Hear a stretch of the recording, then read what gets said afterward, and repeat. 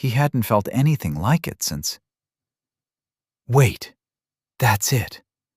This is just like the feeling I had when someone stripped my influence from the ether. I couldn't interact with the essence flows at all, and it was even a pain in the arse to figure out how to see them, he thought to himself. Above his head, the shield being held up by the mages continued to struggle under the onslaught coming down on them, and Nero could feel the mages alongside him faltering. Every foot forward seemed to sap them of their will to continue. Nero knew this couldn't go on, but at least they were getting closer to the wall. He could only hope that Harry and Kathleen had a plan for when they got there. Putting his concerns about their life expectancy aside for the moment, Nero returned to his contemplations. Wiping the sweat from his brow, he mentally worked through the problem. The issue was simple. The soul stuff in the ether wasn't responding to him, and without that soul stuff, he couldn't imbue enough potential into his spells without killing himself by draining his center. So he either needed to find a way to interact with the soul stuff, or find another way to power his spells. The soul stuff was from kobolds, and it had already been claimed. How? Probably the ritual. Could he disrupt it from here? Or maybe at least interact with it? Reaching out, Nero scanned the essence flows for a clue. He manipulated and futzed with his sight, altering his perception in as many ways as he could think of. One moment, he was seeing the essence flows in the typical way he'd become used to. The next, he was seeing the connections spread out in a web, showing him currently active command channels. Then, he focused on the soul stuff floating under it all.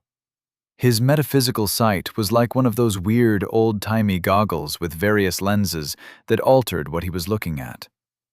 It's just like that Nicolas Cage movie, the one with the Declaration of Independence.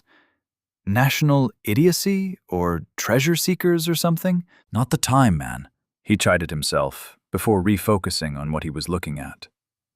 Separating the various ways he was able to see the world around him was stressing his mind, and he could feel like he was causing his brain to overheat. Ignoring the problem, he doubled down and pushed his sight further. The essence flows were humming, each one being influenced by multiple essence fields along with their own currents. Interwoven between them were the mental connections and the other emotions from people radiating out in waves of their own. It was a confusing mess of interconnected forces that all influenced each other and altered the ether on both a macro and micro level. The more he looked, the more he saw. There were so many levels and ways to look at the ether that it was giving him a headache. His lone influence was like a tiny lever, trying and failing to find a place to insert itself. Nero struggled to understand why he was having so much trouble with the soul stuff. He had no trouble influencing the essence flows themselves. Mentally surrounding one of the little balls of soul stuff with his presence, he tried to wedge his perception closer. It was like trying to grip an oiled ball of gelatin, but every second he stayed in contact with it improved his understanding of it. The soul stuff was a remnant of potential left here after the kobold, who'd nurtured it over his short and unimpressive life, had died. But the difference between it and the soul stuff he'd interacted with before became clear in a blindingly strong explosion of understanding. The kobold had known what it had been dying for, and had been more than okay with it. It had dedicated its soul to the ritual, imbuing it with a purpose of its own. It was like an enchantment, being powered by the soul stuff itself. It had, and still did, want to go to the ritual. If Nero wanted to be able to use it, he'd have to overcome its desire to be used for the ritual, which would completely defeat the purpose of what he'd be using it for. It would take center and effort to reforge it, and Nero doubted it would be worth it. He could just tell the net gain and potential would be practically nothing. Growling in annoyance, Nero recognized an inherent flaw with his use of soul stuff. He needed the people and sentients who died to not care what their soul stuff was being used for, All it would take to counter him was the knowledge that he could use their soul stuff to empower his spells. Even just the feeling of not wanting their souls to be used for a purpose at their time of death would be enough to counter him. So, how did the kobolds usually overcome the problem? Was it like an information campaign where they kept their plans secret from their subordinates? Or maybe brainwashing? And how were the kobolds able to use human souls if all it took was the humans to die, without worrying about what their souls would be used for? Suddenly, Nero had a disturbing thought. Were the humans just being idiots? Had they just accepted that they had no control of their souls after they died? By believing that the kobolds could use their souls for their spells, were they themselves responsible for giving them the power to do so? It was a horrible thought, and one that aligned with everything he'd learned about the world he'd found himself in. This world was all about perception, and the very literal imbuing of meaning into essence to create matter. Hell, the only reason there was a floor under his feet or air for him to breathe was because the essence had been given an identity detailing how it was supposed to function. What a mindfuck, he thought to himself, before setting it aside to stress over later. Understanding the reality he'd found himself and isolating the problem he was dealing with would not help him solve the issue with the wall, his inability to use the soul stuff, or the fact that he was currently only alive because the mages were holding back hundreds of kobold spells. He needed to come up with some options, and he was running out of time. While he couldn't see it with his eyes, he was able to witness the moment the front line of the formation arrived at the wall. Harry had led them to one of the gates and slammed into it with both his magical and physical shields. Multiple other shield-bearing fighters hit it right alongside him. It was a coordinated assault that shook the ground as much as the wall. Unfortunately, the gate itself refused to budge, and the entire formation collapsed on top of itself. One after another, people ran into the person in front of them. The only positive was that it reduced the number of kobolds who had a clear line of sight for their spells. Nero could see the entire formation flattening against the wall, the mages spreading out to cover everyone. Letting himself follow the flow, Nero stumbled forward to approach the wall nearly 50 feet from the gate on the right. While the mages kept the shields up, they were now much more spread out. It was both an improved position as much as a liability, since the more they spread out under the wall, the fewer kobolds could see them, but there were also fewer mages to defend them. As a result, they weren't faring any better than when they were all grouped together out in the open. Opening his eyes wide in horror, Nero saw several groups of kobolds begin dragging giant cauldrons of something toward the edges. Shit! They're going to drop hot oil or something. If it's not a construct, would the shields even do anything? He mentally screamed in panic.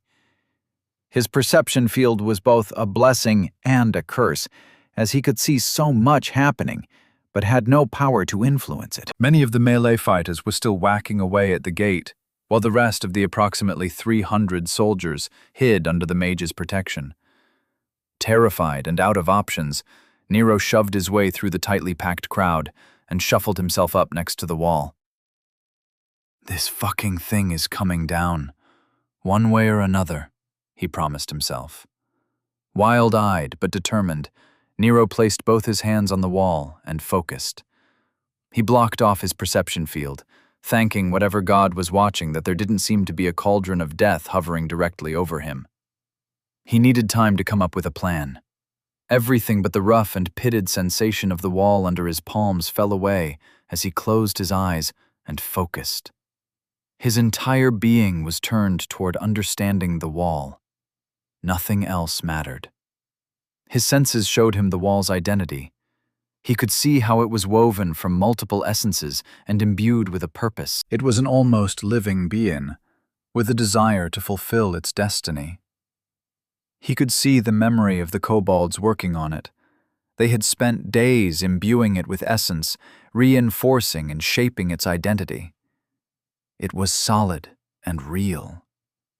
It is just as real as the ground, and nothing at all like a simple construct. In time, the world would understand that it was supposed to be here and would become a permanent fixture in reality. But it hadn't been here long enough yet, and it was still malleable, sort of. Having an idea, Nero began infusing his will into the stone, urging it to change. He felt like he was pushing against a wall. An unfortunate pun if there ever was one. It was clear as day that he needed more power, more potential. Otherwise, he'd drain his entire center long before he managed to affect it. Reaching out into the ether, he awkwardly tried to request the soul stuff to help him fix the wall. He didn't specifically try to connect with any of the remnants. Instead, he just urged them toward the wall. It was their wall. They were kobolds. They should help fix it. Nero could almost sense the confusion radiating throughout the area as the soul stuff considered whether or not to help. In a burst of devious insight, Nero projected the desire to create a gate, infusing the ether with his desire to copy the stone formation of an open gate without the door. The door itself would come later. Now, he just needed the stone to reshape itself. Checking his identity, he winced at the fact that his center had already dropped below 90%. He wasn't even sure what he did, but whatever he'd done, it had worked. He could already see the soul stuff begin merging with the wall in front of him. It looked like a slight breeze was pulling in all the soul remnants, and all he needed to do was convince the wall that there should, in fact, be an open gate here. His eyes remained closed, and he couldn't be sure that it was working as well as he'd hoped. But he didn't want to break his concentration. He continued to project his desire for a gate, praying that the stone under his fingers would comply. Then, almost as if the stone was evaporating, his hands were clear and he stumbled forward. Opening his eyes wide in wonder, he was faced with a legion of kobolds who were staring at him with confused and horrified expressions on their faces. There were hundreds of them, just waiting for their turn on top of the wall. Both the clones and real ones were equally dumbfounded by the appearance of the gate, every one of them paralyzed with shock. Grinning with an evil smile, Nero muttered, "Well, hello there."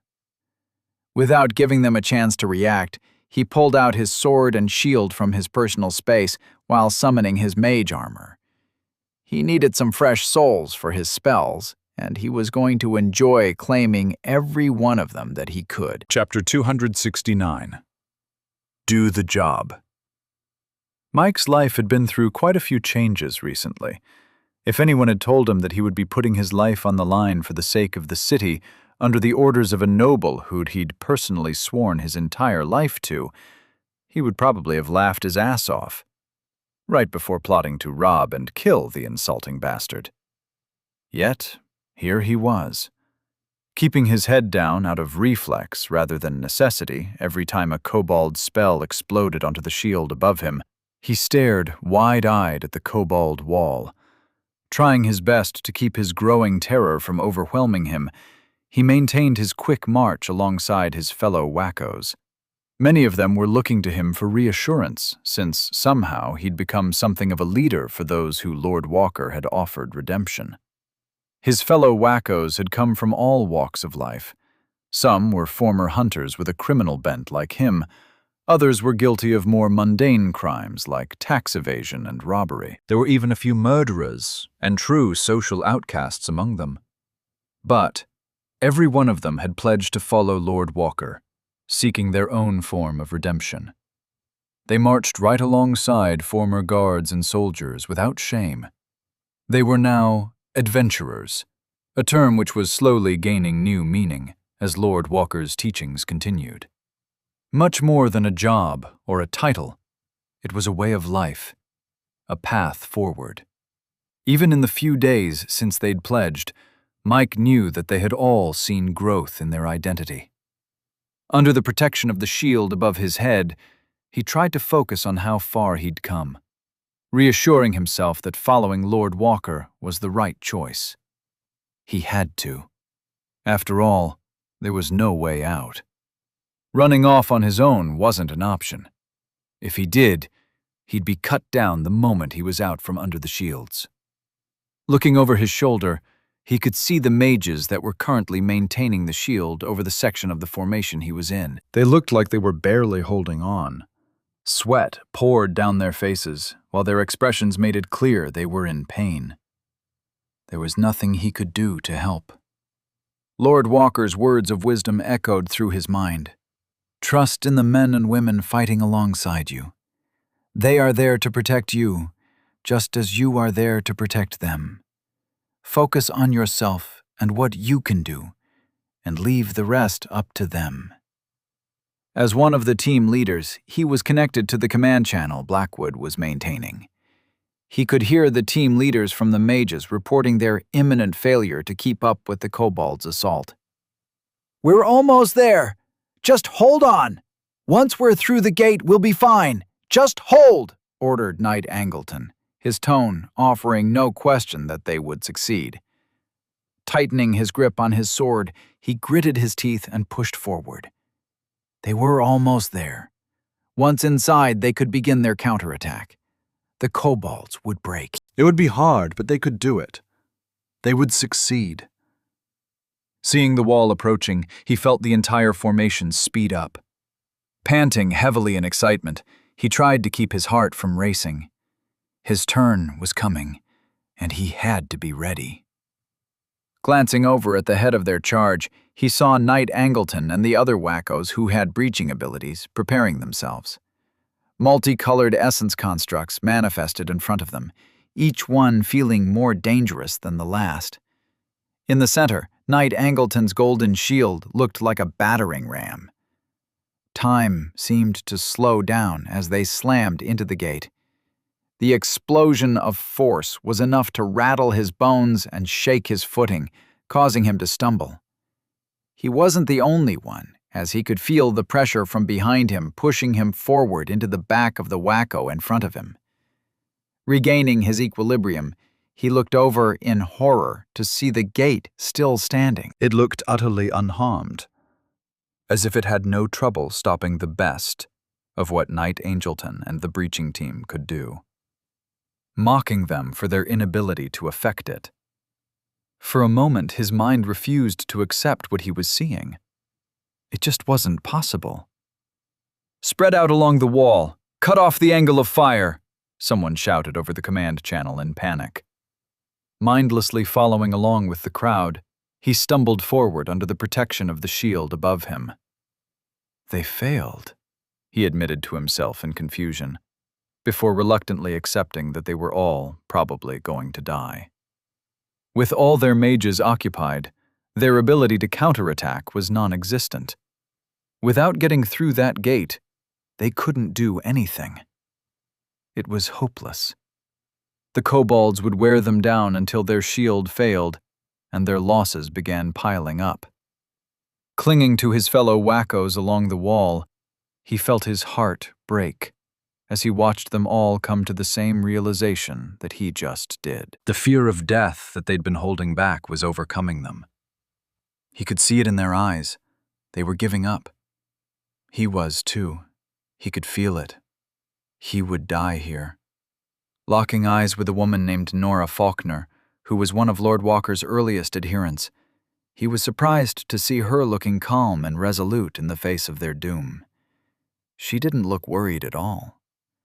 Meeting his eyes, she muttered quietly, "Lord Walker once said, 'Reality is what you make it.' We're not going to die. We're going to win. I don't know how, but I believe it to be true. Lord Walker will show us the way forward." Something in his center stirred as he felt his resolve building. It was crazy to think that they'd succeed, but hadn't his lord said that all adventurers were crazy?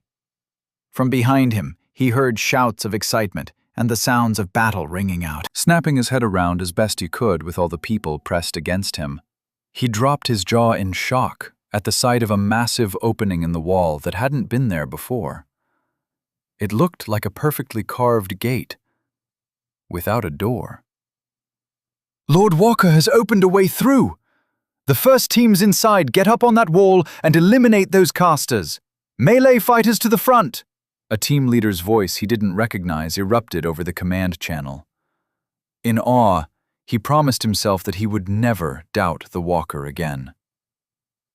Perhaps it was the fact that an entire section of the wall had vanished into the ether, or that humans had appeared out of nowhere. Nero wasn't sure, and he didn't care. Whatever the cause of the kobold's paralyzing confusion, he planned to take full advantage of it. Without the need to maintain a communications link or any spells, he only needed to split his mind enough to maintain his mage armor while the majority of his attention remained on the fighting. He could fuel his shield with the souls of the kobolds he killed, or at least he hoped he could. He was already in mid-leap before he started his roar. Coming down in the kobold closest to him, Nero stabbed it through its stupid lizard-skinned snout face, ensuring the quickest death possible. Before it even realized it was dead, he was already slashing at another kobold's throat, while shield-bashing the one standing next to it. Behind him, he could feel the rising tide of emotion coming from the wackos. It was a feeling of jubilation and wrath incarnate. Whatever terror and doom they'd felt was vanishing like fog in the morning sun, leaving nothing but an overwhelming belief in their impending victory. It was intoxicating. Still in the grip of his first war cry, Nero spun on his heels to block a poorly supported spear that was trying to stab him. Looking into the kobold's eyes, Nero could see that it was both terrified and confused. It had no idea what was happening, and was merely reacting on instinct. There was none of the madness and rage he was used to seeing when it stared at him. It could be because it wasn't a clone, or just due to the fact that it couldn't comprehend how Nero had appeared. Either way, Nero didn't waste any time worrying about it, and summarily executed it with a wave of his essence-infused blade, removing its head. All around him, more and more wackos poured out of the opening behind him, overrunning the unprepared kobolds in a tide of death. Nero felt his small frame being quickly overtaken by the warriors charging through the kobold lines like a wrecking ball.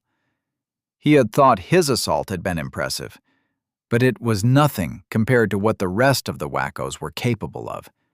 Abilities flashed left and right, reaping kobold lives by the dozens. The wackos themselves held together in the loosest of formations, each one more interested in cutting down their enemies than maintaining their fighting lines. It was a bloodbath. While he'd liked to have joined in on the fighting, he knew he'd be more effective if he could get his casting working. Pausing for a moment, Nero reached out with his senses to check on the accumulating soul stuff. He wasn't sure if he needed to wait for soul death, or how the process even worked. Standing there in the middle of the battle, while more and more wackos ran past him, Nero watched as the first kobold he killed began his journey into whatever afterlife they believed in. Like he'd expected, the kobold's soul remained nearby, hovering in the ether.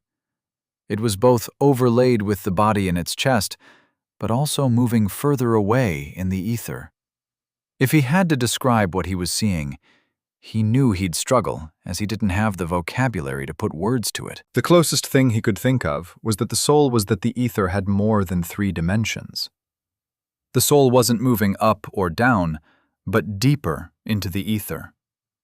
And the further it got, the more soul stuff bled off it, coagulating into a ball of potential that was clinging to the ether, unable to follow it.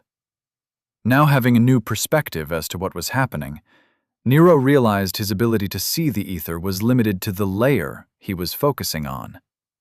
That's what he was doing when he flexed his ability. He was moving higher and lower in the ether, and in the furthest recesses was the wall he'd seen where the souls breached the different planes. Just trying to wrap his head around the geometry of the ether was enough to make him light-headed. Putting the spiritual implications aside for the moment, Nero focused instead on the soul stuff accumulating in front of him. He needed to know if he could use it. His working theory was that dedicated soul stuff would be out of his reach, but a soul that died without dedicating itself to a purpose was hopefully still up for grabs. Reaching out with his senses, he tentatively poked the soul stuff to see how it reacted. Sighing in relief, all he felt was confusion rolling off of it in waves.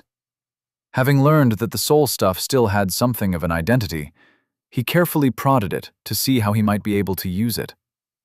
The kobold it had come from had died without understanding what had happened. It had been too stupid to comprehend how a human teen popped up out of nowhere and stabbed it in the face. He took a few seconds to watch it grow as the kobold's soul which spawned it got further and further away into the ether. Feeling like a scientist conducting an experiment to see what would happen, he ripped it out of its connection with the soul and dragged its potential into his mage shield. The moment he did, he could feel the defensive identity of his shield growing stronger. It went from being a struggle to maintain it to a solid defense that could probably stop a spear without affecting him. Whatever was left of the kobold's identity had no problem being given a new purpose for its potential. He'd known soul stuff was powerful, but holy hell was it a big difference. Glancing back at the kobold's body, he saw that more soul stuff was already accumulating as its soul continued on its journey. For a brief moment, he wondered what would happen if he resuscitated it. Would it lose levels or growth? Where was all this extra potential being stored? Feeling himself being jostled by a wacko running by him, Nero snapped out of his trance. Blinking a few times to resettle his focus back in his body, he looked around to see a distinctly different sight than what he'd seen before he'd closed his eyes. Looking up behind him, he could see wackos moving in groups to take over the top of the wall. They were mercilessly cutting down the kobold casters, having no trouble handling them in small numbers. More than once, he saw kobold spells splashing harmlessly against their essence shields, their ability to cause harm on their own, not enough to overcome the wacko's level advantage. Apparently, even kobold casters were only dangerous in groups. But not everything was going their way, as he could see healers and mages working together to create a temporary safe space near the opening to collect the wounded and dead. He wasn't sure how long he'd been standing there in the middle of the pile of kobolds staring at the ether, but it had been long enough for people to have begun dying. Luckily, the healers were on it, and wackos were already being brought back. Turning back to the battle, Nero saw that chaos was currently reigning in the kobold encampment. Throughout the area around him, wackos were knocking down kobold mud huts and ripping through poorly organized groups of kobolds that were trying to organize a coordinated defense. Off in the distance, he could see larger buildings which were probably housing more of the kobold upper castes. They looked like giant rounded mud balls with holes in them for kobolds to look out of. There were fire pits and torches all over the place for light, but the overall aesthetic was drab, as everything was made out of earth. But, further past all that, he could see the throne room doors reaching up to the ceiling. They must have required teams to open them. Even from the distance he was at, he could see that they were intricately carved and plated in gold. They looked old, and out of place in stark contrast to the kobold earthen architecture.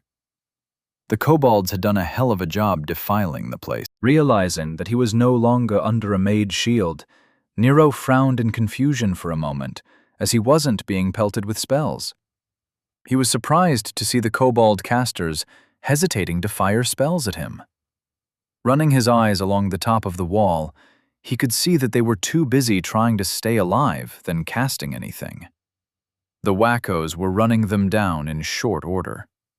The kobolds had bet everything on their wall, and now they were paying the price for its failure to stop them. Using a quick spell form to raise himself up onto a pillar, Nero began collecting what soul stuff he could to charge a few spell shells. Off in the distance, he could see the kobolds beginning to organize a counterattack, and he felt like he should disabuse them of that notion. Interestingly, he could tell that a great deal of the soul stuff was still out of his control. If you looked closely, he could see that many of the souls had left an imprint of hatred toward humanity and a desire to be used against them. They must be the souls of actual kobolds, and not the stupid clones, he thought to himself. The only conclusion he could come to was that the kobold clones were specifically designed to be the perfect sacrifices. Unfortunately, or fortunately, there weren't too many free human souls floating around for him to make a comparison. It was entirely likely that the soul stuff he'd previously used from humans only worked because they also desired to strike out at the kobolds. He was sure he was missing a great deal about how it all worked, but he figured he was beginning to understand the gist of it. There was probably a way for soul casting to use soul stuff against its desires, but it would probably end up causing problems. Perhaps that's why soul casting was considered so dangerous. Didn't Nick or somebody mention something about soul magic causing corruption or something? No matter. Nero had plenty of free-range kobold clone soul stuff to work with. Standing on his pillar right in front of the newly formed hole in the wall, Nero began charging the spell forms he attached to his shoulders. Reaching out, he collapsed more essence into his collection, ensuring he had plenty of essence to work with. With a grin, he looked out onto the battlefield and picked his targets. From his higher vantage point, he could see where the kobolds were regrouping. Perfect, he thought to himself. His grin widening, he began launching spell shells one after another. With the amount of soul stuff he was collecting, his shell constructs were solid enough to act like mortar shells. The kobolds hadn't thought to set up their own shields just yet, and they were laughably unprepared for his shell's arrival. One after another, the shells exploded among them in a dazzling display of carnage. His shells flew quickly, and several were in the air before the first had even landed. Kobold defenses shattered, and bodies erupted in gore, reminiscent of the more historically accurate World War II movies he'd once enjoyed. It was glorious. The entire battlefield erupted in a cheer from the wackos, their exuberance filling the ether with their emotions. Behind him, the last of the wackos were making their way through the hole he had opened. They had successfully created a beachhead beyond the wall, and they were now digging in. But Nero could already tell it would only be temporary. They were not intending to stay there. As the newly healed wackos were heading back out, Nero could hear over the command channel Harry and Kathleen calling out orders. Wiping out the kobolds wasn't their mission. Stopping the ritual in the throne room. That's why they were here. Nero half listened to what they were saying as he continued to funnel soul stuff into his spell forms. Despite how many kobolds the wackos had cut down, there wasn't nearly enough to let him truly unleash the kind of damage he'd wanted to. But it was still enough for him to feel like he was contributing. Considering how spread out the wackos were now, he was forced to carefully choose his targets. He also had to account for the few kobolds that were willing to brave the wackos' reprisals by firing arrows and spells at him. While being on the pillar he'd raised up provided a great firing position, it also made him stand out. If it weren't for him constantly feeding soul stuff into his mage armor, he'd be a pincushion by now, or a block of charcoal. Fighting as a mage in battle was a lot more complicated than he thought it would be. There was the need to carefully pick his spell targets, having to maintain his defenses, and the constant worry that he'd run out of resources. It was no wonder that mages were predominantly responsible for shields and support. In truth, it was kind of a big pain in the ass, and it made him want to just run off on his own and let loose. But he kept at it.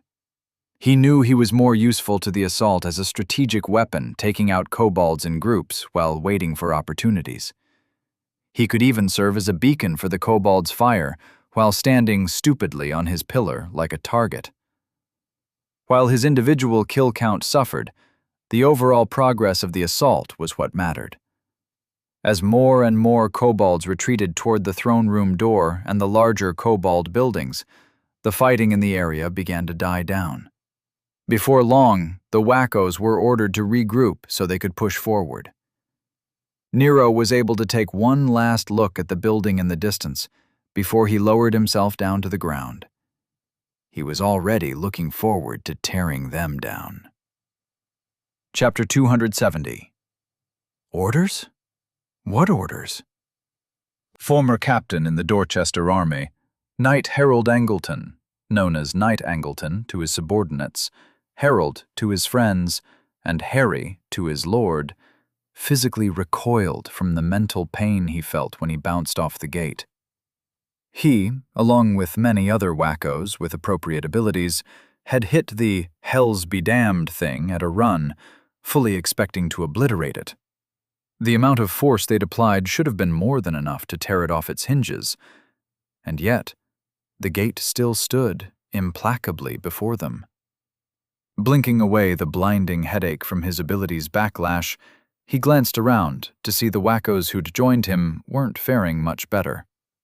Abilities were not spells, and they were not techniques. They were each an expression of a person's soul. It was a material representation of their pillar. Rather than relying exclusively on essence, abilities were instead fueled by a person's will. That they worked that way was scientific proof that forging one's will could reduce the cost of spells. There was still a cost in center, but not nearly as much as it would be if the same effect were caused by magic. The drawback to this was, of course, that when they failed, the backlash was much worse. Doing his best to not dwell on how many troops were suddenly out of the fight, he forced his mind to set aside the pain for a moment so that he could think. Luckily, he had maintained his connection to the command channel. He could hear Battle Leader Averitt shouting out orders to spread out under the wall. She had instantly adapted to his failure and taken control of the situation. She was proving to be a most impressive leader. Sheathing his sword, he placed his hand on the gate. Closing his eyes, he sent his will into the stone, trying to understand what had happened. He could feel the gate offering resistance. It had been enchanted. It had been specifically enchanted against humans. The kobolds had sacrificed the stone's ability to stop almost anything else but humans. A simple wild boar would probably be able to knock it down, as long as that boar wasn't doing it with the intention of allowing humans through behind it. Opening his eyes in shock, he unconsciously stepped back from the gate and stared at it in amazement. He'd never seen such a powerful enchantment before. Conceptual enchantments of this level weren't able to hold together in such an essence-starved region as Dorchester. Within less than a week, the stone would return to simply being stone. But they didn't have a week. They didn't have time to wait for nature to take its course. They needed through the gate now. But how? He wondered. Knight Angleton ignored the sounds of spells exploding from above him, along with the grumbling sounds of wackos impotently smashing at the gate with their shields. Yet he could feel the pressure mounting. If they didn't get through this gate, their mission was over. At 71 years old, and at an impressive level 53, he'd long since learned how to deal with obstacles in his path. Whether it was politically motivated superiors interfering or training plateaus that annoyingly halted his progress, he knew that he had to find a way to accept the situation and adapt. If we can't go through, perhaps we could go over, he thought to himself as he looked up through the hazy shield being maintained over his head. Thinking quickly, he began mentally preparing the orders he'd need to give out. First, he'd have to bring together whatever mages were capable of manipulating the earth. The others would just have to persevere and figure out a way to maintain the shield on their own. Then, "Lord Walker has opened a way through. The first teams inside get up on that wall and eliminate those casters. Melee fighters to the front!" Former Sergeant Richardson shouted over the command channel. Opening his eyes wide in surprise, he whipped his head to the right as he watched the entire formation begin funneling through a confusing hole in the wall that hadn't existed up until just now. How in all the planes above and below did he manage that? he wondered. As he was still near the hole he'd opened in the wall, Nero had rejoined the formation quickly.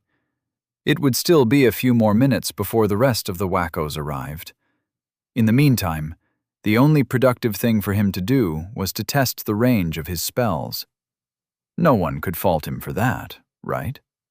Putting action to his thoughts, he ignored the sight of the wackos patting each other on the back and congratulating each other on their survival, while raising himself back up on a small 4-foot-tall pillar. His spell-casting process continued to refine as he reached out to collect and condense essence and soul stuff before launching a spell shell arbitrarily off into the distance. His mental perception field struggled to keep up with it as it flew through the air into the dense collection of kobold buildings. He hadn't taken the time to carefully pick a target, more interested in comparing what he saw with what he'd read about how spell constructs were affected by distance from their caster. Just as the books had warned, he could see the shell already breaking down. While at a distance of a football field, the shell still had plenty of cohesion as it was still inside his observation range. The moment he lost sight of it with his senses and relied on tracking it with his eyes, he saw it come apart. Far in the distance above the buildings, he saw its glow disappear into the ether without even the slightest hint of an explosion. The essence he'd spent on it, utterly wasted. He thought to himself as he stroked his chin in thought.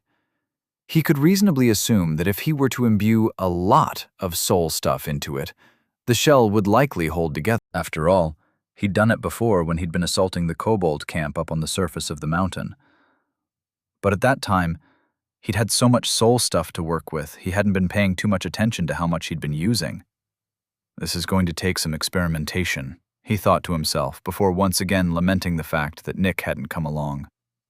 Beginning his first test fire, he carefully began imbuing soul stuff into a shell. However, before he could materialize and fire it, he was interrupted by the gruff voice of Harry shouting up at him.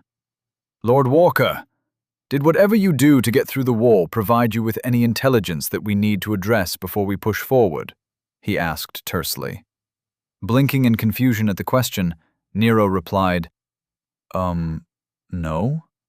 Offering Nero a quick nod in thanks, Harry turned and shouted, "Everyone! We're moving out at a run!" Without access to the battle hub, we're cut off from the updated intelligence from the Tower of Magic's scrying mages. So, we'll just have to deal with whatever the enemy has come up with. Keep in formation. Stay under the shields. Remember, our goal is to stop the ritual. We can kill the enemy to a kobold after we've accomplished our mission. Stepping up alongside him, Kathleen added in a voice just as professionally uncompromising as his own. "As you've seen, many of these kobolds are not the stupid grunts you're used to facing. Pay attention to your footing, and don't get drawn out in fights that will leave you out of position. Stay in formation. Melee fighters will maintain the perimeter with their shields, while the mages keep us safe from above with their own." Nodding in agreement with her, Harry picked his speech back up. "The gate to the throne room should still be enchanted to allow us through with the command override signature we've been given." The mages back in command agreed that the kobolds haven't been able to break the enchantment, so they've been ignoring it. It's tied to the land of Dorchester and has existed since the time of its founding. They couldn't hope to breach it, and therefore won't expect it when we do. The kobolds are most likely expecting us to use one of the smaller side entrances that they assume are the only way into the throne room. The moment those gates open, they'll throw everything they have at us. Kathleen's voice got even colder, as her tone felt like it was chilling the very ether. "After we're in, prioritize killing off the ritual casters. We'll take up position over the former ritual center, and then begin our slaughter in earnest. Remember, deal with the ritual first, then kill them all." Without another word, she and Harry turned and began walking away toward the front of the formation, the wackos in the way parting around them. Nero winced as the combined sound of raucous cheering erupted from all around him. While Harry and Kathleen had been shouting out their orders, he'd dismissed his pillar spell and returned to the ground. He was once again amongst the mass of soldiers and no longer standing out. Nero played along as he held up his fist and cheered along with them. He'd found it was more than a little impressive to hear Harry and Kathleen shouting loud enough for everyone to hear them, but it was even more impressive to hear how impressively loud hundreds of shoulders braying for blood could sound when they all did it in tandem. The ether was filled with their presence, coming together in a coordinated sense of oppression that practically demanded his essence field to mingle along with theirs. It took everything Nero had to not let his sense of identity fall away and just give in and join them. He wasn't sure how, but he succeeded. For the time being, his mind remained his own. Which worked out, because he absolutely didn't want to get stuck in the middle of the formation again. He planned on causing some chaos, and he could only do that if he managed to stay near the edges. Ducking under the shoulders of the wackos around him, he slipped through the crowd toward the forward edge on the right. Being there should allow him to do some damage, while leaving some destruction burning behind him. The tricky thing would be to stay out of sight, as his smaller presence wasn't all that inconspicuous.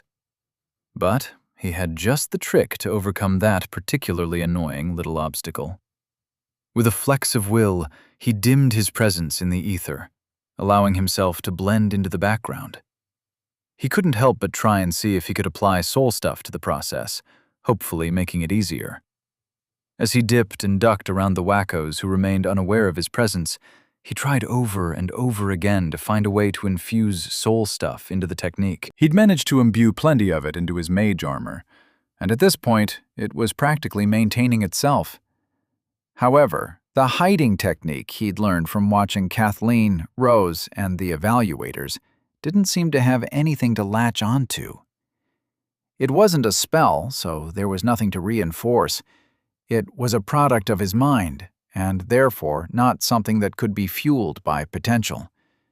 It didn't even stress his center. Well, not directly, at least. Well, I could do that, I guess, he thought to himself, as he checked his center reserves.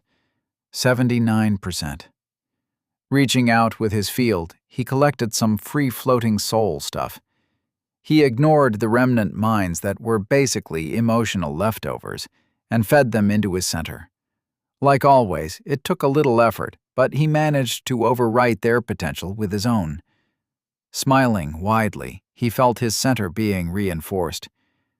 What was once the potential of the kobolds was now simply him. Nero still found the entire concept of a person's center odd. He understood that it was what made him real, and was the core from which his material presence stemmed. But the fact that he could conceivably argue that people were nothing more than enchantments still weirded him out. Whatever. It'll just make the Express Yourself t-shirts I eventually sell all the more relevant, he said to himself. Before long, he found himself right behind the front lines, watching them get ready to go. Everyone was moving around quickly, retightening their armor and pumping themselves up for the coming run to the throne room. There was a palpable sense of excitement floating around, and Nero did his best to not allow himself to get caught up in it. He knew he needed to remain focused and separate from the larger essence field to successfully cast anything. Without his isolated essence reserves, their combined essence field would have a stranglehold on the essence flows. Regardless of how mentally strong he was, he couldn't hope to overcome the combined metaphysical might of the entire group. "Move out!" Harry's voice boomed across the formation.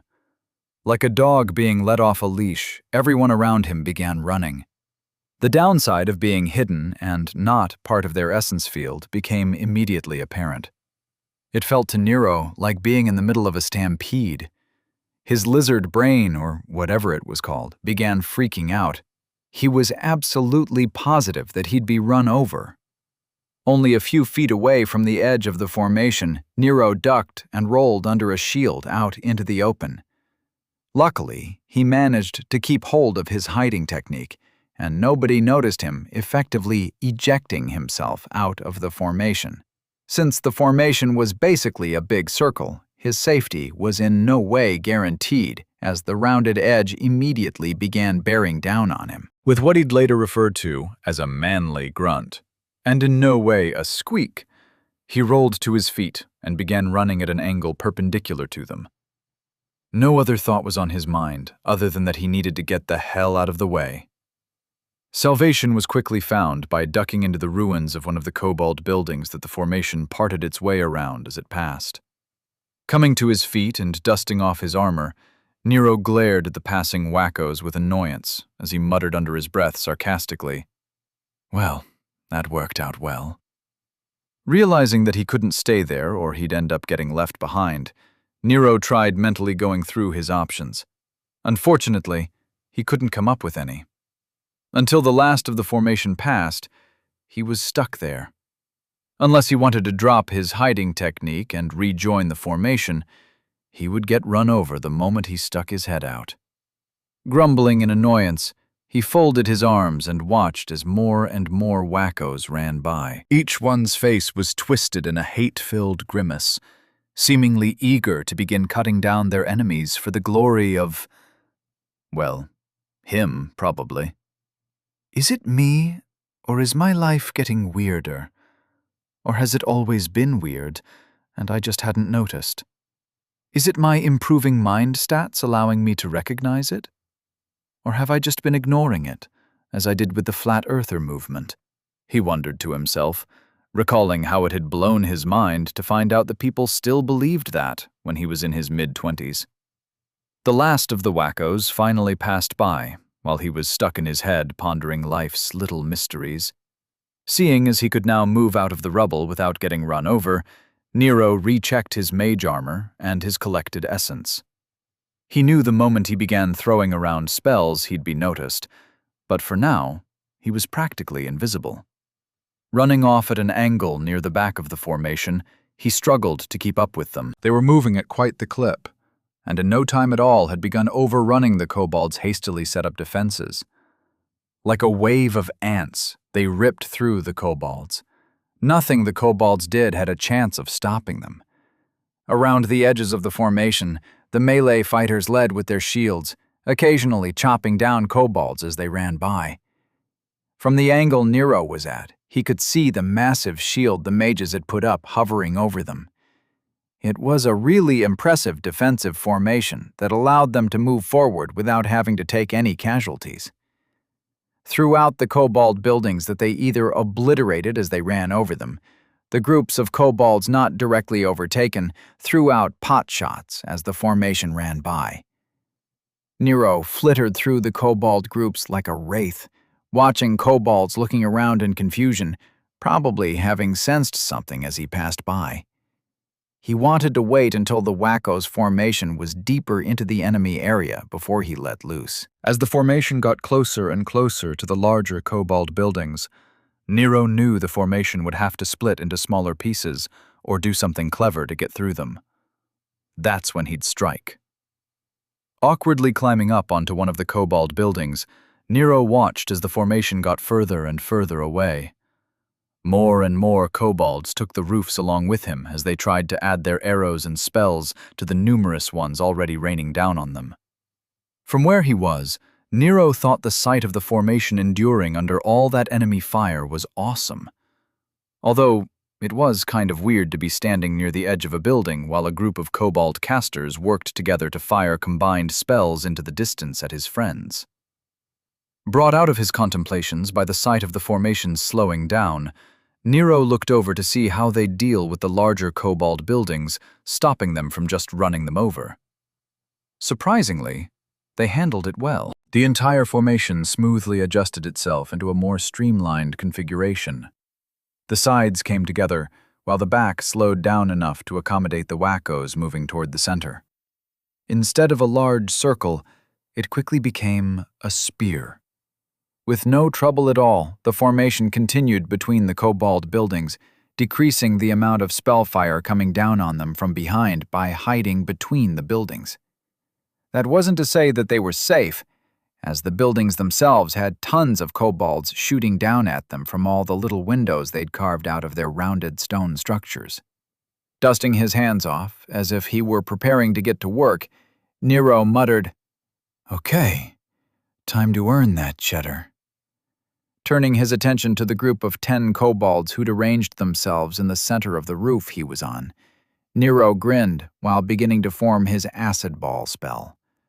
The moment he did, one of the kobolds near the rear glanced over at him reflexively. Now that he was actively becoming a threat, his presence in the ether was much harder to hide.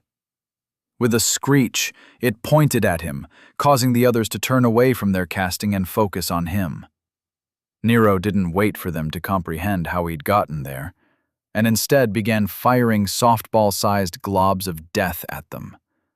Just to be sure, he allocated 2 for each of them.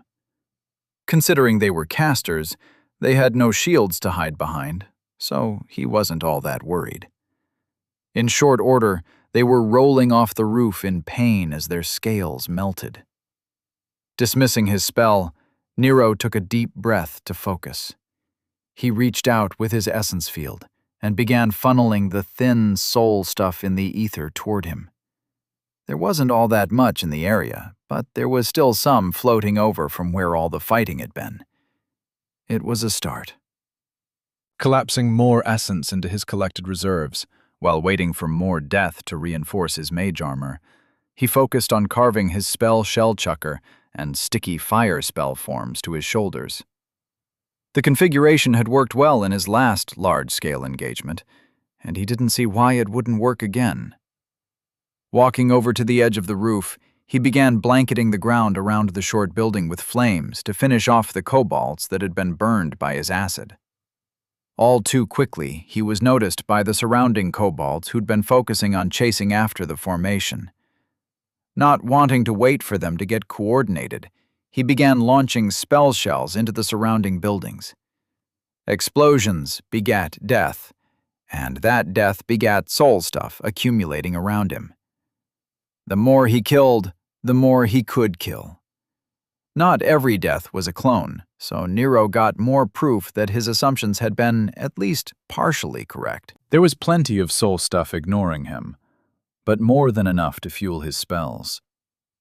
Unable to think of a cool way to get down from the roof, he reluctantly took the time to crawl down from the ledge as the buildings around him burned. Once back on the ground, he resumed his assault. Like a mobile turret, he began spreading out his sticky fire while shells took out whatever groups of kobolds had the temerity to pop up. He ran at a light jog as most of his focus remained on his casting. Whenever he had a moment, he reinforced his mage armor. He really wanted to pump enough into it for it to get back to that invulnerable state it had achieved during his last massacre. His working theory was that it just required a substantial amount of potential being infused into it before it fundamentally altered itself into a true enchantment. Occasionally, a kobold would get a spell off, or an arrow shot, but they weren't nearly powerful enough to defeat his defenses. Without needing to draw his sword, he ran through the streets after the formation, eager to clear the way behind them. As more and more buildings blew up, he was able to spread out his fire to include a larger area. Kobolds died by the dozens as he filled the streets with magically imbued fire that was enchanted with the idea that it should burn. Shells exploded with the inherent desire to shatter bodies and stone. Nero focused on adding whatever concepts he could into his spells, with the soul stuff providing the potential. The spell forms themselves providing nothing more than the construct for him to enchant. The magical fires he set caused more of their own, and the shrapnel from his explosions took out kobolds by the score. It was indirect spell effects for the win. While he watched his enemies fall, Nero marveled at the power of magic here, and how, with enough potential, he could make anything. He wondered what more essence-dense areas were like, and what kind of enchantments could exist in them. There was probably a balance. It would make sense that the more essence in the ether, the stronger the reality around it was. Either way, it would be interesting to see. While part of his mind was struggling to stop his thoughts from drifting, the majority of it was focused on his cycle of spells. Collapse essence, fill up the spell form, collect soul stuff, imbue the construct, fire it, collapse essence, refill his mage armor, collect soul stuff, imbue his mage armor, repeat. As he approached the larger kobold buildings, he realized he was finally in range of bringing them down. He could tell that the formation was already past them, as he couldn't see them with his perception field. Not wasting his opportunity, he began shelling them mercilessly. He'd filled the ether with plenty of soul stuff, so he was able to charge the hell out of his shells with destructive potential. But his first few shells showed him that he'd underestimated the kobold's building prowess. The larger buildings took his shells like a champ.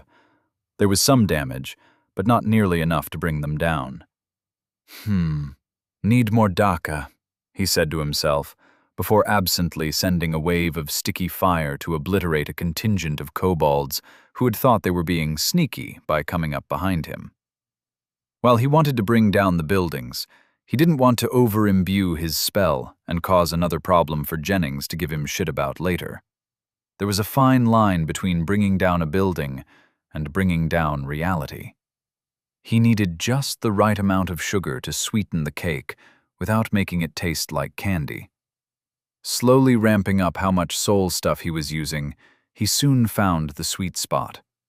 The moment he did, the buildings began to come apart. Giggling like an idiot, he walked forward while pelting the building with exploding shells as they came down in a glorious display of violence.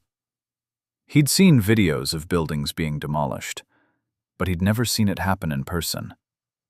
It was freaking amazing. While he was constantly funneling soul stuff into the spells, he wondered idly how the kobolds had even built something like that. From the back of his mind, he began answering his own question. He imagined the kobolds coming together in large groups to lay out ritual patterns that could build their structures from ambient essence, fueled by sacrificing their workers. He remembered how the grunts walked over in groups to have their throats slit. It was a disconcerting feeling to know what had happened and how the kobold clones who'd died had been totally fine with it. Unconsciously pausing his assault, Nero gripped his head with his hands. What the hell was that? He mentally shouted to himself. Nero had felt something like that before, but that had been when he'd been sleep-delving. The only conclusion he could come to was that he'd somehow appropriated something from all the kobold soul stuff he'd been filtering through his center. An arrow bouncing off his face made him snap out of it, his mage armor protecting him. Snapping his eyes toward the shooter, he restarted his spell form for sticky flames. In no time at all, he re-cleared the area before glancing at the remains of the larger buildings, which were now nothing more than ruins. Beyond them in the distance, he could see the throne room gates beginning to open. The formation had made it. In the center of the doors, a bright red light began pouring out from the crack. As they split open, their golden carvings reflecting the flames he'd set throughout the cavern, Nero could see a massive rift already active behind them. While the doors continued to open, he could hear the sound of fighting and explosions going off in the distance. Oh shit, he thought to himself, before he began running. Chapter 271. Prepping for his defense. Slipping the edge of her spear around a kobold shield, she swiped the edge of its blade across a kobold throat before guiding the dying body to the ground out of the way. The maneuver was performed so smoothly that she didn't even need to alter her footing while she ran. Kathleen continued to dispatch kobolds, one after another, as she focused on the reports she was receiving through the command channel. While she would have preferred to be at the front line with the rest of the elite fighters, she knew Knight Angleton was too busy to maintain command. Wincing at the feeling of Mage Tallow's overstressed presence, she listened to his report on the status of the shield. We're having to pull more and more mages out of the group cast. We can't wait for them to faint. The healers are already struggling to carry the ones that have. But, as long as we continue to get further away from the kobold siegecasters, we should be able to manage," he reported unemotionally, his presence doing the job of broadcasting his doubts about their likely success. "Understood. We should be under the larger buildings soon, and that should cut off their lines of fire well enough to allow our mages to recover," she replied evenly. Turning her attention to the other team leaders that were giving their own reports, she continued to cut down kobolds while coordinating the formation change as they began making their way toward the throne room in between the buildings. While the wackos hadn't had the opportunity to train together, most of them had experience with large-scale formations from their time in the army. Those that didn't were fully capable of following along with the people who did. They were making good time, and they were soon under the shadow of the larger buildings, drastically reducing how many siege spells the mages had to defend against. While there were still plenty of kobolds firing down at them from the windows above them, she couldn't see that many groups working together to cast the more dangerous siege spells. Soon, they'd be at the throne room doors, and then they'd finish this. Her attention was pulled by Mage Tallow requesting a moment of her time again. Mentally connecting to him over the command channel, she waited for him to speak. Feeling her presence now listening to him, he said quickly, "One of my mages has requested to know the location of Lord Walker. Apparently, he has not been seen in a while, and he is no longer with the team he'd been assigned to." Not even remotely surprised, Kathleen replied, "Don't worry about it. I'm sure our Lord is fine. No doubt—" Her reply was cut off by the sound of explosions going off behind the formation. While she couldn't see what was happening, she could feel the buildings around her beginning to shake. Chuckling to herself, she continued, "As I was saying, no doubt our Lord is doing what he does best, eliminating his enemies." Disengaging from the connection immediately, she contacted Knight Angleton, urging him to speed up their march. She had a feeling that remaining between the buildings might not be the best idea. "Shit, shit, shit!" Nero rapid-fire cursed as he ran as fast as he could through what was left of the buildings toward the throne room. Having turned his sticky fire spell form towards his rear, he left a blazing trail of fire behind him to ward off any pursuers. While in front of him, he blasted away with much more reasonably powered spell shells at any kobold groups he encountered. His personal assault on the encampment had been a great success, likely killing hundreds of kobolds and throwing their coordination into chaos. The few kobolds you came across looked just as surprised to see him as was to see them. He was sure they'd eventually realize he was no longer in the area with all the fires, but until then he was relatively free to move through the ruins toward his goal. Meanwhile, his mind was running at full speed, trying to process the fact that the portal was already open. His first thought was that it was his fault for killing so many kobolds, thinking that they were likely the power source the ritual used to power the connection. Yet, looking at the ether and how the soul stuff was moving, he second-guessed himself. As far as he could tell, there was no steady suction coming from the throne room, nor did he ever remember seeing any.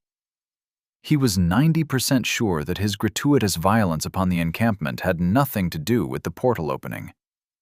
However, as he was the only person he knew capable of seeing the soul stuff, he very much doubted anyone would take his word for it. Kathleen is going to be so pissed, he realized with a wince as he jumped over a shattered kobold defensive position.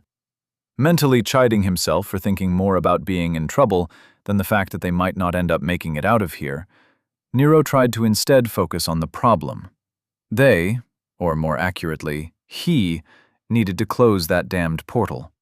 He'd done it before, and he could do it again. He just needed to get close to it. Considering how quickly he was moving through the ruins of the larger buildings he'd brought down, Nero made it to the rear of the Wacko formation in less than 10 minutes. On the way, he'd ignored the smoking piles of rubble and twisted kobold bodies that he'd been responsible for. Normally, he'd probably have enjoyed the opportunity to question his humanity and changing moralities in this new world, as if he were a good-natured hero who'd been forced to confront the horrors of war. Reveling in such a familiar scene would have been awesome, but he didn't have time. Instead, his focus was entirely on what his senses were telling him, the closer he got to the formation. The incredibly tall throne room doors were now fully open, laying themselves flat against the sides of the entryway. Whoever had designed the place had done an amazing job of coordinating them into the walls, making it look like they weren't even doors anymore, just part of the architecture. All that remained was a massive opening, which was now filled with wackos trying to force their way inside. The wacko formation had transitioned into a large rectangle, with a majority of the melee fighters at the front, which, unfortunately, left the rear open to assaults from the remaining kobolds from the encampment. The moment he was in range, Nero began supporting them with spell shells from his shoulder-mounted spellform cannon. While he hadn't expected cheering at the sight of him appearing from the rubble, he couldn't help but wince at the feeling come off the formation in the ether. There was nothing but panic and defeat rolling off them in waves. He crossed the last of the open ground between what was left of the larger kobold buildings and the formation as quickly as he could. As he did, he made sure to spread out as much sticky fire as he could to ward off any kobolds who might be following him. The rear lines were not all that dense, and the few people with shields were spread out. He could see that many of the people holding the lines weren't normally front-line fighters. Some of them were even wearing healer robes. It was obvious that a majority of their stronger fighters were busy at the door trying to get the formation through the door. While he was met with some surprise at his arriving how he did, on the whole, nobody questioned him. Aside from a few, "My lord, You're here." Nero passed through the line without issue. It must have been quite a sight to see him running out of the kobold encampment, slinging death and destruction left and right. But he wasn't mentally capable of thinking about that at the moment. He needed to know what was going on in the throne room on the other side of the door. Glaring up at the shield still being maintained by the mages, he was both happy to see it still protecting them, while also being annoyed at how it was stopping him from just raising himself up so he could get a better look at what was happening. Now, somewhat in the middle of the formation, he could see how poorly their assault was going.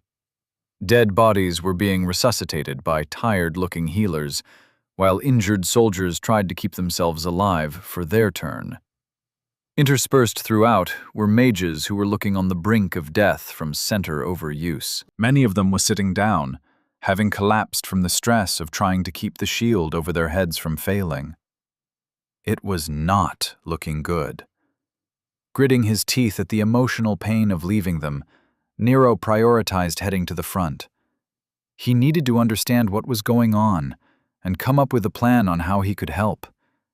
He had access to plenty of soul stuff. His center was full, his collected essence was brimming, and his mage shield was practically humming with power over his skin. He knew he could turn the tide of the battle if he could find an opportunity. Looking up, he could somewhat see the interior of the throne room through the door. The high ceilings were lit by the light of the portal. The blistering red sun on the other side filled the entire chamber with a sense of imminent danger and hopelessness. What was probably once a beautiful testament to human achievement now looked like the setting for the finale of a horror movie. His perception field allowed him to see the front line of the wackos being held back by hundreds of kobolds pressing down on them. Still a football field away from them, the top of the massive portal loomed over everything like a grim backdrop. Seeing as the shield overhead was currently set around 10 feet high, Nero realized he had a little room to work with. While standing maybe 10 feet behind the frontline fighters, currently struggling to cut down the veritable horde of kobolds, Nero raised himself a foot or two up onto his trusty pillar spell to get a better look at what was happening. He needed to see with his eyes, as his perception field didn't stretch far enough to reach the portal. Dropping his jaw in shock, Nero wasn't prepared to see organized formations of taller kobolds in what looked like full armor and robes arriving slowly out of the base of the portal. They were not grunts or clones or like any kobold he'd ever seen before. Even from the distance he was at, he could tell that the kobolds coming out of the portal were on par with the human soldiers he'd been fighting alongside. "This is not good," he said to himself. Glancing around at the bigger picture, he could see mounds of dead kobold clones piled up alongside both sides of the portal. Seeing the portal for the first time in all its glory, Nero guessed it must be the size of an apartment building, 5 or 6 stories tall at least. For a moment, his mind stalled at the attempt of conceptualizing how many of their own kind they'd killed to power the damned thing. Kobold society suddenly made a lot more sense to him. They treated the kobold clones like multi-purpose resources that were both cannon fodder and fuel for their wars. As nothing more than walking batteries that could be used to build structures, portals, or anything else they'd need through rituals, the kobolds in charge didn't consider them part of their community. The casual disregard for their life was almost too much for Nero to fathom. All of this raced through his head in seconds as he looked around in horror at how badly the wackos were doing. Snapping out of it, Nero began collecting soul stuff and charging his spell shell chucker.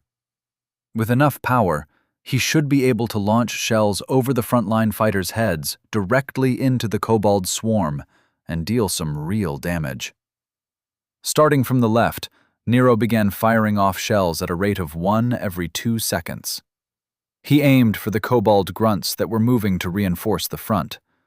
When he strafed his fire toward the center, he fired a few shells off toward the true kobolds who'd come through the portal, hoping to push them back and make them question whether it was even worth it to come through. Continuing with his sweep, he made it all the way to the right of the room with his careful targeting before he took a moment to evaluate his success. For the areas with the kobold clones, his efforts had been more than effective. The kobolds hadn't expected a mage like him, and were consequently obliterated. However, the same couldn't be said about the true kobolds by the portal. His first shell near them looked like it had gone off as expected, causing some serious damage.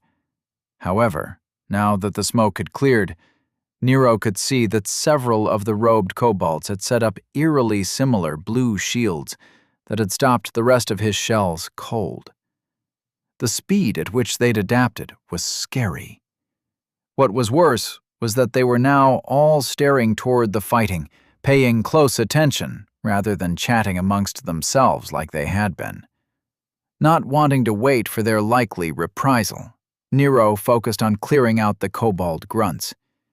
He quickly resumed fire on the horde of kobolds filling the majority of the throne room with their screams and hisses. With his perception field, he could see that some larger kobold groups were arriving in the rear as well.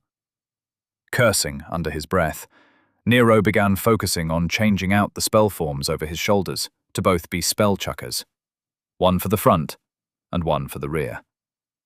Closing his eyes, he focused on his perception field and began firing shells one after another in both directions, all the while standing in the center of the wacko formation on his 3-foot-tall pillar of stone, as chaos reigned around him. For about 5 minutes, his turret-like assault was a complete success, the mages even helping him a little by raising their shields a little higher to give him a better firing angle so he could arc his shots a bit. While he called them shells, his spells were more like mortars, and at the rate he was burning through soul stuff, he couldn't waste energy speeding them up, and instead focused on their explosive potential. The more he cast, the harder it was to concentrate. More and more thoughts seemed to intrude on his mind out of nowhere. His attention wanted to shift to questions about how spells actually worked. How much of an influence was intention versus the spell form's architecture? Could he cast a spell shell without the aid of a spell form if he were able to conceptualize it?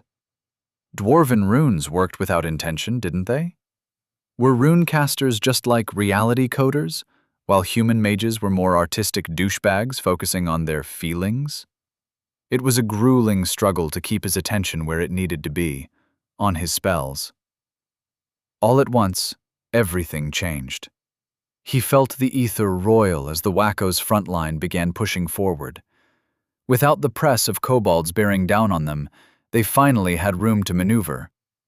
At the head of the formation, Nero could see Harry and a few of the more elite fighters who used to probably be soldiers under his command, rushing forward. Abilities flashed like strobe lights as they cut down kobolds and pushed deeper into the throne room. The entire formation bubbled, forcing the Wackos who were all around him to get off their asses and get moving. It was as if the entire assault force had gotten a second wind. Not wanting to stop his assault, Nero was forced to attempt to add his pillar spell into his rotation so he could keep firing. Every other spell, he had to pause for a moment to create a new pillar for him to move forward to, while remembering to dismiss the one behind him. Nero had never focused so hard in his life. It was a level of concentration that he'd not known he was capable of.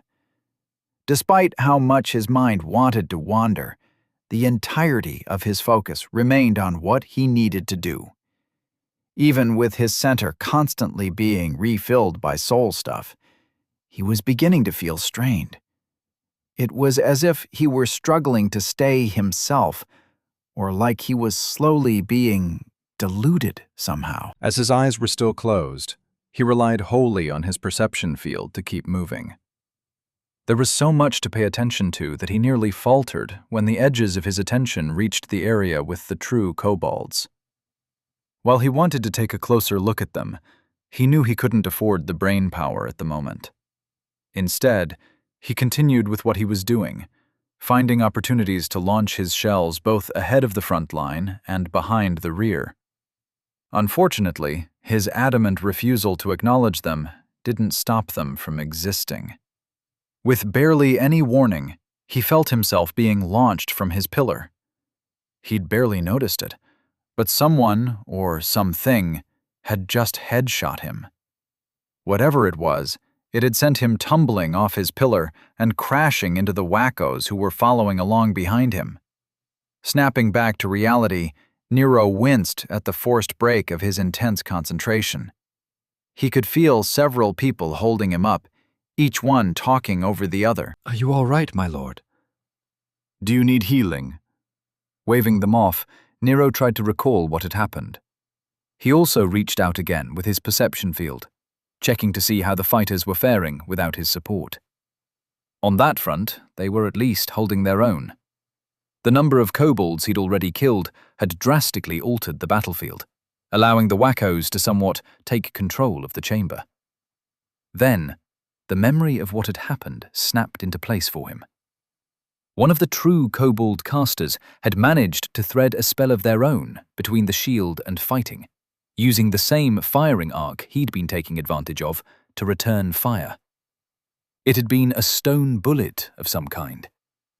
The son of a bitch had managed to snipe him. If it hadn't been for his ridiculously overcharged mage shield, he'd be dead right now. Okay, well, these guys are fucking dangerous, he said to himself as he struggled to get his feet back under him. Muttering thanks and reassuring them that he was fine, Nero disentangled himself from the Wackos who'd annoyingly been patting him down while checking for injuries. It was obvious that the true kobolds were not at all like the clones he'd grown used to fighting. They were more like real enemy combatants and not monsters. For a moment, Nero contemplated the fact that they all might actually die here. Wiping out monsters and facing kobold clones was one thing, but facing an organized force of equivalent power was something else altogether. Just as he was about to focus back on the fight, he felt something weird in the ether. Focusing his senses on the essence that was flowing around him, he noticed the soul stuff drastically disappearing. It was flowing toward the true kobolds in a flood. Widening his eyes in shock, he put his entire focus on the edges of his perception field to try and understand what was happening. What he was seeing didn't make any sense. Several kobold casters were waving their hands around like lunatics, while gesturing among their warriors as if they were flicking invisible balls of goo at them. If he hadn't been able to see what was happening in the ether, he probably would have laughed. However, he could, and therefore he didn't. One after another, the kobolds began gaining shells of essence, much like the mage armor he'd developed. The kobold casters were passing out buffs. He couldn't tell exactly how they were doing it, but the results were easy to see. The kobold warriors' muscles swelled, and the essence around their weapons became a little sharper. The process was incredibly inefficient, wasting tons of soul stuff, but they didn't seem to care about that at all. However, Nero did. Without that soul stuff, he didn't have an infinite center. Even worse, he wasn't sure if he had sufficient power to overcome their essence fields without it. His center wasn't all that developed compared to higher-level people, or at least he thought it wasn't. These guys' essence fields were probably on par with people, not the paper-thin ones of the kobold clones. If he needed to rely on his own reserves to power his spells, he was screwed. But the pace of the battle wasn't waiting for him. The front line of the wackos continued to push forward, and the ever-increasing numbers of their wounded continued to be cycled back into the middle. All around him, more and more bodies and wounded began to pile up. While everything was happening quickly, even 2 or 3 minutes was enough to change what he was seeing, considering how many people were fighting. As his body stumbled forward, his mind continued to focus on his perception field and all that he was able to see. They were getting closer to the portal, and he could only hope that Harry and the fighters would be able to get him close enough to reach it. The last thing they needed was more reinforcements coming through. "I swear to whatever gods that are watching that I better not have just jinxed us," he thought to himself. Chapter 272. I can't fix it, but breaking it is no problem.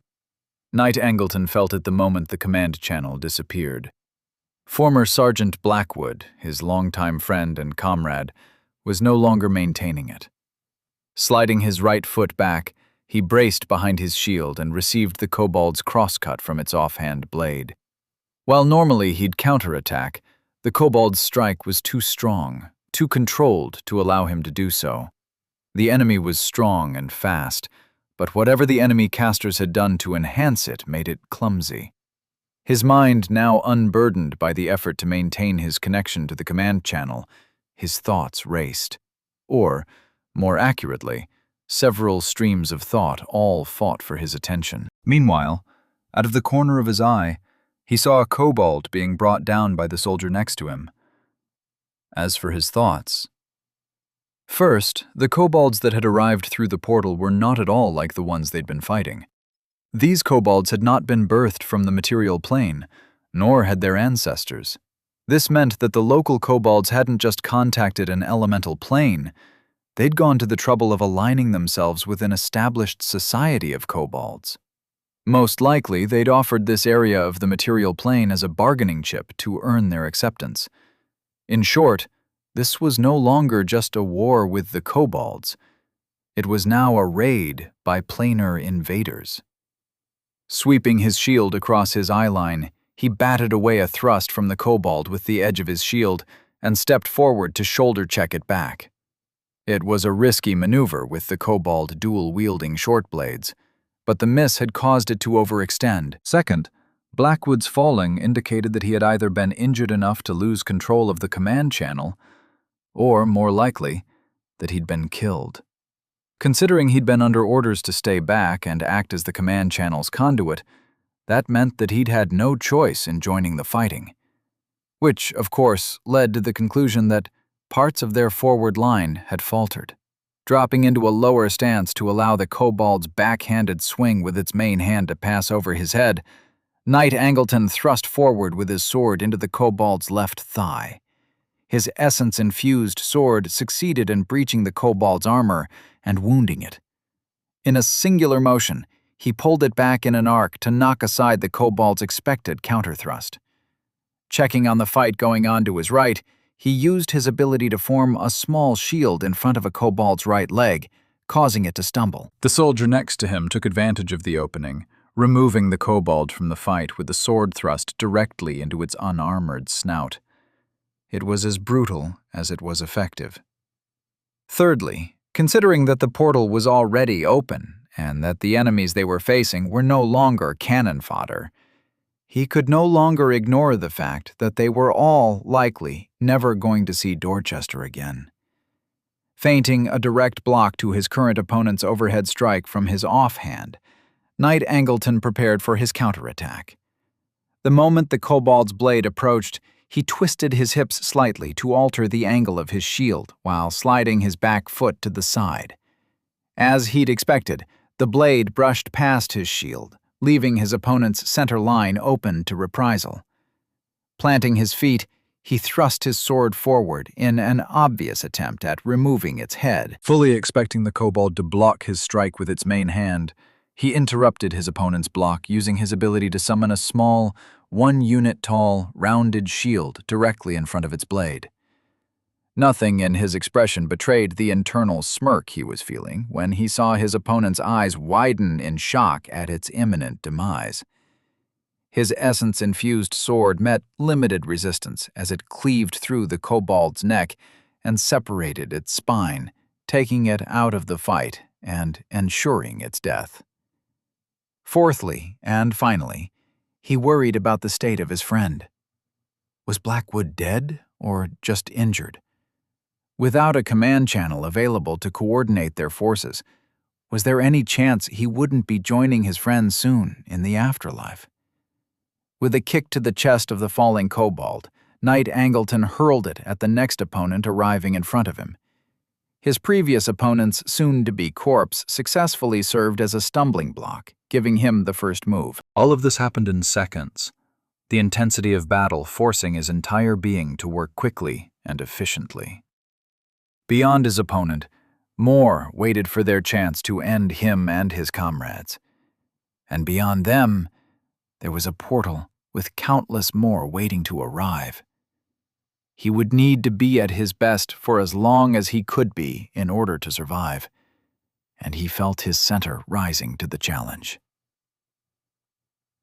Whether it was due to the new enemy kobolds being more skilled at soul magic, or simply them being the preferred species for the former kobold souls floating around him, Nero was indeed no longer able to control the soul stuff in the ether.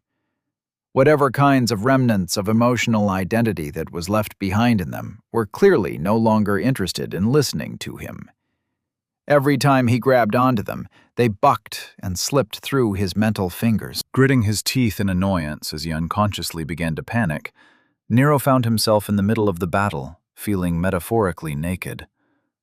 All around him, wackos were dying. Screaming hordes of human-sized, fully armored kobolds were bearing down on them, and he could do nothing to stop them.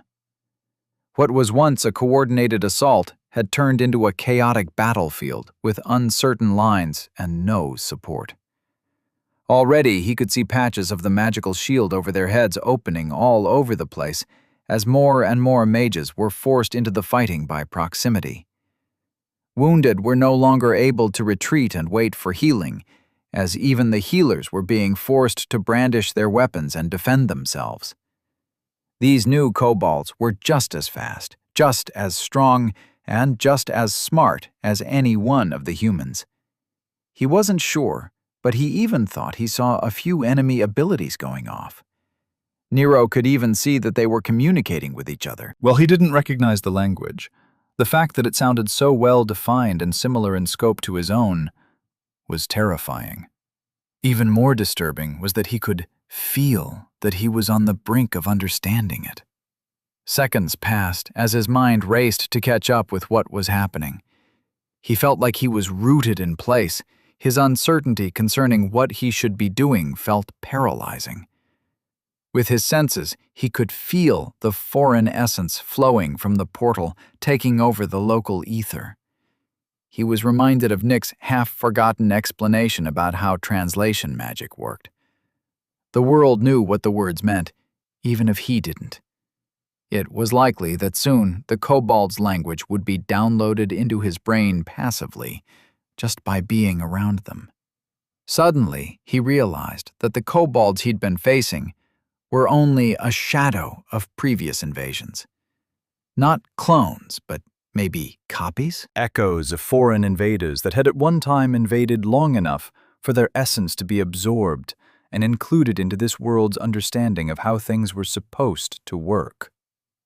It was just like the wilds and its animal spawns, but on a macro scale. He needed to close that portal.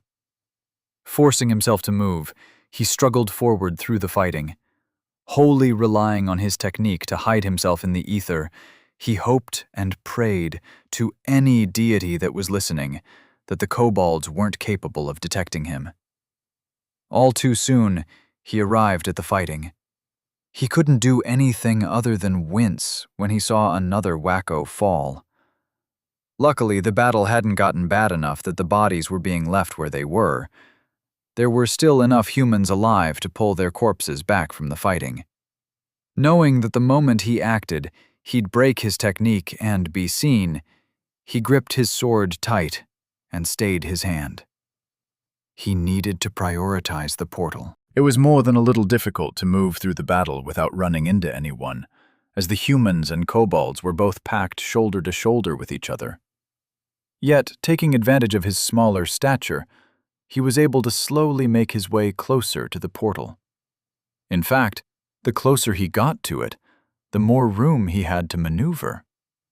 These new kobolds seemed disturbingly similar to humans, in that they preferred to stay an arm's length away from each other. Taking mental notes about them as he made his way through the crowd, he couldn't help but notice how alien they were, while also having aspects about themselves that he recognized. Their stature and build were so similar to humans, and their facial expressions, along with how they carried themselves, seemed eerily familiar, despite them not even being remotely human. They were lizard people, but undeniably people. Their very existence made the kobolds he was used to seeing look like a mockery of life rather than a species of their own. Even the armor they wore was much the same as what the humans were wearing. Aside from the color looking more like smoked-filled metal instead of steel, most of them were clad in designs that wouldn't look out of place on the streets of Dorchester. Even the casters looked similarly robed to the ones he was used to. Of course, there were some differences, but they were slight. The kobolds were wearing more jewelry along with weird headdresses, but still, it was weird. Although he couldn't stop his mind from evaluating what he was seeing, he remained laser-focused on his goal. And in less than 5 minutes, he felt the essence around him indicating that he'd arrived. Rather than staying near the middle, he slipped off to the sides as there were fewer kobolds around. He was behind enemy lines and thoroughly on his own. Thanking all that was holy that he'd figured out how to keep his essence field separate from the surrounding essence, Nero involuntarily trembled at the thought of being discovered. Yes, he still had his powered-up mage shield running, but he knew that without fresh soul stuff to infuse it with, it wouldn't last long under the combined might of their blades. He could see more and more kobolds making their way out of the portal. They sauntered through like they were arriving as guests rather than being reinforcements for a battle. He could tell that they considered the fight already won. In fact, it didn't even seem to Nero like they considered the battle that was happening all that important. After arriving, most of them seemed more interested in commenting to each other about the architecture, while they looked down and mocked the few smaller kobolds that were bowing and scraping before them. Gritting his teeth in anger, Nero tried not to let their attitude get to him, as he needed to remain hidden. It took all of his concentration to avoid kobolds that were moving around. While they couldn't see him, all it would take was one running into him, and he'd be screwed. Or, more accurately, skewered. He simply couldn't stay where he was. If he was going to connect with the portal and close it, he needed to be able to concentrate. Ducking and scampering through the chamber, he hurried to try and find a place to hide. Every second that passed, he felt like he was failing the wackos who were fighting for their lives.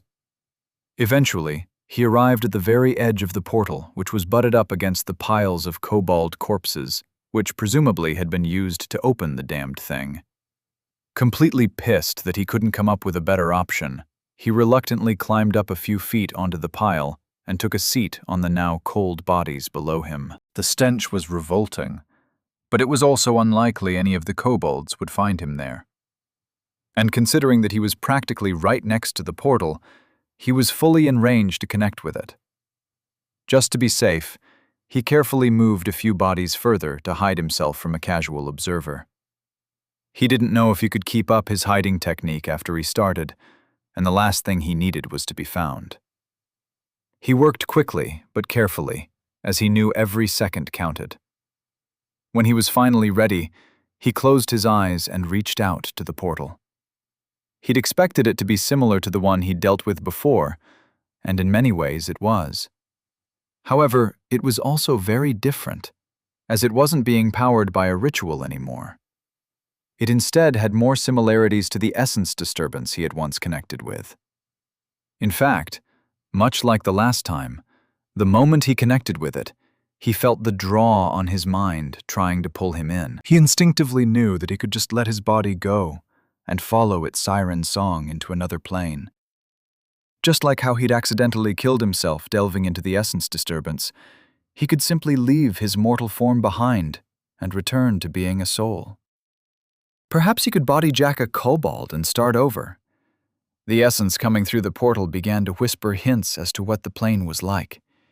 He saw cities built out of black and red stone, eerily similar to what the kobolds here had built. But unlike the kobolds he was used to, these cities were advanced. It was like everything he'd seen before was merely a poor imitation of the real thing. The society itself was militaristic and constantly at war with itself. Merchant councils and warlords ruled over all, and slavery was rampant. But it wasn't really slavery, as their entire concept of individuality was nothing like anything he'd ever experienced. It was all based on soul strength. Clones and birthing chambers were bought and traded like resources, with only the sufficiently advanced kobolds considered citizens or kobolds. It wasn't all doom and gloom, though, as they also had culture and music in spades. He saw flashes of arenas for fighting, public debates, concerts, and theater. Diverse goods and services made life easy for some, while hell for others. Nero couldn't liken it to any societal model he'd ever seen. Before he could get too caught up in what the essence coming through the portal was showing him, he ripped his mind away and tried to center himself. Gritting his teeth at the headache he was feeling when he arrived back in his body, Nero realized that he'd been unsuccessful at stopping himself from delving too deep. He hadn't even noticed it happening. His mage armor had dissipated, along with his hiding technique. He took a moment to congratulate himself on his forethought of hiding under the corpses, before making another attempt to connect with the portal. "This is gonna be tricky," he warned himself. His mind was now free of any encumbrances and tasks, so he was able to truly devote his full brain power to finding the core of the portal while ignoring anything that tried to distract him. Sending his mind out into the ether, he let the essence flows brush past him without acknowledging them. Like a shark in the ocean, he never stayed in one place. On and on he pushed, dodging and weaving his way through the flows until he found the bundle of essence which maintained the anchor. Because that's obviously what it was, now that he looked at it. It wasn't so much a portal as a connection point. The shape and purpose were almost secondary to what it was in actuality. He could see thick ropes of local essence intertwined with foreign essence flows leading off through the planes. The ritual the kobolds had done had somehow reached out through the ether, broken through the planar boundary, and then woven a point on another plane into the local essence. It was more than an essence disturbance. It was like a stitch in reality, holding two places in two planes together. The foreign essence was taut, and it was exerting force on the stitch to drag itself back where it had come from. When it succeeded, it would drag all of the local essence along with it. Seeing the metaphysical representation of how the entire process worked in stark reality was mind-blowing to Nero. The more he looked, the more he saw, and the more he saw, the more his find felt like it was melting. There was just too much going on for him to process, and that didn't even touch on all the other aspects of the big ball of essence that had to do with how the portal itself was actually functioning. He was merely looking at the anchor part, and was already completely out of his depth. Mentally shaking himself and reminding himself of his goal, he thought, "It doesn't matter. I don't need to understand something to break it. I just need to be sure to do it in a way that doesn't end with me blowing up the entire damned mountain in the process." Focusing carefully on the giant ball of entwined essence, Nero ran his senses over it as quickly as he could. He needed to find a weak point, or at least somewhere to start. Where the previous portal had the glaring weakness of being powered by a ritual, this one was completely self-contained. It was also much more densely packed together than the singular essence disturbance he'd messed around with a while back. Seconds continued to pass, and by the minute mark, he was getting frustrated. He felt like he was trying to solve one of those dumbass brain teasers that people often brought to work to prove how smart they were. He hadn't felt this mentally deficient since he'd last futzed around with a Rubik's Cube. Feeling like he was running out of time, he eventually said fuck it and decided to just start wherever. Reaching out with what he'd cleverly deemed his mind probe, he wedged his mental presence into the ridiculously large ball of essence and began pulling out threads of entwined essence by the handful. The only thing he could think of to prevent catastrophe was to try and smooth out whatever local essence he found, while allowing the small individual flows of foreign essence to snap themselves back toward their own plane. After all, he couldn't care less what happened on the other side of the portal. Completely focused in the ether, his sense of what was happening in reality faded away. Chunk after chunk of essence was pulled out and dealt with, as the big ball of essence itself continued to struggle within his grasp. When it began to falter, he forcefully held it together with nothing more than his will. He could already hear Archmage Jennings' voice in the back of his head, admonishing him for being a ham-fisted, reckless idiot, while yelling at him for screwing with things he had no business screwing with. But he persevered. He kept on at it until he began seeing a pattern. The moment he did, he began just pulling out the local essence, leaving the foreign essence all tangled up together. Every time he pulled out the local essence, he made sure to try and smooth it out with the relevant local flows that were all around him. He could tell that what he was doing was far from perfect, but on the whole, he thought he was doing a fine job. Of course, that feeling lasted about as long as a good dump before he realized he'd metaphorically just shit the bed. Without the corresponding amount of local essence holding it back, the foreign essence began pulling on the remaining local essence still entwined with it. The moment he realized what was happening, it was already almost too late to do anything about it. And if he didn't do anything, a chunk of local reality would be pulled back through the planes along with the retreating foreign essence. Considering he was right next to the portal, along with the rest of the wackos, that outcome would be less than ideal. So, he needed to do something. Anything. Scrambling for an idea, all he could think of was stopping the foreign essence from returning. Without any other options, he grabbed hold of the foreign essence threads that stretched out through the planes and pulled. He immediately felt like he was a fat guy trying to do a pull-up. Okay, so that didn't work, he thought to himself, sadly. He could feel it. The local essence was about to snap. He was out of time. Unable to come up with anything else, he did something. He wasn't sure how, but his desire to cut the foreign essence off from its source was so strong that his mind became some sort of metaphysical blade. Like a knife cutting a string under tension, the foreign essence snapped. He felt it the moment it happened. Instead of just cutting one essence flow, he'd cut them all. In his perception, it looked like he'd snapped a 10-foot-wide steel cable. The side that was connected to the foreign plane shot off into the distance like a bullet while flailing around wildly. He wasn't sure what would happen with it, but he knew it was nothing good.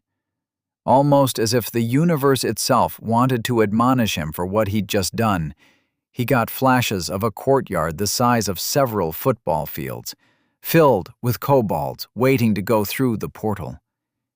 It was a mustering area so large that it boggled the mind. Around it there was open space, ringed with rune-covered towers, which had been designed to collect and distribute the expected mountains and land that the local kobolds were expecting to eventually arrive. They'd done this before. They'd built their plane into a larger and larger world by stealing essence from other planes. The forces here were just to hold the portal and stop anyone from interfering. The hard part was already done, and all they had to do now was wait. Intuitive knowledge of the what and why of what was happening poured itself into his mind with each flash of insight. But Nero got to see what happened when their essence probes into another reality were rebuffed. It wasn't an explosion. If he had to liken it to anything, then it was more like what he'd expect from a nano-cloud tasked with destruction, being unleashed without care into a population center. Kobolds, along with their armor, the ground, the air, the towers, everything came apart. For as far as he could see, reality around the portal simply decided it didn't want to hold together anymore. When the flashes finally faded, Nero realized his connection to the last of the foreign essence was gone. While a great deal of it still remained, something was happening to it, or with it. The local essence seemed to be incorporating it somehow. The big ball of foreign essence was unraveling and being folded into the local essence flows. The process was surprisingly smooth and almost beautiful in a way. Before it was done with what it was doing, Nero felt something odd through his weak connection with his body. Tilting his metaphorical head in confusion, he slipped back through the ether and opened his eyes. While he was still surrounded and hidden by kobold corpses, what he saw when he peeked out from behind them was almost enough to cause him to scream, "Bullshit!" and ask reality for another ruling. What was once the former throne room had changed. Where the portal used to be, there was now a shredded mass of flesh and gore, along with piles of rubble stacked nearly to the ceiling. The dimensions of the chamber had changed drastically, and what used to be a giant hall was now simply ridiculous in size. The only positive with what he could see was that he felt an enormous amount of soul stuff floating around in the ether. It was so dense that he couldn't even begin to comprehend how many kobolds had to die in order to create it. And even better, he could feel nothing from it. No remnant minds survived their trip. It was just free potential there for the taking. He could feel that the entire battle had paused, both humans and kobolds of all types stunned into silence by the changing circumstances. This is going to be good, he thought to himself. Chapter 273. I'm sure it will be fine. Seeing another mage from the group next to him disconnect from the shield spell, Merrick began to question whether or not he should as well. As more and more kobolds were throwing themselves into the rapidly growing melee-style free-for-all, there were fewer and fewer ranged attacks coming down on them. So, he'd probably be of more use doing something else. The problem was, Merrick had no idea what that else should be. He knew that it was just a matter of luck that he'd found himself inside one of the few remaining pockets of resistance that still had melee fighters defending its edges. Since the formation had begun to fail, the fighting had become nothing but chaos. But, for the moment, he and a few of his fellow mages, a few healers, and multiple wounded were relatively safe. The same could not be said for everyone else. They all looked like they were fighting for their lives. As he continued to mentally debate whether it was worth it to continue to maintain his connection to the shield spell, he saw that the group of kobold grunts assaulting them was about to be reinforced. Gasping in horror, he watched as 30 or 40 more came rushing forward from the edges of the chamber. He could see that the melee fighters weren't going to be able to hold. Realizing that he'd be in the thick of the fighting soon enough, he quickly tried to recall every lesson and seminar he'd ever participated in during his time at the academy. Now, more than ever, he regretted having not mastered the trick of combat casting. He understood the principle, and he could form his essence shield, but he'd never managed the trick of isolating his essence from the ambient ether when it was under tension. At least, not well enough for him to ever consider himself competent at it. Cutting himself off from the essence flows felt too unnatural. Knowing he was almost out of time, he released his connection to the shield spell hovering overhead and considered how he should prepare. The moment he did, he felt the two other mages alongside him do so as well. He could feel their essence in the ether, their presence reassuring him that despite how bad the situation was, at least he was not alone. Reticent, but determined, he firmed his will and forcefully pulled on his essence field. It hurt, just like he knew it would. His sense of connection with his fellow vassals of House Walker immediately vanished. Suddenly, he was all alone, in the middle of a battle, surrounded by blood and death. He could already feel the panic bearing down on him. Something primal in his guts was screaming at him to give up and just run for the exits. Ignoring his instincts, he used his essence field to connect with as much essence as he could before beginning to wrap it around himself. Like he'd been trained, he formed the container, trapping the essence within the thin film of his center. The sense of isolation was almost overpowering. With extensive and harsh training, some people were able to maintain their connection to the ether while building their essence shields. However, he wasn't one of them. He wasn't a war wizard. He was just a working-class mage, like countless others. He was well aware of that. Always had been. In the back of his mind, doubts about whether he would survive and whether or not he should have ever come here began building. But, confronted with the reality of the kobolds pushing through the line of combat and running past the melee fighters, he knew now wasn't the time for second thoughts. Pulling deeply from his center, he began carving a flame bolt spell form between his hands. It was the most familiar spell he could think of, and one he'd cast numerous times before. His mind held the shape as his fingers danced through the air, while he used his center to bring it into being. As the spell form began to take shape, its indistinct mass of essence mirrored the pattern he'd spent countless hours memorizing. When it was completed, he felt it. It felt right. It was ready. Through the connection he had with his spell form, he willed it to feed off his essence shield, knowing that the ether and its essence flows were currently unavailable to it. He felt the pull immediately. The drain was substantial and would probably be enough to ruin his shield after a single cast. But he'd succeeded. His spell form was charged. He filled it with more center, feeling himself diminish, and brought a small ball of fire into existence. Cupping it between his hands, he narrowed his eyes in concentration before looking up to choose a target. Picking the first kobold he saw, he released it. Just as the spell's name implied, a bolt of fire shot forth from his hands, off towards the kobold. It slammed into its chest and exploded into a ball of fire, providing enough force to send it hurtling back into the crowd of kobolds behind it.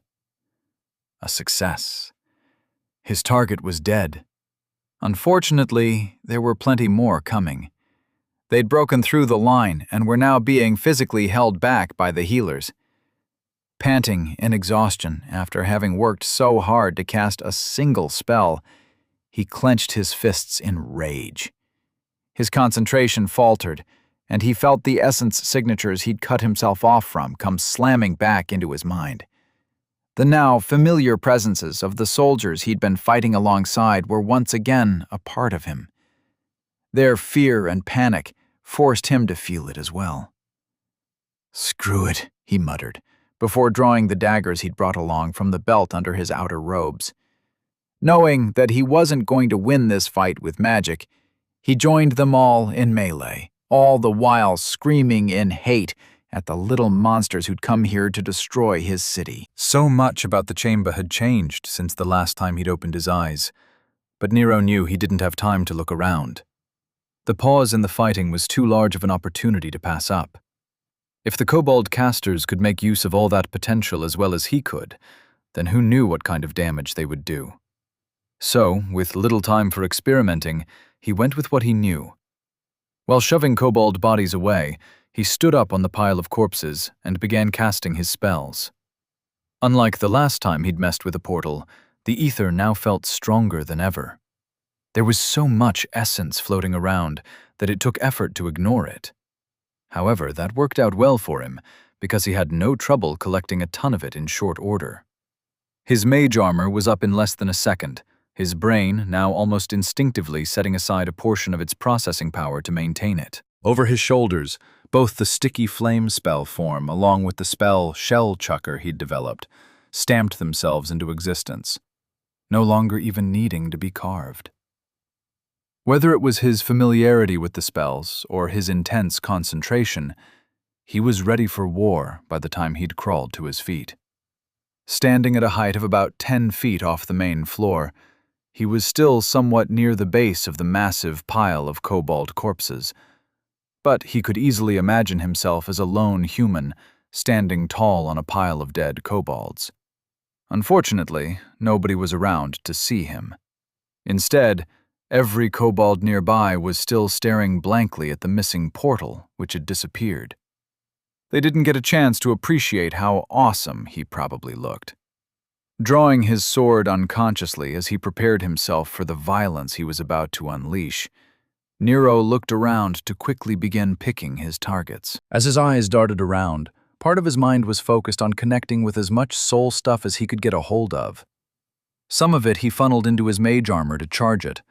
The rest of it he began preparing to use for his spells, filtering it through his center.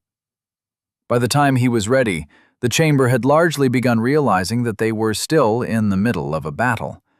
The fighting quickly began starting up again, as quick-thinking kobolds and humans began taking advantage of the ones who hadn't managed to recover from their confusion. From his position on the pile of sacrificed kobolds, Nero began firing off thick lines of fire that arced down like hose fire onto the smaller kobolds below.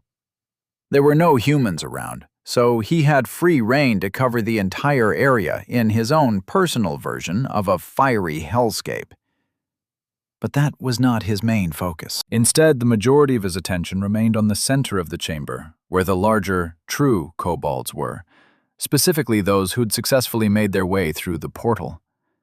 They were all still grouped together, waiting for their turn at the humans. That's where he began sending his spell shells. Knowing that they were probably much stronger than the clones and the weaker kobolds he'd been used to dealing with, he decided not to take any chances. Each shell was filled with plenty of soul stuff and imbued with as much speed as he could impart. On the plus side, it had his shells getting there so fast that they barely lost any height during their flight. The negative, of course, was that the first one erupted before he'd even finished forming his second. Not that it mattered, as he wasn't likely to be interrupted anytime soon. The kobolds, all of the kobolds, were too preoccupied with trying to understand what was happening to pay attention to how amazing he was. Nero was feeling pretty good about himself, as he saw how many kobolds below him were being lit up like candles, as his fires spewed out like a fire hose from the stage of a festival concert. And the background of true kobold bodies, exploding in 10-foot balls of multicolored essence blooms, made sure that this would probably end up being one of, if not his, fondest memory. There was so much soul stuff in the ether, or unaccounted for potential, that he didn't know what to do with it. If he'd known any better spells or was capable of better multicasting, he knew he could probably have come up with something really crazy. But alas, he hadn't much time to experiment or learn spells, so he was stuck doing what he could. He quickly fell into a rhythm, finding it surprising how often he had to replenish the supply of essence he'd collected from the ether. With how much soul stuff he was pumping into his spells, they were taking increasing amounts of essence to fuel themselves. Frowning in confusion, Nero didn't understand why that could be. He'd thought that the amount of essence infused in a spell was a separate variable from how much center or potential he'd imbued it with. Sighing to himself, he realized it was just another mystery topic he'd eventually have to look into if he ever managed to find the time to actually study magic. But it wasn't all bad, as despite not having all that impressive of a repertoire, his spells were pretty effective. From his perch, he was able to decimate the true kobolds before they even knew what was happening. Even with many of them trying to set up defensive shields, eerily mimicking how the humans fought, Nero's spells were charged with so much soul stuff that they had no problem shattering them. In the face of overwhelming power, they had no chance to defend themselves. With the sustained amount of fire he was able to put out, any semblance of coordination or formation they had was obliterated. So much soul stuff was flowing through him that he was beginning to lose track of it. Some was being filtered through his center for his spells, some to his mage armor, and other bits he was just collecting and preparing for his upcoming spells. As the seconds passed, the more he felt like a conduit for the magic than an actual human being. Right as he began to run out of targets that were far enough away from the fighting line, Nero realized he might have pushed himself a little further than he probably should have. His center felt like it was on fire, or more accurately, like it was burning. Dropping to his knee, he clutched his chest like he was suffering an acid reflux attack after having too many Jabanero hot wings. Unable to keep channeling soul stuff, he paused his attack. Nero honestly had no idea what was going on.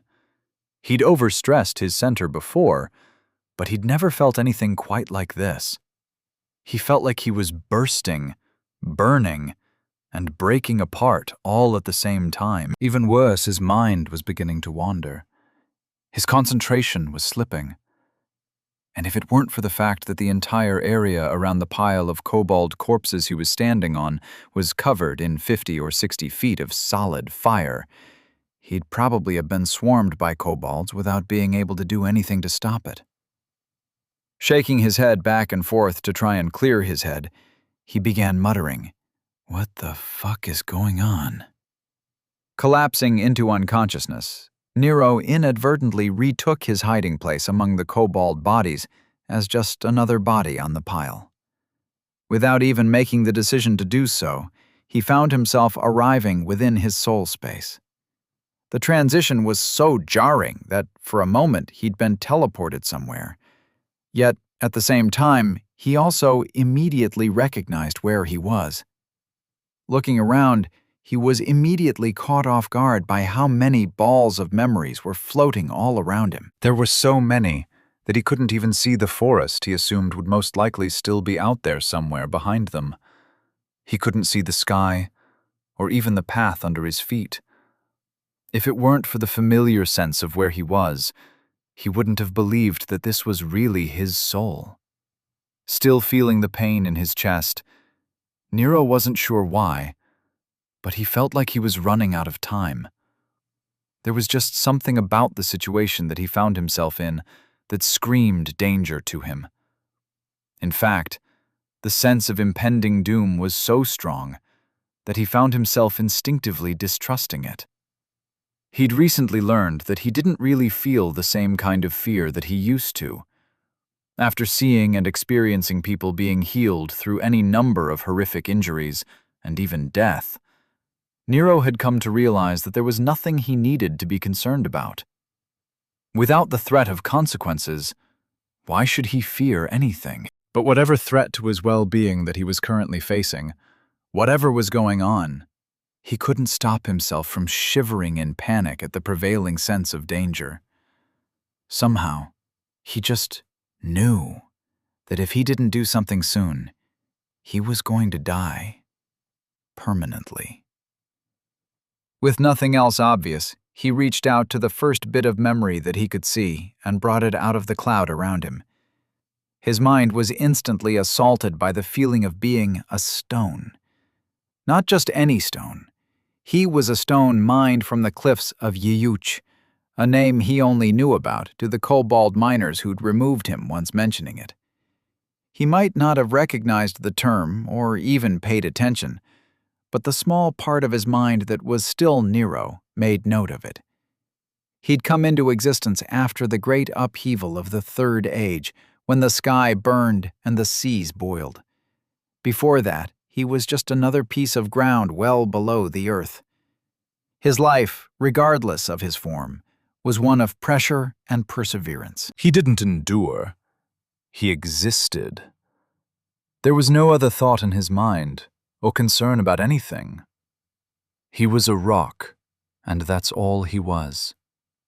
While other things around him changed, he did not. He'd been pushed to the surface, ripped from his mountain, dragged, carved, and walked over, but he always remained a rock. That was until he'd been placed. Then he was a paving stone. But he was still who he was, a rock. Well, he was until he wasn't. Snapping out of it, Nero gasped in shock and dropped to his knees while panting so hard he felt like he was going to pass out. "What in the ever-living fuck was that?" He shouted his question out into the silence. Looking up at the cloud of memories in front of him, Nero's mind scrambled to understand what was going on. The memory he'd just incorporated into his center felt like it had done more harm than good. It had invaded the core of his identity and begun tearing down his perception of reality. Who he was suddenly lesser than it was before. He felt tainted. The only saving grace of the situation was that the rock's life he'd incomprehensibly experienced was ultimately rather dull. He couldn't imagine how screwed up his sense of self would have been if he'd tried and done that with the identity of something sentient or more complex. Experiencing the life of an animal or a person would have probably driven him crazy. In panic, he couldn't stop himself from staring in fear at the all-encompassing cloud around him. How many lives were out there, just waiting for him to see? Where had they come from? What the hell was going on? Nero fought against the pain in his chest, realizing that it was, impossibly, his soul that was suffering. Whatever was going on wasn't something physical, but spiritual. Instinctively growling at the ridiculousness of the situation he'd found himself in, Nero began trying to piece together how this could have happened. The only thing he could think of was that he'd somehow acquired the memories of the things that had come apart on the other side of the portal when he'd destroyed it. How that might have happened, he could only guess. Most likely, the cloud of what he'd thought was soul stuff hadn't actually been soul stuff from people, but from everything. It was the ethereal manifestation of some of the foreign essence that he might have accidentally stolen from the other plane. When he'd used soul stuff before, he'd come to somewhat understand it. Going by how he understood things worked, it made a bit of sense that the souls that passed on to the other planes were the only actual souls that he'd actually been dealing with. The potential, as he'd come to refer to it, was likely just the essence borrowed from the world which had been given an identity by the soul. So, when a soul died, it left whatever hadn't been fully incorporated into it behind. Everything else, like rocks and possibly plants and such, probably worked the same way, but without a soul. Their identities were there, just not actualized. When the portal had tied realities together, the meaning of what things were was split between them.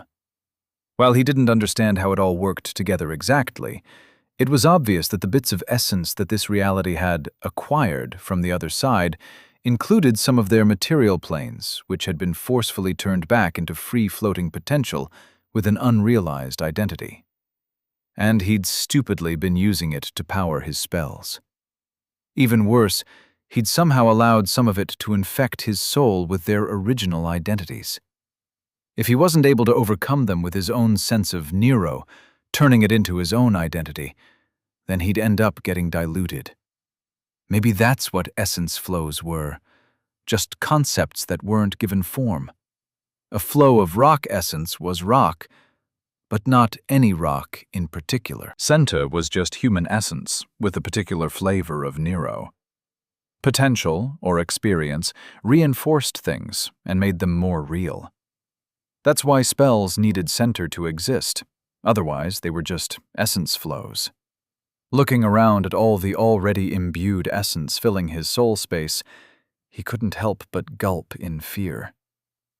I was wrong. This is not going to be good, he said to himself. Chapter 274. Embracing the Inner Nero. Kathleen Averett had spent a lifetime training her senses, so she knew full well how poorly the battle was going. While she may not be able to see everything that was happening, she could sense where the kobolds were and how broken the formation had become.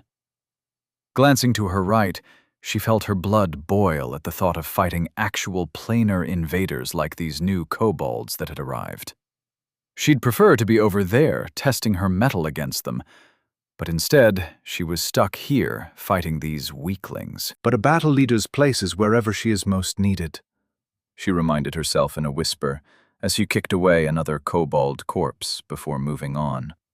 Temporarily tossing her short spear and shield into the small personal space she'd spent years developing, Kathleen swapped out her weapons for a 5-unit tall bladed spear staff and a more aggressive stance.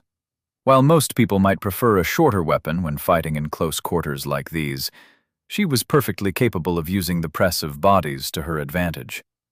With the formation being overrun, now wasn't the time to hold back. Her spear shot forward like a piston, narrowly avoiding the two wackos in front of her. It pierced a kobold who was in melee in its snout, reaping its life so quickly it couldn't hope to understand how it had died. Pivoting slightly with her hips, she repeated her strike a little to the left, killing another kobold who was wailing away on one of her wacko's shields. She slid back and forth along the combat line behind the main fighters, her spear rapidly taking lives as she took full advantage of her spear's reach. She couldn't help but smirk at the fact that the wackos weren't allowing themselves to be caught off guard by their enemies randomly dying in front of them. They didn't pause in shock or hesitate. They instead took advantage as best they could. When the kobold in front of them stopped fighting, they were already moving on to the next one. After a minute or two of reinforcing the lines, she allowed herself a moment to consider how the fight was going. Leaping up over several wackos, she ran across armored shoulders without them even feeling her pass by. The shield above her had been abandoned by the mages, and she needed to be careful to avoid the few arrows that were raining down from above. While the kobold casters were holding back due to the likelihood of friendly fire, their stupid archers didn't seem to mind killing their own troops on the off chance that they might wound a human or two. With the back of her hand, she swatted away another arrow as she looked around. Not even infused with essence, the arrows were nothing more than a distraction. She doubted they could even pierce a wacko's skin.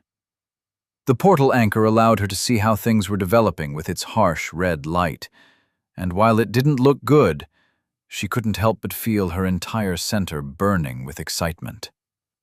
This is the type of fight I've been missing. An overwhelming enemy to overcome despite the odds, all for a cause worth fighting for, she thought to herself as she danced above the battle.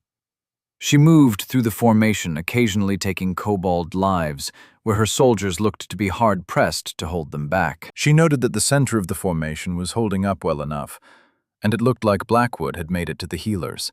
While he wouldn't be able to reinstate the command channel without gathering everyone up again, it was good to see him survive. She didn't think they had any combat healers who could resuscitate people in the middle of all this fighting. A skilled warrior is worth countless recruits, she noted absently as she dismissed him from her mind and checked in on how the fighting at the front was going. Most of their force's stronger warriors were engaged with the planar invaders directly, leaving the rest of the formation to handle the weaker terrestrial kobolds. Abusing the height advantage from running atop the battle, she was able to watch as her forces struggled to hold back the kobolds. Meanwhile, she could see that more and more were coming through the portal, calmly waiting their turn at the humans. They were worthy enemies, and if she survived, she'd have quite the story to tell.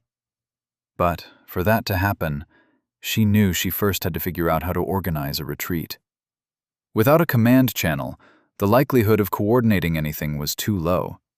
Yet, if they didn't pull back soon, it would be too late.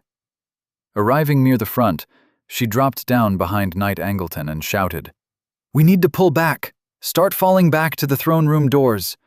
If we can make it to one of the kobold buildings, we can begin setting up defenses for a prolonged siege and begin coming up with some options." Still fighting, he didn't have time to speak with her directly, so instead just replied without turning around. "That will only buy us some time. We don't have any reinforcements to wait for. We need to close that portal." "Where is Lord Walker?" he asked grimly while parrying another attack from the kobold in front of him. While shooting the tip of her spear between the fighting into the armpit of one of the kobolds, Kathleen replied evenly, "I haven't seen him. Most likely he's off causing trouble on his own. You know as well as I do that he isn't the type to follow orders." "You think he's fallen?" the knight asked, his tone tinged with worry. Laughing uproariously as she stabbed a kobold through its throat from behind the safety of the combat line, she replied, "Fallen? I doubt it. He's harder to kill than an essence-mutated cockroach. Trust me, I've seen him rebuild his own heart from scratch during training mid-fight. All the while he was cursing me out for my insane training regime and threatening me with a lawsuit. I'm more worried about the rest of us." Sounding stubborn and determined, Knight Angleton replied, "We'll be fine. We just need to hold as long as we can. There is no point in falling back and regrouping. We came here to stop the threat of this portal, and that's what we're going to do. But the longer this goes on, the less likely our chances of success become. You should know as well as I do that retreat has never been a realistic option." Mentally scoffing at the man's overly rigid mindset, she was about to explain how a temporary retreat was their only choice when the entire situation changed completely. She, along with everyone else, froze in confusion as the ether pulled taut around them. The normally chaotic essence flows stopped moving, making it seem as if the entire world around them was about to shatter into a million pieces, killing them all along with it. Kathleen felt herself gripped tight by the world, held in place as if some deity was holding her in place while deciding her fate. Considering how everyone around her looked the same, she could only assume she wasn't the only one feeling it. Seconds passed as her eyes danced around, trying to understand what was happening. She couldn't move. It was a struggle simply to turn her head at all. Above her, she saw an arrow, mid-flight, slowly falling, as if all of its momentum had been ripped away. Was this a spell? How was this possible? Then, in a non-physical blast of essence so strong that it rocked her center, she felt the world start up again. Stumbling back from the shock of feeling the sound around her return to normal, she watched in awe as the portal simply vanished. Behind it, the back of the chamber was just gone. In its place was a mountain of kobold bodies and rubble. The chamber had expanded drastically, ruining the smooth walls and turning the entire area into a cavern. For the first time in a long time, she hesitated. What she was seeing made absolutely no sense. Even the ether around her felt confused, uncertain. The entire battle had come to an abrupt stop, no one having the strength of mind to overcome the shock and keep fighting. The light from the portal was gone, leaving the entire chamber in shadow. What few fires were burning were not near enough to provide enough light for everyone to see. Recovering faster than most, she was about to start taking advantage of the situation when everything incomprehensibly changed all over again. Explosions erupted all over the place, filling the air with kobold invaders' bodies being blown apart with what looked like tactical spells from a skilled war mage. Had reinforcements come after all? "What in all the hells below is happening?" she muttered in a hiss, as she ducked under a kobold torso that was flying past her, covering her in gore. Nero's wide, panicked eyes stared at the cloud of memories hovering over him. He couldn't bring himself to stand up in the face of their growing pressure. With a fist gripping the chest of his armor, he tried to hold back tears as his center burned deep inside him. He felt like he was dying.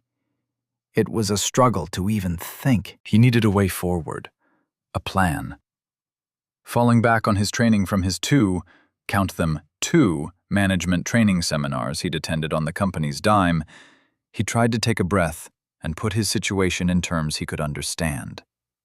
First, he needed to isolate the problem. That was easy. He was dying. Mumbling to himself, he noted, "Not the time to be a flippant asshole. Think, man." He had foreign essences with their own identities floating around in his soul space. How they got there and what they would do to him wasn't important at the moment. What was important was that none of them should be there, and he needed to deal with them. How to deal with them? Just like a toxic employee ruining the team dynamic, he either needed to bring them under control or fire them. So, he either needed to figure out a way to incorporate the essence or get rid of it. Were either of those possible? Probably. Maybe. Had to be, right? Nero had enough experience with his soul space to generally understand how it all worked. The memories were his experiences that hadn't been fully incorporated into his soul.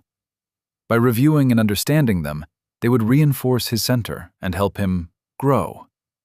Could he somehow use foreign experiences the same way, without changing who he was at a fundamental level? If he could, then how would he go about doing that? The answer was, he had absolutely no bloody idea. Moving on, he said to himself. Option 2, getting rid of them. The memories found their way in, so there should be a path through his soul space where he could spit them back out.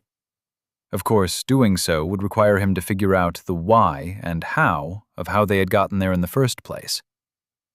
Reaching out with his senses, he tried to see past the memories and look at the rest of his soul space. There was likely some ingress point or place where his soul connected to the outside world. His panicked searches showed him nothing, as he could barely sense anything other than the cloud of memories that hung over the entire area in a fog. This is pointless. Assuming there is some release valve or soul anus is just wishful thinking, he thought to himself. He couldn't stop his mind from focusing on the question of how they had gotten there. Yes, he realized where they had come from and what they were, but that didn't help him understand what in the hell they were doing here, inside him. Cringing at the wording of his thoughts, Nero panted in pain as he curled up into a ball on the floor of his soul. He felt his center buckling under the growing pressure. It felt like his entire being was being pressed down on by the weight of the memories begging him to look at them. They were all demanding his attention, poking at him and shouting for him to acknowledge them. Mumbling to himself, as he thought out loud, he said, "Okay, so obviously, these are the essence signatures from stuff from the other plane. They came from the soul stuff I filtered through my center and used to power my spells. So, can I just reverse cast or something to get rid of them?" No, of course not, because that's not a thing. The problem was that they were no longer essence streams out in the ether. They were already inside his center. or at least close enough for that distinction not to matter. It was too late to treat them like free-floating essence balls, and instead had to treat them like what they were: memories and identities all of their own. His clenched eyes opened wide as he shouted, "Enchanting!" Nero remembered his one singular lesson on enchanting that Archmage Jennings had once given him. The lesson had actually been about delving, but Nero skillfully ignored that unimportant detail. From what he remembered, enchanting was using one's center to overwrite a thing's identity with one that the enchanter created. A skilled enchanter could create something out of raw essence, creating an identity out of nothing. Following that, Nero assumed that the potential used during the process came from the enchanter's center, with the essence providing the material. Well, Nero didn't need to create anything. All he needed to do was overwrite the essence signature or identity of the memories with his own. He needed to do the opposite of what it was doing to him. He needed to imbue them with Nero, the same way they were trying to imbue him with them. Still curled up in a ball, he weakly held up a hand toward the cloud and called forth one of the smaller memories. As it drifted out of the cloud, he struggled not to actually connect with it. He didn't want to see it. He just wanted to touch it. Cupping it with his hand, he brought it to his chest and stared at it. He held it in front of him like a football, seemingly protecting it from the rest of the Khud hovering all around him. Trying to focus, he consciously wrapped it up in some of his center, delicately pulling it out of his body like threads coming off a ball of yarn. It took a great deal of effort, and all the while he could feel himself weakening. The more he pulled out of his center, the more indistinct and weaker he felt. It felt like he was disappearing, becoming less than he was before. His thoughts slowed. Whatever passed for his body in this place cooled, and he couldn't stop his eyes from closing as he curled tighter into a ball like a spider dying from a douchebag kid spraying it with pesticide. But he persevered. By sheer force of will, he held on. More and more of his center slipped into the memory, coloring it. The last sight he saw before his eyes closed was the cloud of memories becoming more and more like a hardened ball of golden candy. Eventually, his thoughts failed, and there was nothing left, just darkness and quiet. Nero came to with a start. Instead of seeing with his eyes, his senses were spread out in a 360-degree field all around him. He'd felt something like this before. It was like he was having another out-of-body experience. It was a situation he was growing more and more comfortable finding himself in. The cloud of memories was still just as oppressive as before, but now there was an addition to his soul space. In front of him, he saw the hazy shape of a body sitting there in front of him. It was fading quickly, seemingly disappearing right in front of him. What the hell am I doing outside of my body? He wondered, before hurling himself at the indistinct shape that was curled around itself like a child who died from the cold during a snowstorm.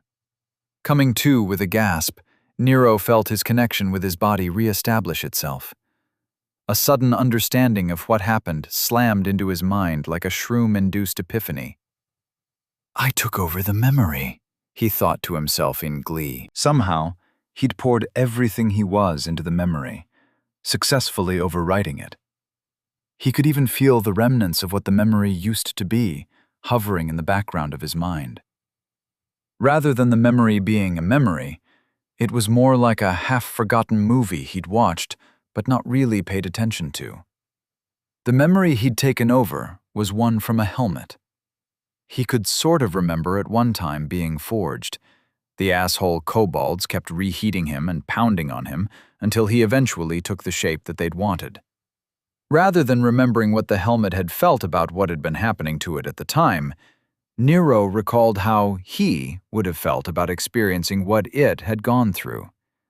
But even then, the memory was hazy and more like a dream, or maybe a thought experiment. It had in no way affected him as a person.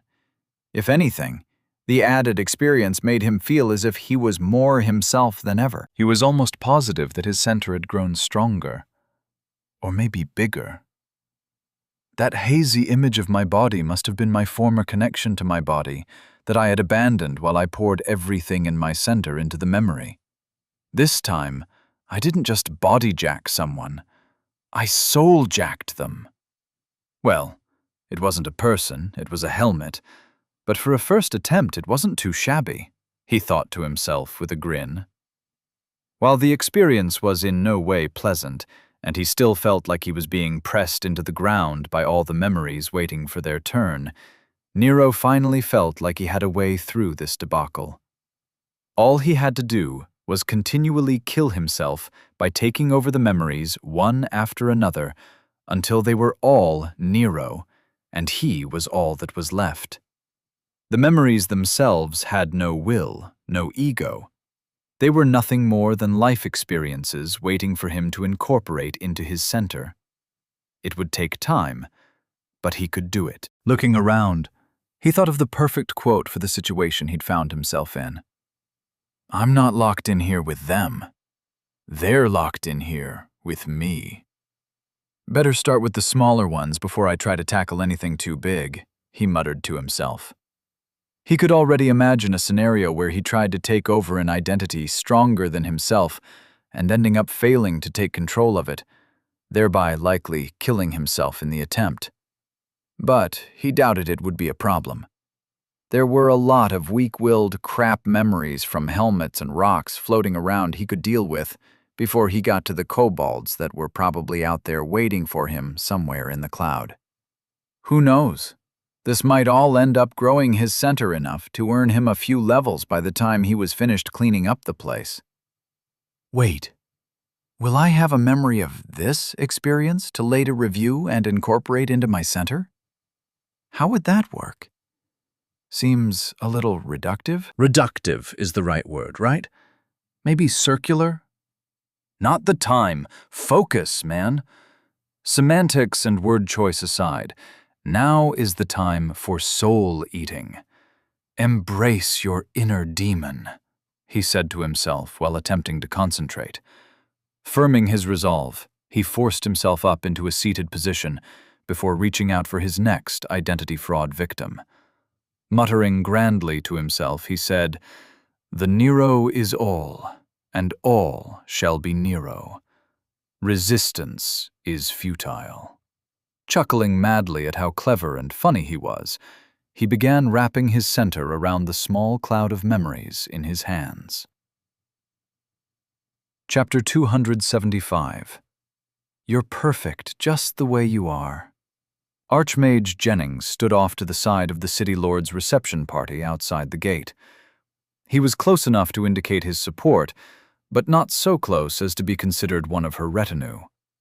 While dwarves as a species usually ignored political nuances, he was sure they would understand what he was implying. Sending out a quick scry, he confirmed that the Battleborns should soon be arriving.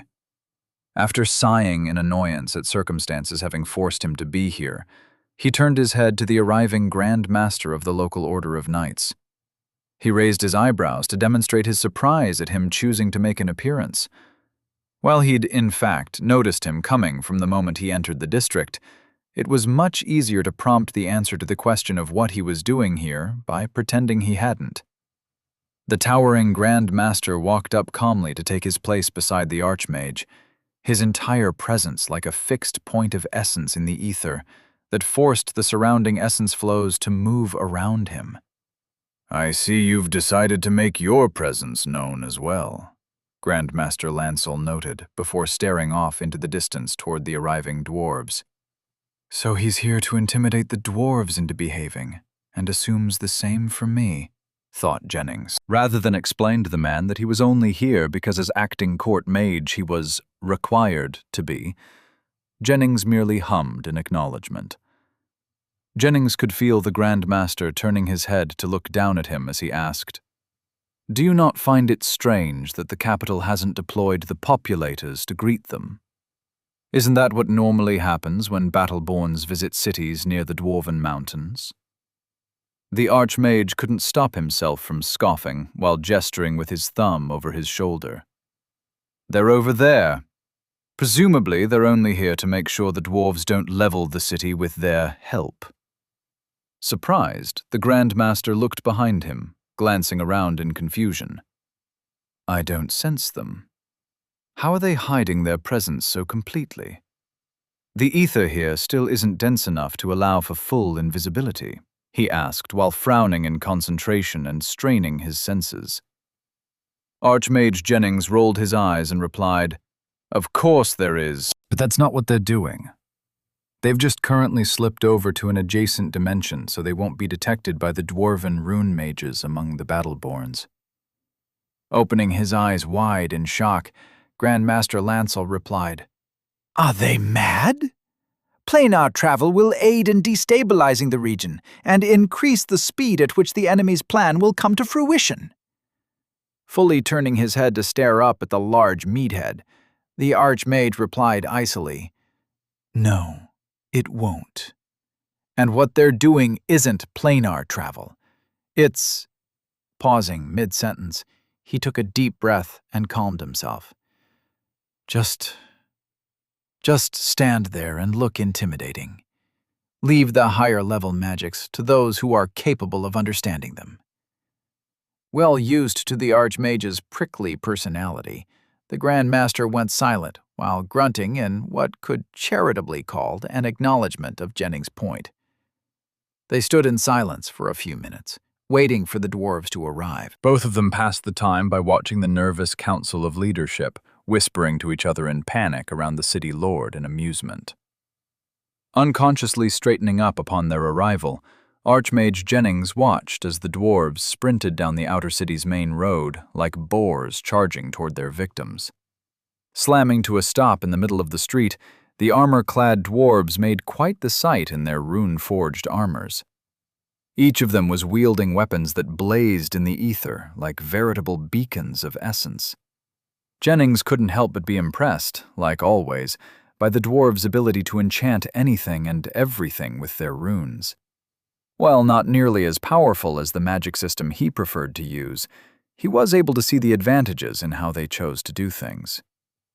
While the city lord began her greeting, the dwarves walked right by her as if she were less than inconsequential. You're that archmage we were told is too stubborn to handle this himself, the dwarf in front offered as a greeting. Before Jennings could respond, the dwarf turned to the Grand Master and added, But who are you? You look like you can handle yourself. Why haven't ye handled this? Glaring at the dwarves, Jennings replied icily, You know that our laws prohibit the strong from interfering with the paths of those below them. Pretending ignorance won't absolve you of the consequences of your choices.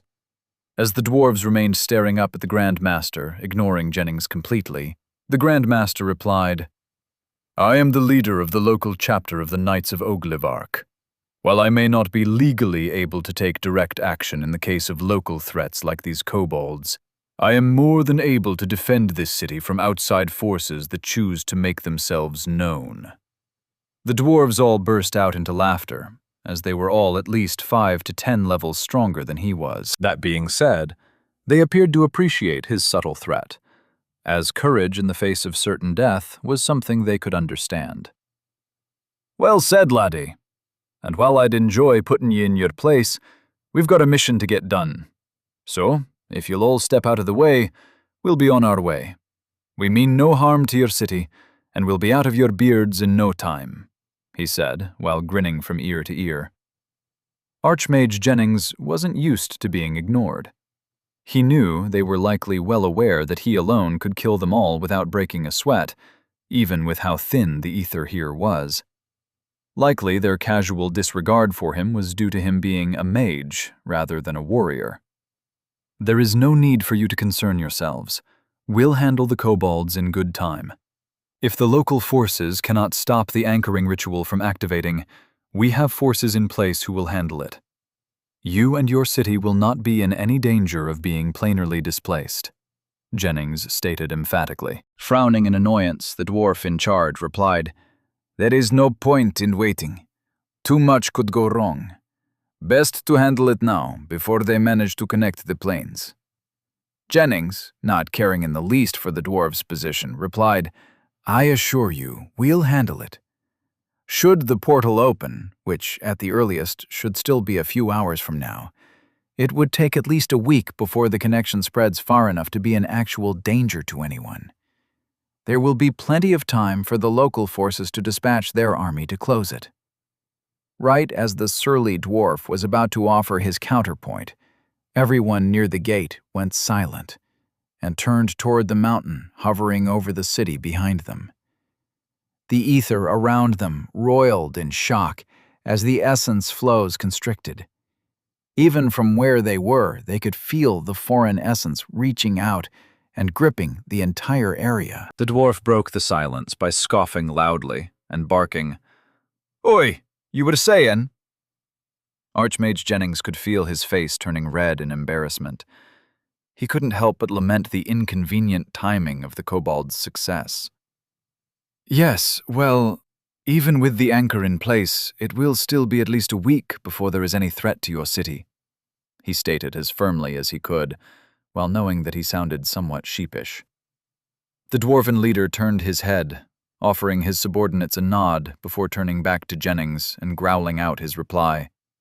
Ye humans are always so hells-be-damned bent on letting things play out that you end up killing yourselves by the city load. There is a time to let the young learn to handle things themselves, but there is also a time when you need to step forward and defend them. We'll not let your stupid human politics get in the way of protecting our new city. Ye can come along if you want, but we're closing that portal and finishing this. If you want to stop us, you should probably change out of your fancy robes first and find yourself an axe. Pausing to look at Archmage Jennings' robes with disdain, he added, I'd recommend some armor too. You look like a merchant. Without another word, the entire dwarven contingent disappeared. There was no flash of essence, no tremble in the ether. They were just gone. The very moment after they'd vanished, the Archmage realized what had happened. One of them must be an incredibly accomplished rune mage who'd successfully cast a shielded, localized teleport spell. What was impressive was that they'd managed to do it without him noticing. Hiding runes like that required wrapping them in the essence flows manually, a feat which was theoretically possible, but practically very unlikely. Even more impressive was the fact that the rune mage must have taken advantage of the open gate to thread their teleport path through the city's streets all the way to the mountain while the dwarf in charge had been talking.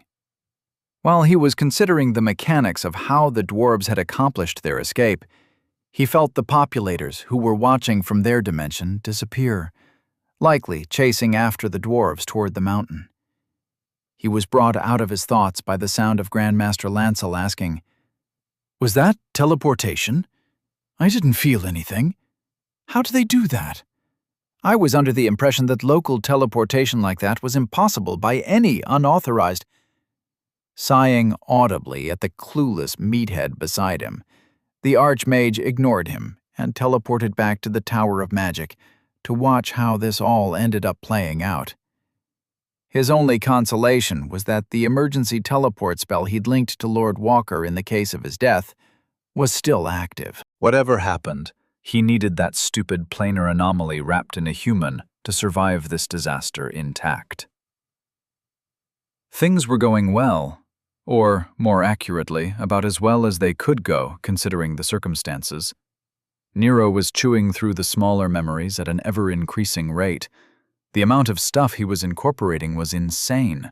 Small plants that had been trying to force their way up to the sky between the paving stone cracks, clusters of fungi of indeterminate size, something that resembled an intricately handmade pocket watch, which for some reason didn't tell time, but instead predicted the weather.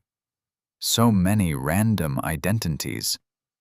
One by one he infused them with his essence and unapologetically overwrote them. The process quickly became as predictable as it was annoying, and after a while he stopped bothering to reconnect with his body between sessions. It was simply too inefficient, not to mention bothersome. After every infusion/absorption, Nero felt his body becoming harder and harder to fit into.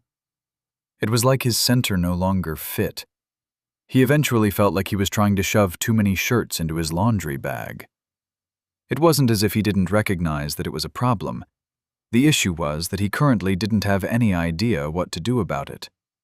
So he did what he always did, and temporarily decided to ignore the problem. For the time being, he was more concerned about the omnipresent sense of pressure that was still bearing down on him from the cloud of memories and potential surrounding him, like a crowd of angry petitioners demanding his time.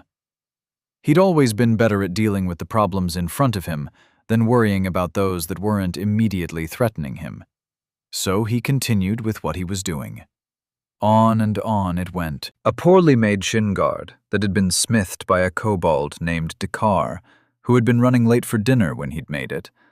The first sword made by a young blacksmith, which had been deemed acceptable by his mentor.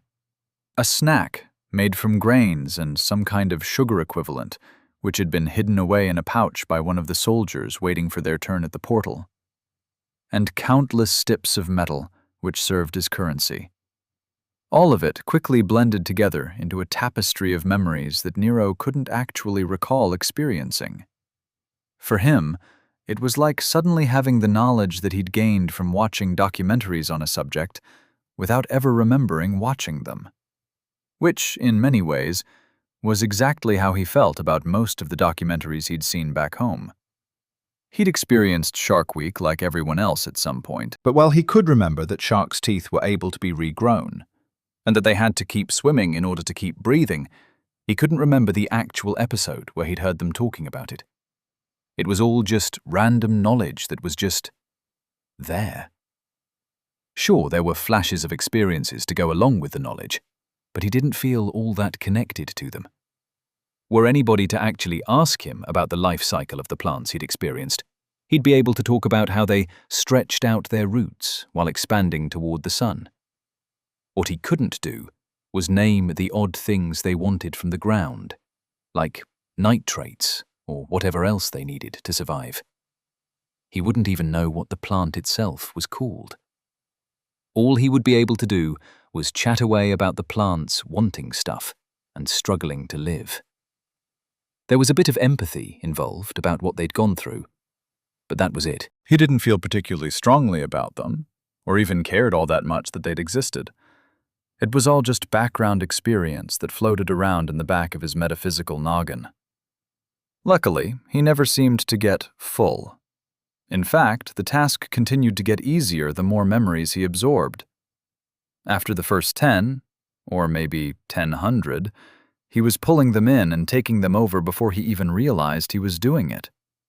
It had become almost a reflex at this point.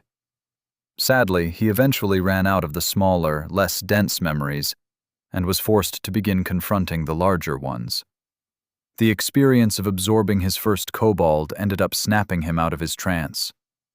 Rather than moving on to the next one, he stopped his frantic soul-hopping, pausing in reflection after what he'd just gone through.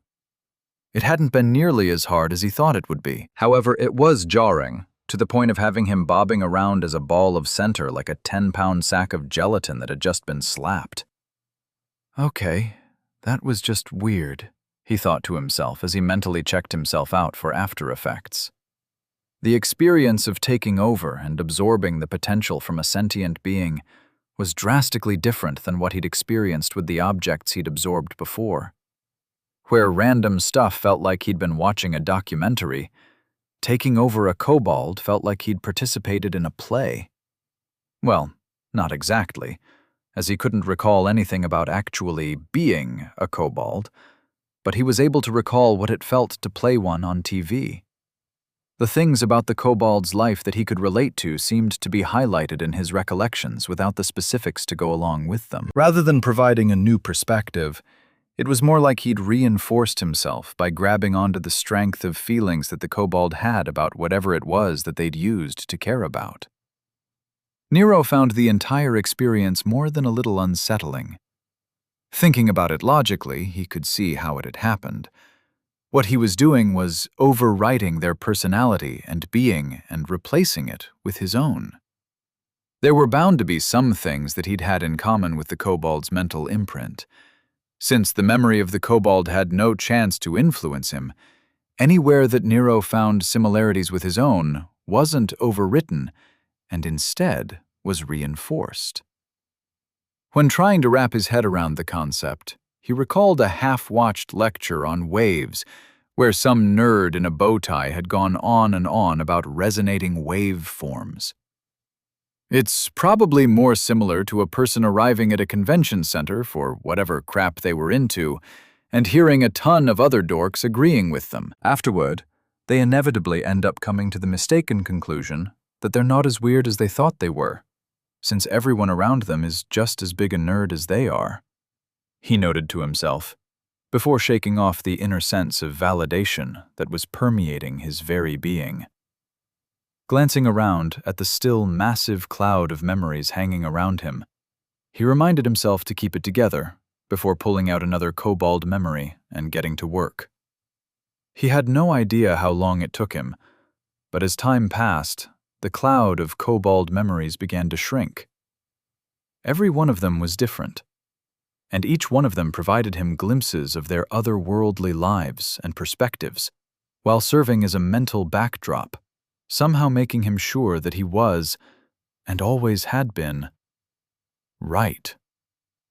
Whatever he believed was correct, and however he saw the world, his opinion was, in every sense of the word, the truth. If Nero weren't who he was, and had never experienced the insanity of Reddit, he'd probably end up walking out of this experience thinking that he was the most sane person ever to have existed in any world in the multi/omniverse.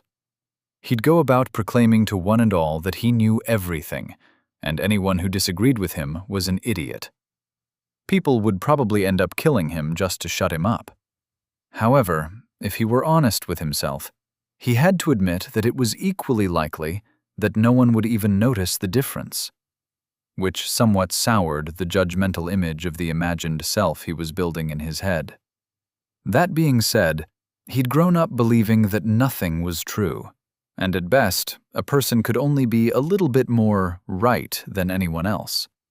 The important thing was pretending that you were, and even more importantly, sounding like you were. So while it was nice on many levels to feel like his sense of identity was being validated, he recognized the trap for what it was, and didn't allow himself to get too caught up in it. When he finally took over the last kobold memory in his soulscape, he was left feeling more like himself than ever. For better or worse. Looking around his soulscape, he was surprised to see the changes that had occurred. Gone was the path under his feet, along with the mountain in the distance. All that was left was the forest and its shadows. Instead of there being a feeling of infinite possibilities and adventure, all he could feel was a pervasive sense of infinity and the surety that he was completely lost. He was no longer moving through the forest on his way to some ultimate goal. Instead, he was just some guy in the woods who had no idea where he was. Turning away from the oppressive sight of the infinite forest around him, he stared down at the nearly faded body that he used to inhabit. As nothing more than a floating ball of fully realized potential, he wondered for a moment whether it was worth even trying to go back. Being a self-assured ball of utterly pure wisdom and awesomeness felt great. He didn't immediately see a need to go back and experience any more life. He was also sure that he'd eventually find a way out of here. Probably. Glancing at the scary forest around him, he would have frowned in confusion if he still had eyebrows. Am I really considering just giving up and calling this as far as I will go? No body, no life, no more experiences. This will be all that I will ever be. Granted, I'm perfect, but I could be perfecter. More perfect? He thought to himself while returning his attention to his body. He could see that the connection was almost gone. It felt like it led to something that was familiar, but no longer right for him. It was like he was a happily married, middle-aged accountant looking at his yearbook photo, which he'd come across while cleaning out the garage. He simply wasn't that guy anymore. Recognizing the problem, Nero thought he just might need to infuse some of his new essence into it. He'd probably gained more than a few levels, and therefore saved up plenty of stars of potential. Now more than ever, he understood that the stars were there to shape the vessels at the direction of his soul. All it would take was using some stars to reinforce the connection he had with his body and mind, so that his soul would be in harmony with his presence on the material plane. Easy peasy, he told himself. Reaching out with his little tendrils of potential, he took hold of the connection and reached out with his identity, and found nothing.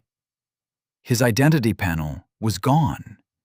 His connection with the world was gone.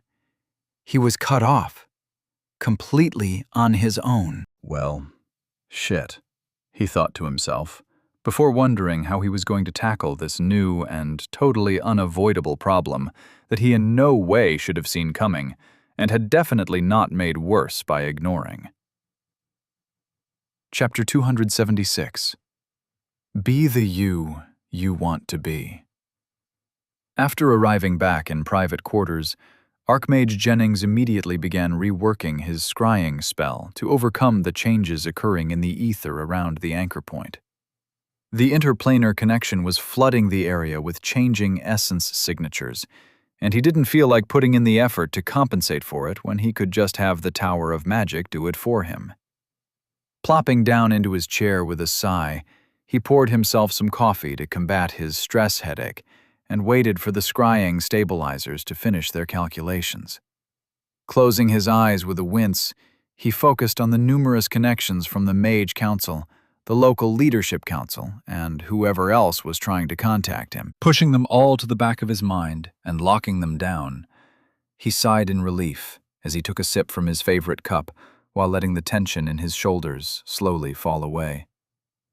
Right on time, he received an alert from the tower telling him that his scry was back online and available for viewing.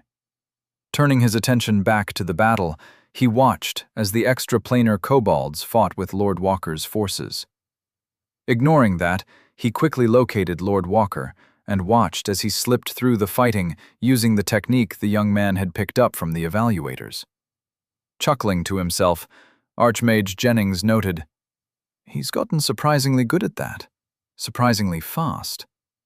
What a remarkable ability he has." Seeing as how Lord Walker had begun doing something with the portal, the Archmage began manipulating the tower's controls to try and figure out exactly what was happening. While he himself didn't have the talent to observe the essence flows in the way Lord Walker could, with the help of the tower, he was at least able to understand what the young man was doing. Perking up in his chair, he watched in awe as he tried to follow along with Lord Walker's efforts. Fascinating. He's separating the entwined essence flows manually, he thought to himself, as he watched the anchor point slowly destabilize. When the interplanar forces that had been in tension finally gave out, winking the portal away, he couldn't stop himself from chuckling at how much foreign essence had been left behind. It wasn't enough to be considered a successful extraplanar expedition, but it was more than enough to earn the young man a title or two, if he hadn't already been awarded the title of a unique. Regardless, the capital would have to tack on another reward to the multiple ones waiting for him when he eventually made his way to Hennings. By increasing the amount of essence on their plane, he strengthened their world at the expense of the one that had tried to invade them. He hadn't just successfully repelled the invasion, he'd reverse invaded them. Remarkable, he muttered as he enthusiastically went over the data. While he was in the grip of his scientific interest, he wasn't paying attention to what was happening with the battle. His mind was racing with ideas on how he could adapt what Lord Walker had done to aid in the kingdom's efforts to raid other planes for more essence, when the part of his mind that had been maintaining the scry alerted him to what Lord Walker was doing. Dropping his jaw in shock, he quickly began reconfiguring the tower's observational matrices to show him the extraplanar essence that had been left behind when the portal had closed. Standing up from his chair and slamming both his palms on his desk, he shouted into the air, "What are you doing? Stop that!" The moronic young man was directly injecting himself with essence that had not been filtered through the world around him. He was going to obliterate himself. Punching his desk in a futile effort to release his anger, he watched as Lord Walker collapsed back onto the pile of dead kobolds he'd been using as a firing position. The Archmage wasn't sure what to do. Despite how quickly his mind worked, he couldn't think of a method to save him. Even if he teleported there right now, it would be too late. The damage to the young man's center was already done. Hating himself for a moment, concerning how absolutely right he always was, he watched as Lord Walker's dead body appeared on the floor of his quarters due to the emergency teleport spell he'd had in place. Grumbling curses left and right, he raced around his desk toward the corpse, immediately reaching out with a delving spell to try and see if there was anything he could do. Collapsing onto his knees, he gritted his teeth in anger at the waste of potentially his greatest chance at achieving true ascension. There was still so much he needed to learn from observing the young anomaly. No matter how hard he searched, there was no sign of Lord Walker's center. He was gone. His soul scoured clean of identity. Aside from a small tether leading off into the higher planes, there was no sign of it ever having even been there. It was most assuredly a case of complete and utter soul death.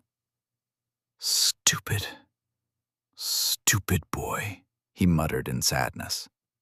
Rubbing his temples to alleviate the headache which had returned with a vengeance, he tried to distract himself by watching the arriving Battleborns wipe out the remainder of the kobolds. The populators were right behind them, practically guaranteeing a political nightmare he knew he'd eventually be dragged into. "I never should have left my tower," he muttered to himself. The concentrated ball of essence that was Nero floated in silence within his soul space, staring blankly at its former body while suffering from decision paralysis. Although, to be fair, it hadn't originally been his to begin with. He'd only appropriated it after seeing it abandoned by its former occupant. His original body was probably nothing but mulch back on Earth somewhere. He'd never bothered with a will, so he couldn't possibly guess as to what had happened to it. No longer having a body to go back to as an option, Nero immediately began thinking of himself as a displaced soul. His thoughts flitted through potential ideas as to how he should handle this new and decidedly unpleasant little wrinkle. Before anything else, now that he was once again just a soul, he obviously needed a new body. Wait, was he a soul? His senses allowed him to see everything around him, including himself, and while in many ways he resembled what he remembered a soul looked like, his appearance wasn't the same as what he'd remembered. While he couldn't recall what exactly he'd experienced while he'd floated around this universe looking for a body, he had no trouble remembering his journey through the void before he'd arrived here. Back then, when he'd been nothing more than an incorporeal soul flittering around the heavens, he'd resembled a loose ball of energy, a flaming ball of burning cotton candy. He hadn't been made up of essence or anything that could be considered matter, not to mention that he sure as shit hadn't been golden. Or had he? He couldn't remember. That didn't matter. What mattered was that now that he thought about it, he was currently inside his soul space, which he assumed was located inside his soul. So, unless his existence had become an Escher painting, something else was going on here. If he'd had a chin to scratch to express his utter confusion, he would have done so. Looking down at his fading connection to his body, he wondered if the answer to his questions might be on the other side of that ethereal tunnel. But considering how slowly it was fading, he thought it might be worth looking around a bit more before committing himself to trying to survive the trip. His senses were still available, and he still had options. Before doing anything drastic, He instead focused on trying to figure out what he now was. Turning his senses inward, he looked at himself. He really was nothing more than a ball of Nero essence. But something about his own makeup was bugging him. There had to be a connection to his soul somewhere around here, didn't there? If it wasn't outside him, then there was only one other place to look. Reaching down with his senses into the ball of essence in which he currently resided, he poked around for a bit before he finally found it. Just as he'd thought, there was, in fact, a connection leading off into somewhere else. Suddenly realizing what was going on, Nero mentally summarized his situation. I'm currently only my mind. My soul, body, and mind are currently just disconnected. Souls can't affect anything on the plane of existence without a mind and body, so the connection to my soul probably leads to wherever it is in the outer planes. My body is still probably back on the material plane, hopefully not being enjoyed by kobolds as a victory snack, he thought to himself. He already knew that he could survive as just a soul, so fixing that connection should probably be his first priority. No longer worrying about the consequences, he reached down deep into himself and delved into the connection leading off toward his soul. His senses were immediately assaulted with information that had him questioning the intelligence of his decision. Much like the time when he delved into the essence disturbance, his mind began receiving background information like it was downloading the truths of what was on the other side. Like his mind was enjoying the most potent acid trip he could ever imagine, he suddenly understood how his soul was connected to the material plane. It wasn't like the soul could ever actually fully appear outside of the outer planes. It was more like an iceberg simply poking up through the water, with the majority of it remaining below. It didn't exist anywhere specific, as the outer planes were everywhere and nowhere. Physical reality was required for something to have a place in spatial existence, so the soul could only poke itself into the material plane, and wherever it popped up, there it was. To have a place, it needed an anchor, a body, and to have a way of understanding what was happening, it needed a mind, one that had been built from compatible metaphysical materials like essence. The sudden understanding of how this one little aspect of reality actually worked almost shattered his mind. He felt his entire existence trembling as he tried not to think too much about it. Of course, he still had questions. Like, if he had no issue existing as a soul before he'd arrived in this universe, then why couldn't he do so now? Also, was he currently just his mind? Or was he still a projection of his soul? But, while he could probably find out the answers to those questions by thinking about them, it was all he could do to keep himself together while he focused on reinforcing his connection with his soul. The connection point was both right inside him and so far away. Trying not to think too much about it, he bent the entirety of his thoughts onto the task of rebuilding his connection. He felt parts of his little ball of essence being used up as he imagined the connection re-establishing itself. When it snapped into place, he felt it immediately. It felt like he'd been nothing more than a phone without a Wi-Fi connection. But now, the connection was back up, and he was now able to sync with the cloud. His soul, of course, serving as the role of the cloud in this analogy. Flashes of his time floating around looking for a body flitted through his mind. Half-forgotten memories assaulted him like sledgehammers, his mind struggling to comprehend his existence during that time. The connection went both ways, and he could feel himself becoming both more and less at the same time. His soul pulled on him, copying and altering itself to more resemble his current existence, while the little ball of essence that made up his center was now less than it was before. He felt more complete, more whole. The connection was now solid. In the core of his being, he could feel it. If he still had lips, he'd be grinning like a lunatic. Retreating out of his center, he returned to his soul space, eager to do the same with his body. But when he reached out to it, he found the experience altogether different than what he'd expected. The connection with his body was not even remotely as easy to access as the one he'd had with his soul. Instead of feeling like he was right next to it, he felt like it was incredibly far away. While he could still sense it, it was nowhere near where he currently was. And even worse, he had no ability to follow it. Did some asshole steal my body? He wondered. That was the only conclusion he could come to. On the other side of the connection, he could sense the material plane. He recognized it clearly, as he'd become somewhat familiar with how it felt. While he couldn't see anything, he was still absolutely sure that there was no body there for him to go back to. Wherever his current connection led, it was nothing more than just some place on the material plane. If he went back there now, he'd be nothing more than a ball of soul stuff. Granted, he'd probably be a big-ass ball of soul stuff compared to the ones he'd gobbled up to use as fuel for his spells. However, he didn't doubt for a moment that he'd begin fading away just like they did, without a body to protect them. He could just imagine how it would happen.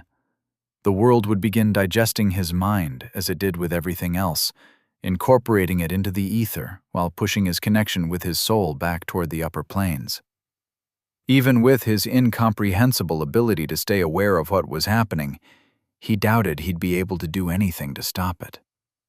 So, he could either try and race toward his body by hopefully following the weak connection, if he could even manage to move at all, or he could, well, he had no idea what else he could do.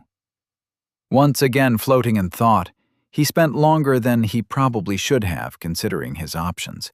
What annoyingly few of them there were. Eventually, he got fed up with the idea of just waiting there as the connection between his soul space and material reality continued to destabilize. He needed to do something. Anything. And he needed to do it now. If he didn't have a body to go back to, he'd just have to make one. And if he did it right, it wouldn't be just a spell construct. After all, he had plenty of potential to use for it. All he had to do was infuse enough center into it and let the essence of Nero determine its form. Worst case scenario, nothing happened and the world ate him. He still had his soul downloaded with all his current memories, and he'd eventually figure out another way to get a body. He'd done it before. Currently, he was nothing more than a mind without a body, an incarnation of the Nero, safely still existing somewhere in the outer planes. While being absorbed by the world's ether might look like death, And probably feel like death, it wouldn't actually be death if the world ended up eating him. Having now made his decision, he didn't bother with any more nerd-like overthinking. Whatever would happen, would happen. There was no point in worrying about it. Throwing his ball of center toward the connection, he pushed with all of his being down the metaphysical tunnel back toward reality, using his weak connection with his former body as his guide. Emerging into the ether like he was intent on causing his own personal essence disturbance, he began pouring his essence out like an ink stain onto reality's pants, displacing the essence flowing around him. His senses showed him that he was still on top of the kobold pile, but for some reason, there were now a bunch of dwarves staring at him with angry faces, along with a bunch of silver-clad populators. None of them looked particularly happy to see him. Is that asshole with a hammer casting something? What the hell are they even doing there? Did I get the wrong reality or something?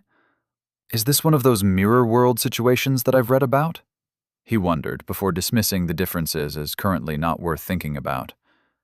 He'd deal with whatever he found after he recorporealized himself by bleeding off enough essence for the world to recognize that he was actually there.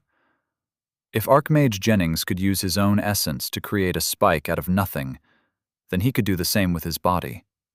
He had an entire courtyard of essence he'd stolen from another plane to work with, so he doubted one little body would be too difficult to enchant. Turning his attention entirely to what he was doing, he pushed center out into the world and attempted to compress it. He didn't concern himself with what the center was actually doing, and was instead entirely focused on attempting to ensure none of it was bled off into the surrounding ether. Wherever little wisps began to peel off, he clamped down on them with a vengeance. He honestly had no idea whether what he was doing was working, but he was committed enough to continue doing it, while simply trusting in the fact that it would either work out or it wouldn't. He now knew for a fact that his soul was still safe wherever it was, and his being here was just an expression of his true self. There was a surprising amount of comfort in that knowledge, which allowed him to focus fully on what he was doing, while not concerning himself with the possible consequences. More and more center poured out of him, and he felt his ball of essence shrinking inch by inch, or at least what looked like inch by inch. Judging distance was hard for him, as he wasn't able to compare his size in the ether to his size in the material plane. There were too many dimensions to pay attention to, but something was happening. He was sure of it. While he continued to monitor the edges of the essence he'd cast out, he began to see spell-form shapes come together in a tapestry of essence that was hard to describe.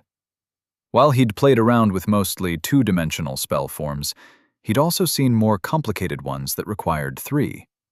But whatever was happening was so much more complicated than anything he'd ever seen before. He'd once tried to wrap his head around how a four-dimensional cube worked. He'd even watched a few YouTube videos about it, but he'd never been able to successfully visualize it. But what he was witnessing now, it was like that times 100. The spell form of his body, if you could even call it that, was so far beyond what he could conceptualize that he had quickly gotten lost in all the little loops and turns that the essence was taking. Having completely lost track of time with how invested he was in what he was doing, he was almost surprised when it was over. 1 second he was in the fight of his life to keep his essence from being absorbed by the essence flowing around him, and the next he was looking at a fully formed, albeit naked, Nero falling down from where it had appeared out of nothing onto the pile of kobolds below it like a corpse.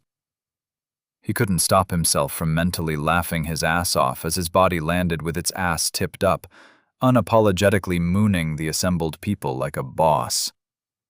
While his little ball of essence was now much smaller, he could feel the body wrapping around him and the slight but present connection he had with it. All he had to do was reinforce it, and he would be able to slip right in and wear it like a coat. When he did, it felt like Legos snapping together somewhere inside him. Where before he was a separate entity, now he was just sleeping. He felt it the moment his body began pumping blood through its heart again. He could feel his brain begin firing its neurons and flooding his body with all the little chemicals that made the thing run. He was aware of everything, right up until he wasn't. Everything felt normal again, and he was whole. Fluttering his eyes open, he took a deep breath before gagging and coughing. The smell of dead kobold bodies flooded his senses, and for the first time in what felt like forever, his understanding of reality was once again contained with a corporeal body. He could feel that he could still reach out to the ether like he always could, but his main senses were now all back up and running. Pushing himself slowly to his feet, he slipped on some kobold, and once again face-planted. Groaning in annoyance, he rolled over and remained sitting while he looked around. Despite so many people staring at him and how dark it was in the former throne room, he was happy as hell to be back. He hadn't realized it, but being here, in the physical world, with time and space once again making sense, it was amazing. He wanted to take a shower, to eat something, to run, to fight, to see the sky. He wanted to live. But first, he had to deal with the annoyances standing around him like disapproving parents, waiting for him to realize what he'd done wrong. So, He looked around at the assembled powerhouses, allowing their incredibly strong presences to roll over his senses like a wave. He could feel that they were practically warping the ether around them, despite them not even meaning to. Whatever his ability was that allowed him to see and interact with the essence flows around him, it had either been enhanced or he'd gotten much better at using it. Taking a moment, he lifted his hand and watched as the essence flowed and bent around him. He could see the influence both his and their essence fields were having on it. Meeting the eye line of the closest dwarf, he said, "So, are any of you going to help me up and maybe find me some pants? Or are you just going to sit there and appreciate how better looking I am than you are when I'm naked?" Chapter 277. The Perils of Responsibility. Kathleen slipped around the jagged tip of a kobold's spear while using her own to finish off the one behind it with a thrust to its throat. Twisting her body and using the bleeding-out kobold's body as a leverage point with her spear, she hook-kicked the kobold closest to her, hard enough to crush its chest and launch it into the one beside it, taking it out of the fight as well. With the immediate area around her clear, she ripped her spear out of the now dead kobold and slammed it into one of the kobold corpses under her feet. With a small hop and a little bit of grace, she used her legs along with a single hand to raise herself up high enough to see over the fighting going on around her, her spear bending slightly to support her weight. She could see the fires that had sprung up were still blazing, thoroughly dealing with the kobolds in that entire area of the throne room. However, the explosions had stopped almost as quickly as they had started, almost making her wonder if she'd imagined them. However, the aftermath made it clear that they had. Seeing that the enemy's formations had been shattered and their bodies broken, she finally had a moment to wonder who'd been responsible. She angled her hips to shift her weight so the spear holding her up would begin rotating. Using the kobold body below her as an anchored leverage point, she spun in place, her eyes scanning the entirety of the chamber as she did so. But no matter how hard she looked for any other force than the one she'd arrived with, she found nothing. Although, come to think of it, the answer to the question of who'd done it was obvious. She could only conclude that her little lord was the one who'd saved them. After all, she'd expected, even planned on the fact that he would be the one to close the portal if the kobolds managed to open it, despite her initial goal being to stop them from doing so. Therefore, it wasn't unreasonable to assume that he must have used its destruction to wipe out the kobolds. Yet, that didn't mean she had any idea how he'd done it. He must have snuck off to get close enough. The question is, where is he now? She thought to herself. While the majority of her forces remained embattled with the surviving kobolds, she could see that the tide had turned. Without the added threat of the interplanar kobolds coming through the gate, her wackos were more than capable of handling the current amount of enemies in the chamber. Eventually. Whipping her head around at the sound of explosions coming from the throne room door, she almost fell from her perch atop her spear. Grumbling under her breath about how difficult it was to lead warriors without a command channel in place, she wondered to herself, "What now?" Her fears of another threat were quickly put to rest by the sight of what looked like dwarves shooting through the doors like comets. Flying through the air, they each trailed essence as runes danced across their armored forms, leaving nothing but ruin in their wake.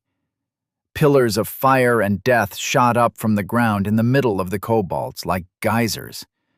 Sharp, 20-person-wide arcs of power cut through their groups into the stone floor below, erupting into shrapnel that obliterated entire groups. There were only 5 of them, but they had instantly taken control of the battle. Like an unstoppable tide of death, they rolled over the entire chamber. The way they fought was both impressive and simple. She would barely call them spells or abilities. What they did was more like enhanced bludgeoning.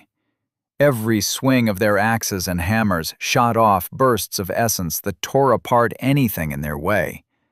While most of their movement looked like flying, she couldn't shake the feeling that they were merely jumping around like toddlers on a mattress. They didn't even look as if they were trying. Never in her life had she seen such overwhelming force so carefully controlled. In short order, her own forces were left with nothing to do but watch. The dwarves were strong enough to break the kobolds from their battle haze and send them running for the exits in hopes that they could survive. Unfortunately for them, the dwarves didn't appear to have any intention of letting them leave. Floating above the center of the chamber, one dwarf glowed like an essence lamp as runes began spinning around him in a complicated swirl of ever-moving shapes. As she watched closely, trying to understand what he was doing, she was knocked off her spear by the explosion of essence that came without warning. Shaking her head to clear her thoughts, she painfully retrieved her spear, while watching the other wackos around her do the same. Whatever the dwarf had done, it had knocked them all off their feet and shaken them.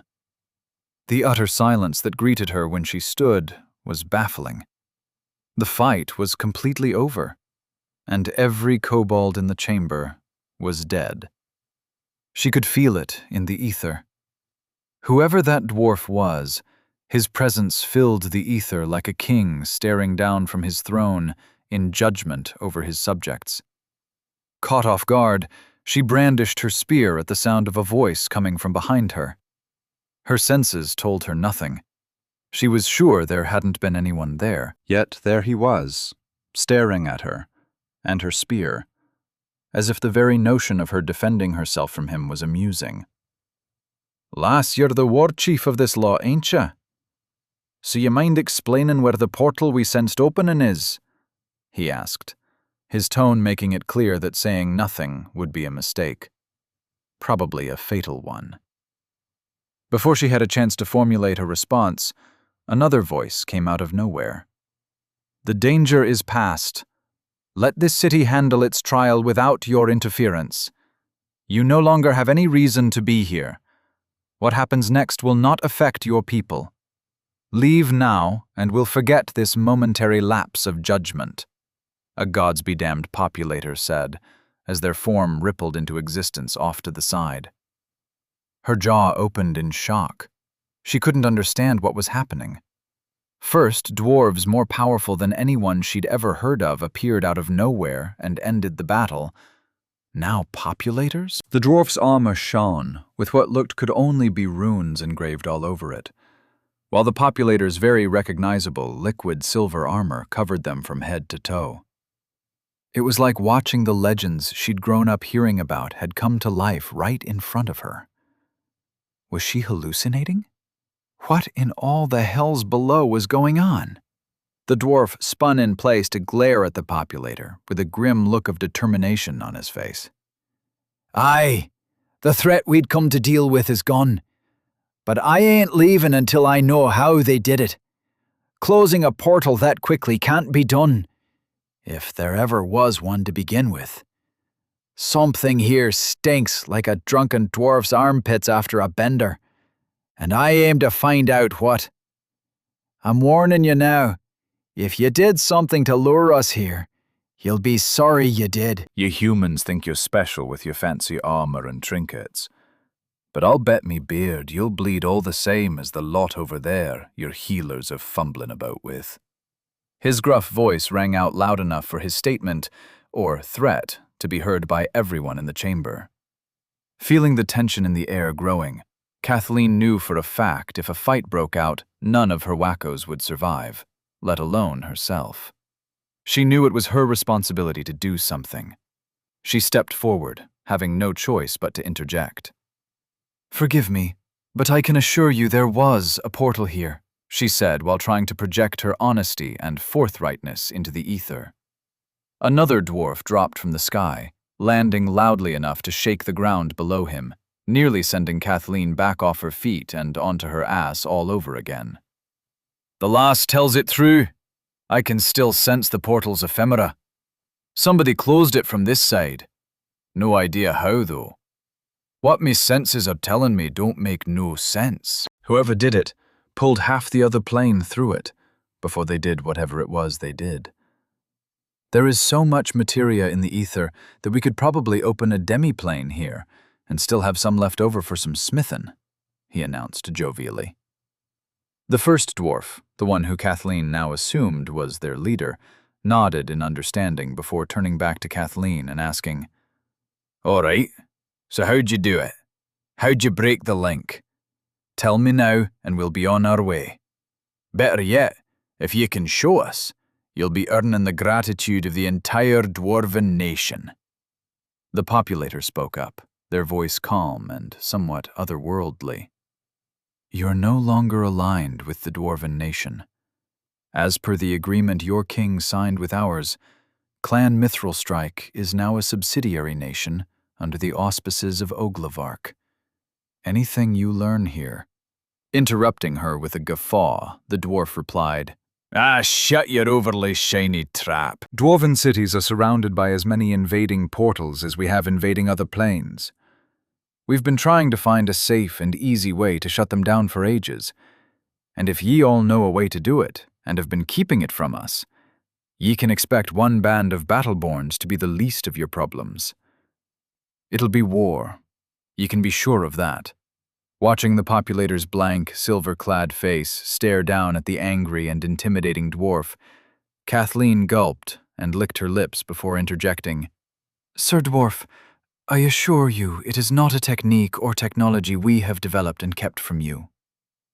Our Lord, he has an ability that has earned him the title of unique in our kingdom. You may know of him. He's a friend to King Mithrilstrike. Lord Walker?" Kathleen was more than a little uncomfortable trying to sound submissive.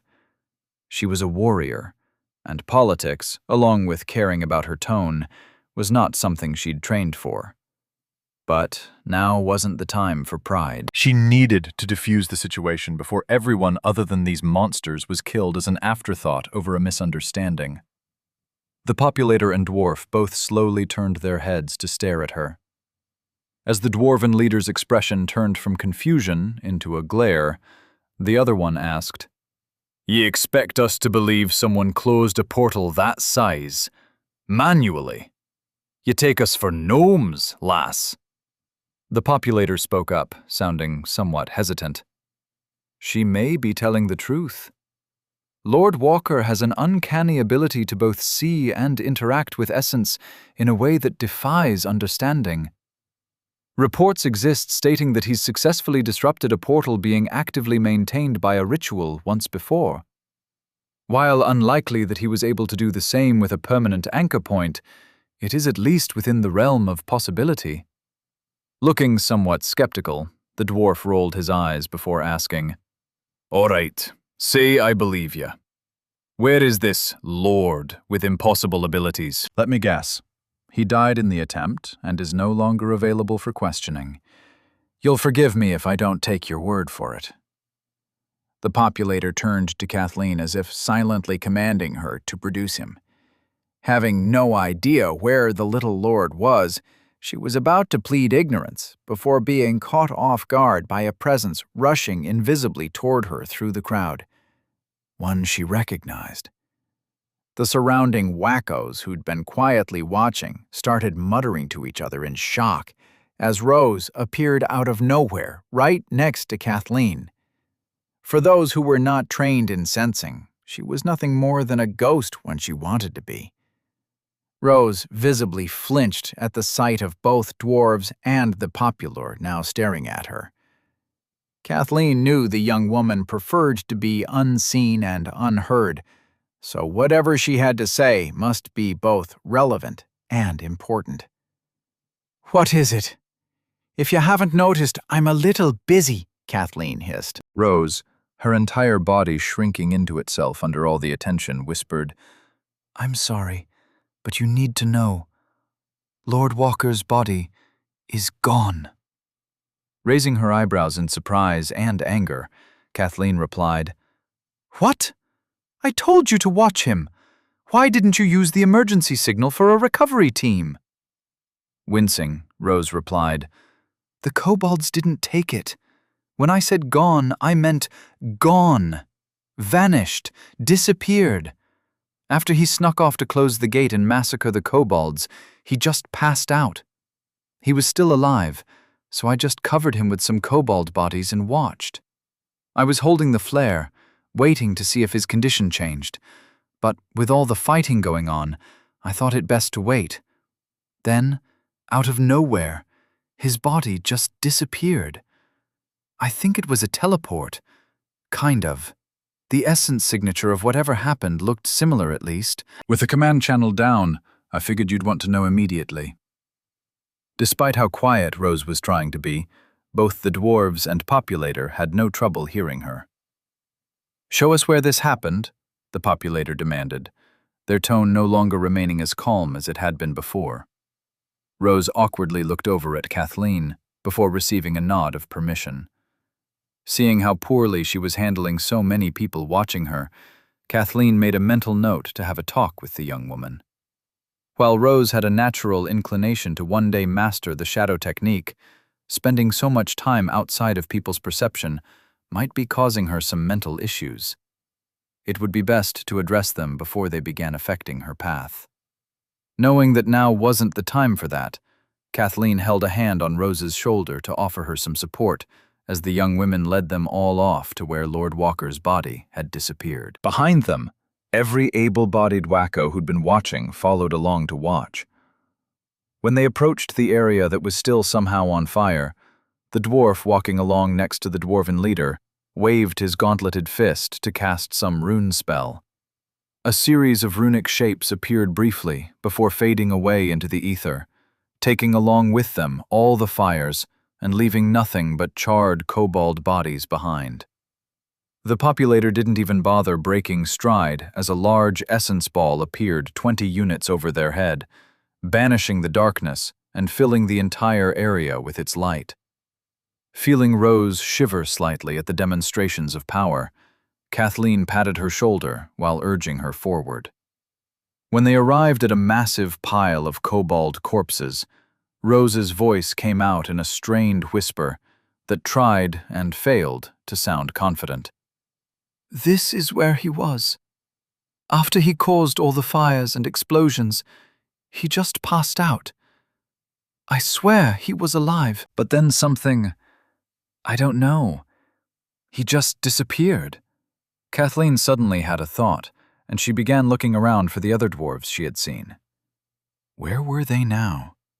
Had the dwarves taken Lord Walker for some reason? The populator's voice pulled her from her musings. "There is a spell echo here, a teleport signature. I believe it was a life-saving measure to recover his body in the event of his death. It was well done, very precise." Suddenly making the mental leap to understanding, Kathleen was about to accuse the Archmage, whom she knew had a weird fascination with her lord, before one of the dwarfs shouted out in alarm, "Something's coming!" Stepping back in shock, Kathleen pulled Rose along with her as more dwarves and populators appeared out of nowhere. They were lined up in an arc facing toward where Lord Walker's body had been, all drawing their weapons and preparing themselves. The amount of danger their presence emitted through the ether had the hairs on the back of her neck standing up. It felt like they were readying for war. The dwarf who'd alerted them said, "I'm not sure what it is, but it feels like a summoning." A populator, who was less androgynous and more visibly female, asked, "Another portal? Has the anchor re-established itself somehow?" One of the taller populators, who was carrying a tall and impressive staff, replied, "No, this isn't a portal. The Battleborn is right. It's a summoning. Class 3, at least." A dwarf grumbled loudly. "How is it finding enough ephemera to manifest? This place is weaker than that swill you humans think is beer."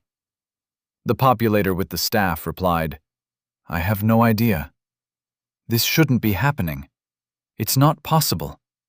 Unless someone is powering it with a ritual from somewhere else."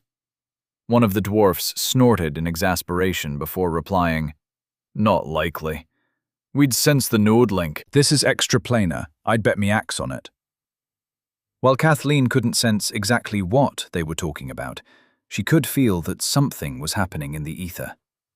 It felt like the essence in the area was being pulled in and warped. It reminded her of an essence disturbance. When it happened, she, along with the rest of the people around her, gasped in shock. From out of the very ether, essence began to manifest itself into reality. As if she were watching a monster dematerialize in reverse, a skeleton began forming. It happened quickly, faster than she'd expected, even though she'd never seen anything like it. Muscle and tendons, along with organs, appeared, before finally wrapping themselves in skin. Her little lord appeared, with his arms and legs outstretched, like he'd been strung up. His eyes were closed, and his expression was as blank as she'd ever seen it.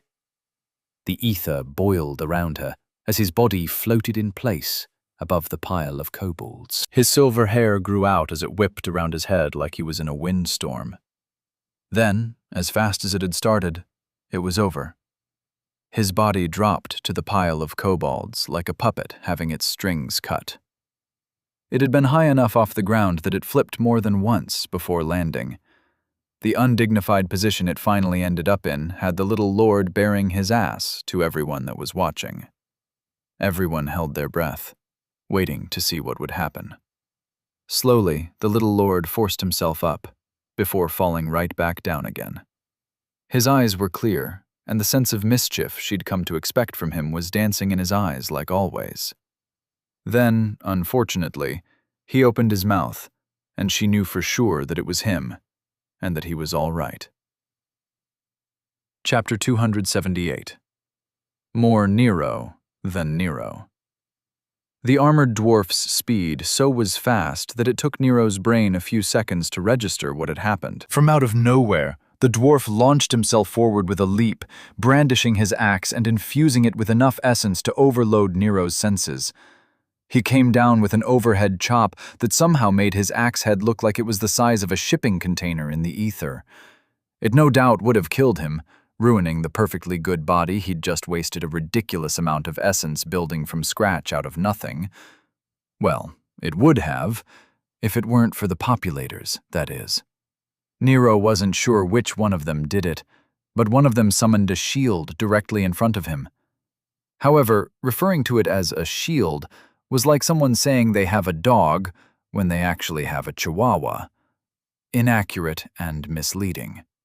Regardless, whatever type of shield it was, to Nero's senses it looked like a solid plate of essence that warped the ether strongly enough to separate material reality into two sides, one which he was currently on, and another one with the irate dwarf. The resulting collision was enough to shatter the surrounding essence flows, causing the reality around him to buckle. Nero's perpetual state of middling confusion due to the unfamiliar world in which he'd found himself was much worse than usual after what he'd just been through. Having absorbed the background knowledge, along with the potential of countless inanimate objects, along with multiple kobold lives, hadn't been an easy thing to wrap his head around. Yet, he had. Or, at least, he'd thought he had. But he'd also just magically rebuilt his body from scratch, a feat he hadn't known was even possible. Or he might have, because when he'd done it, the process seemed somewhat familiar. A bit. Kind of. Although he could be wrong, as the entire experience was already becoming fuzzy when he thought about it. In short, he was confused. Consequently, his perception of reality was currently hanging on by a thread between how odd it felt to have his entire personality magically reinforced and arriving to find himself surrounded by pissed-off-looking armor-clad dwarves and what he easily recognized as a team of populators, both of whom had shown up out of nowhere. Nero's sense of reality was more or less fluid at the moment. So, when his somewhat snarky request for pants was answered by the dwarf in front of him, not with pants, but instead with what could only be described by an apocalypse-level overhead axe coming down on him like a bunker buster, He reacted in the only way he could. He laughed. As the essence flows struggled to realign themselves, the material plane slowly came back into focus around him. Nero hadn't moved, hadn't flinched, hadn't done anything other than laugh. He laughed so hard that his side ached. For just a moment, he honestly wondered if he'd finally lost it. But all too soon, the pressing weight of the essence fields around him brought him out of his daze, and he slowly pulled himself together. As his laughter petered out, he began paying attention to what the dwarves and populators were arguing about. Taking him back to the capital for analysis. This is Oglavarkian soil. The matter of jurisdiction is not up for debate, the short, somewhat alien-looking populator in the front stated firmly.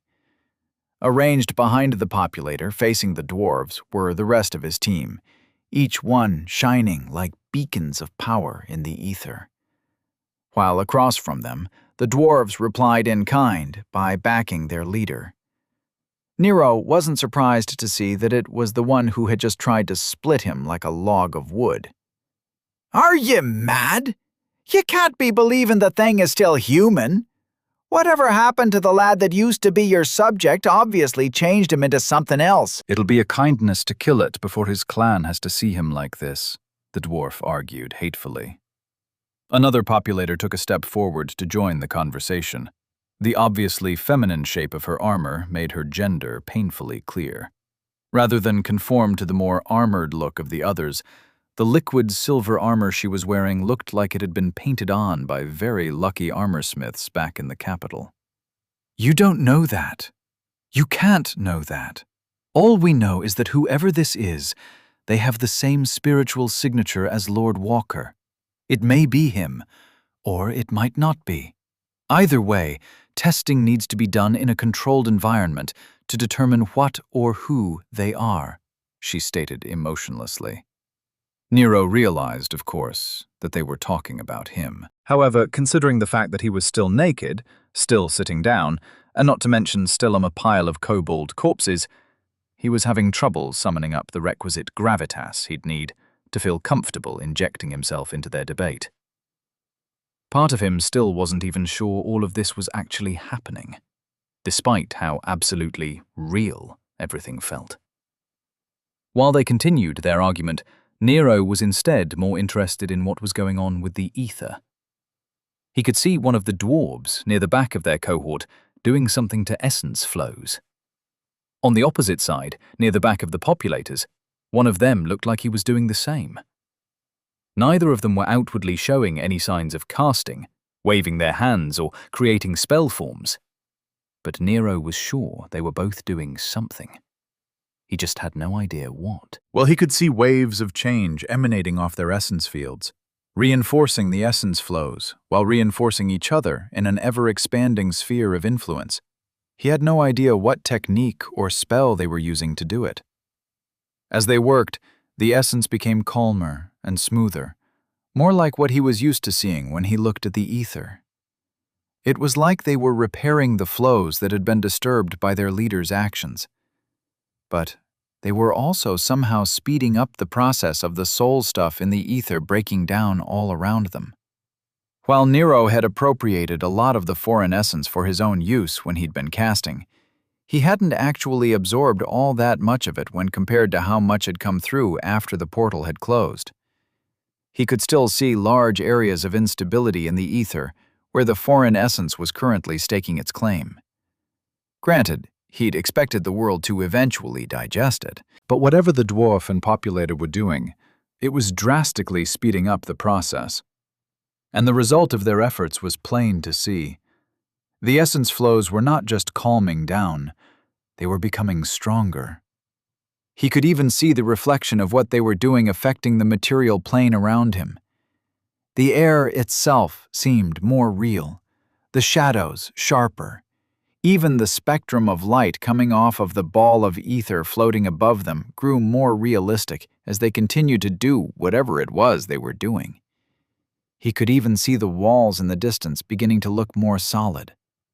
There was an overwhelming sense of solidity spreading out all around him as they worked.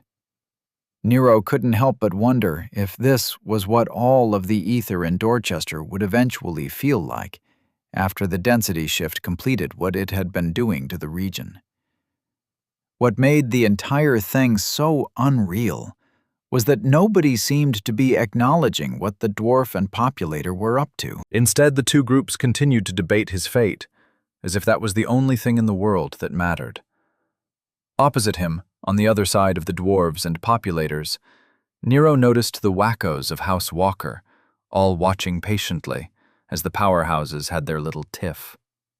Nero was able to lock eyes with Kathleen, who was standing well away from the excitement, and he gave in to the urge to give her a little wave. Seeing her eyebrows rise in shock at his audacity was almost enough to send him back into a giggle fit.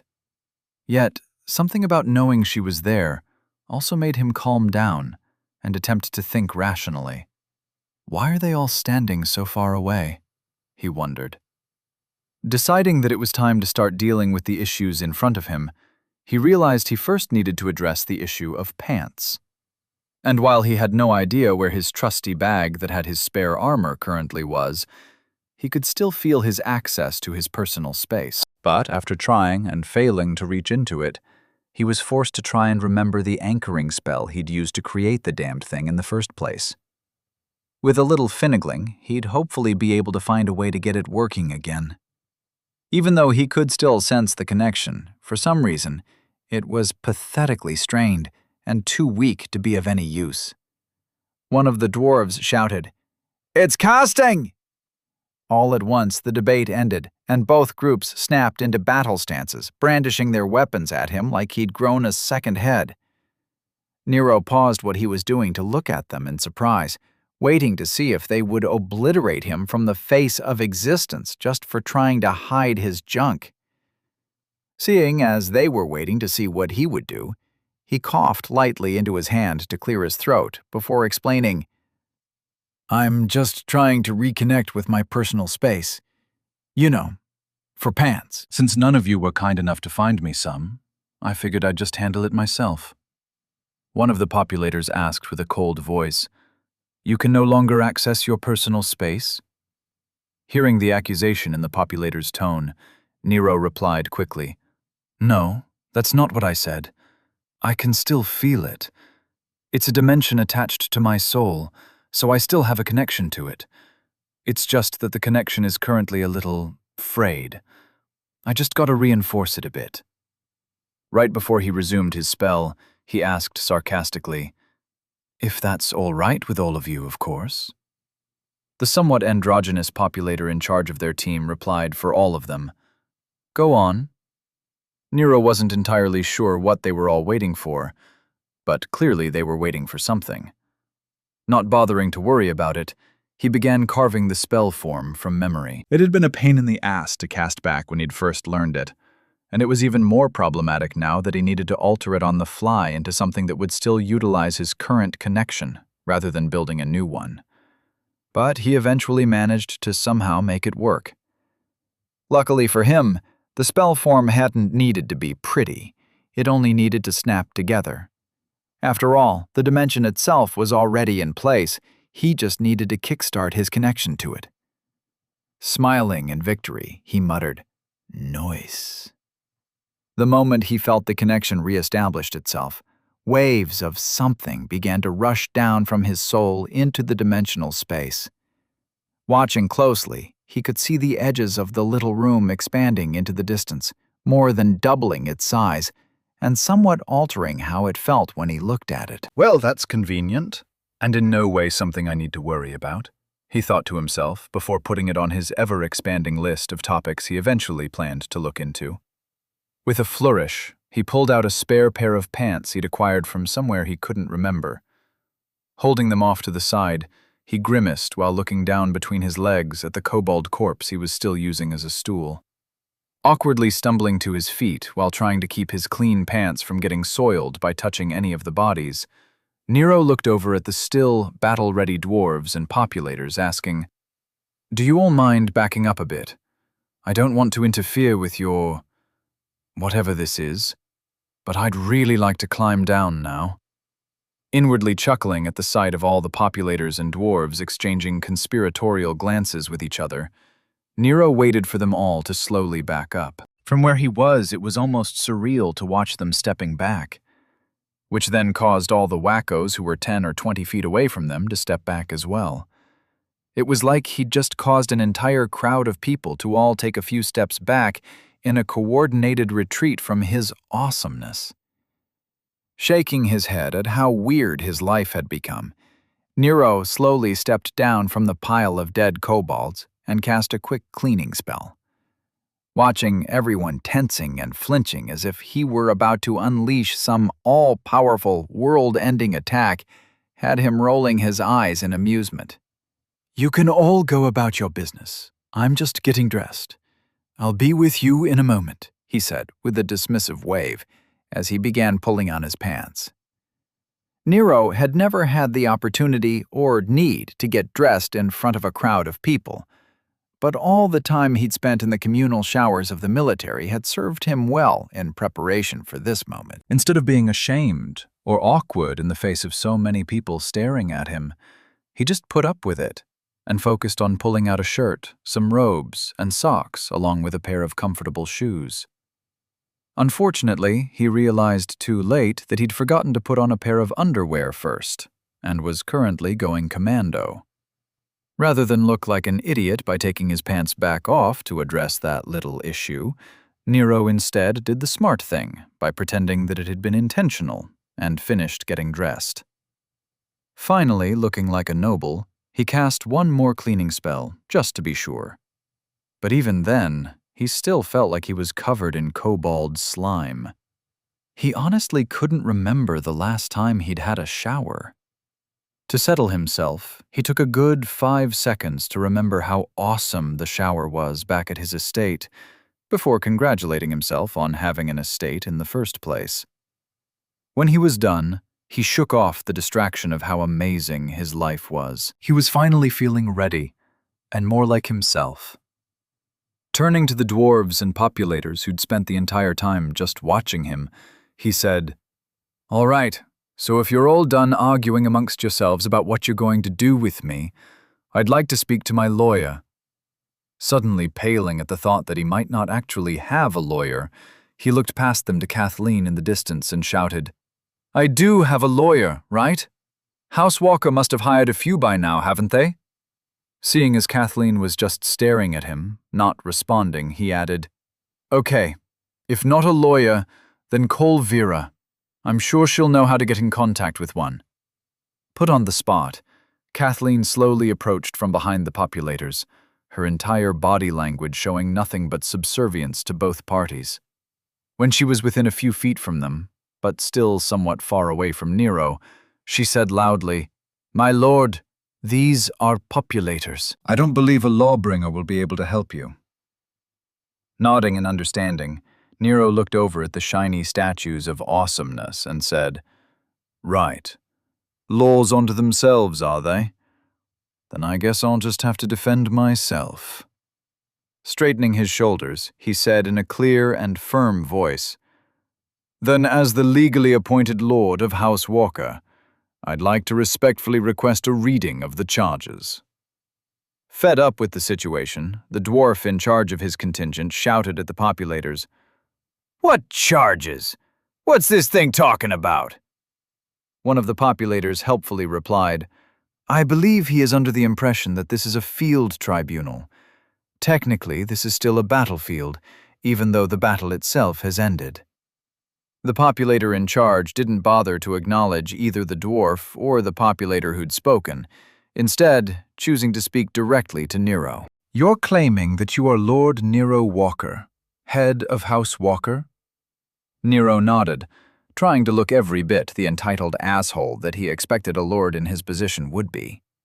"Yes, that's right. I believe you were all discussing what to do with me.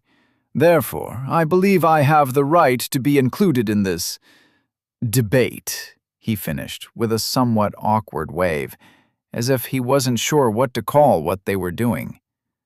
The populators behind the one in charge all exchanged looks with each other, most likely having an internal discussion over some private connection they'd set up.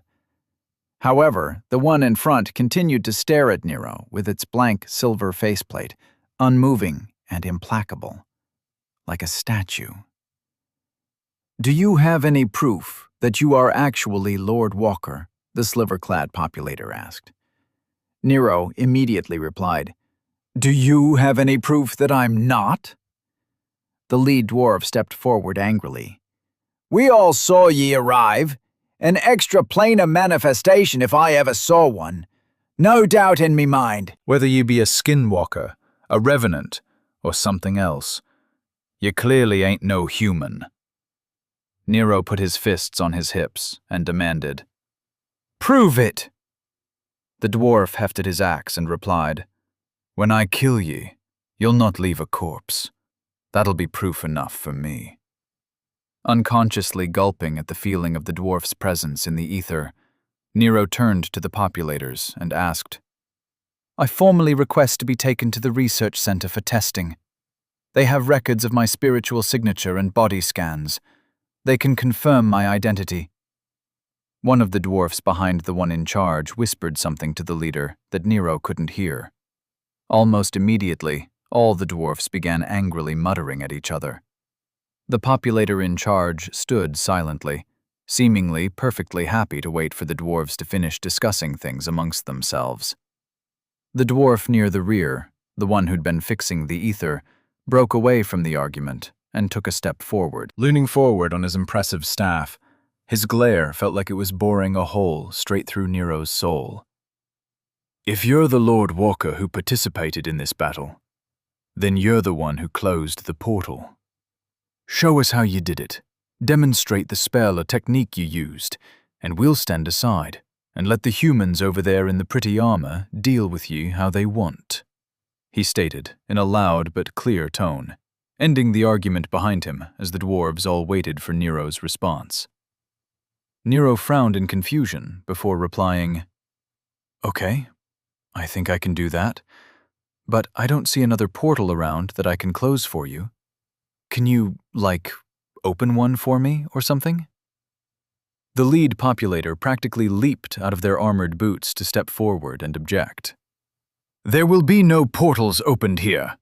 The ambient essence flows have already been strained enough. Whether Lord Walker is capable of disrupting an active anchor is immaterial to the matter at hand. We'll be taking Lord Walker to the closest center research facility for testing immediately. As a noble and lord of an Oglovakian house, he has the right to prove his identity when questioned by any arm of the kingdom. He has made his decision and has submitted himself over to our authority." The dwarves all bristled at the populator's tone, while the dwarven leader stepped forward, hefting his axe in front of him. "He'll not be taking him anywhere. Not until we get our answers." Nero wasn't sure what was going on, but he was almost positive this was no longer about whether or not he was who he said he was. He was 90% sure they all believed that he was who he said he was, and now they were interested in something else. He just had no idea what that could be. However, before he could try and regain control of the situation, both sides took a hop back and once again readied themselves for battle. Rather than feel threatened, Nero immediately noticed they were neither focusing on him nor each other, and were instead focused squarely on a space a few feet off to his left. Turning his head to see what they were looking at, Nero noticed an odd disturbance in the essence flows. Recognizing it for what it was, Nero began chuckling as a golden flash of light revealed Archmage Jennings teleporting in and stealing the show like a boss. Unfortunately, the look on the man's face caused Nero's chuckle to die in his throat. The Archmage's presence in the ether spread out like a weight over the entire area, veritably smothering everyone with his metaphysical might. And he was glaring at Nero like he'd shown up in a van to take his daughter to the prom. With a wave of his hand, another flash of golden light erupted at his feet, revealing a corpse Nero immediately recognized. His former body. His voice cold as ice, Archmage Jennings demanded, "Explain." Completely ignoring Jennings's demand for answers, Nero shouted, "My bag!" Rushing over, Nero began looting his corpse. While it was a little weird to see his own face covered in cobalt parts, multiple tunnels worth of grime and dust, and blood dripping from his eyes and ears, Nero wasn't all that thrown by the sight. By now, he'd seen much worse and experienced far weirder things than something like this. It didn't even occur to him how his actions must have looked to all those who were watching him. Halfway through pulling off his bag, Nero paused and thought about the implications of Jennings having brought his body. Dropping the strap, he stood up and pointed at Jennings in accusation while yelling, "You're the asshole who stole my body!" Jennings was caught off guard by Nero returning his demand for information with what looked like righteous indignation, especially while having his essence completely suppressed by Jennings's overpowering presence. Instead of finding a thoroughly intimidated young man, he found himself stepping back while leaning away from a finger being angrily wagged in front of his face like a knife. "Do you have any idea how hard it is to return to the material plane without a body? I had to waste tons of soul stuff to build a new one from scratch. You're just lucky that there was still a connection leading back to where I left it, or I'd have been screwed. I could have ended up anywhere. That's if I could have even made it back at all. You know what? You're a shitty mentor. I had to rely on one half-assed lesson I barely remembered from you about enchanting stuff. What kind of moron steals their apprentice's only way back from wherever it is that I was?" I could have effectively died. Like, for real. Who knows how long I would have floated around looking for another body if I couldn't build myself another one. And that's after just barely surviving having my identity overwritten by a rock, Nero shouted, while trying to poke Jennings in the chest with his finger. Turning away abruptly, Nero began pacing while throwing up his hands and shouting, "And the cost! Don't even get me started about the cost. With the amount of potential, or whatever you nerds call it, that I had pumping through me, I could have made a sword or something. Or maybe finally gotten started on my portable tower," he griped, before pausing to slap his forehead at a new thought. "Levels. I forgot to check what happened to my level," he shouted, before suddenly going silent and staring off into the distance, as if he'd completely forgotten he was currently in the middle of a rant. Name: Nero Walker. Level: 27. Race: Human. Growth rate: 32%. Tier: 1. Condition: 100%. Age: 14. Center: 100%. Core attributes: Body: 4. Mind: 5. Soul: 3. Confluence: 20. Stars: 0. Pillars: 4/1. Body attributes: Level 4. Presence base: 22. Operative: 39.6. Level: Stress: 0. Durability base: 26. Operative: 46.8. Level: Stress: 0. Recovery base: 47. Operative: 84.6. Level: Stress: 0. Speed base: 25. Operative: 45. Level: Stress: 0. Adaptability base: 47.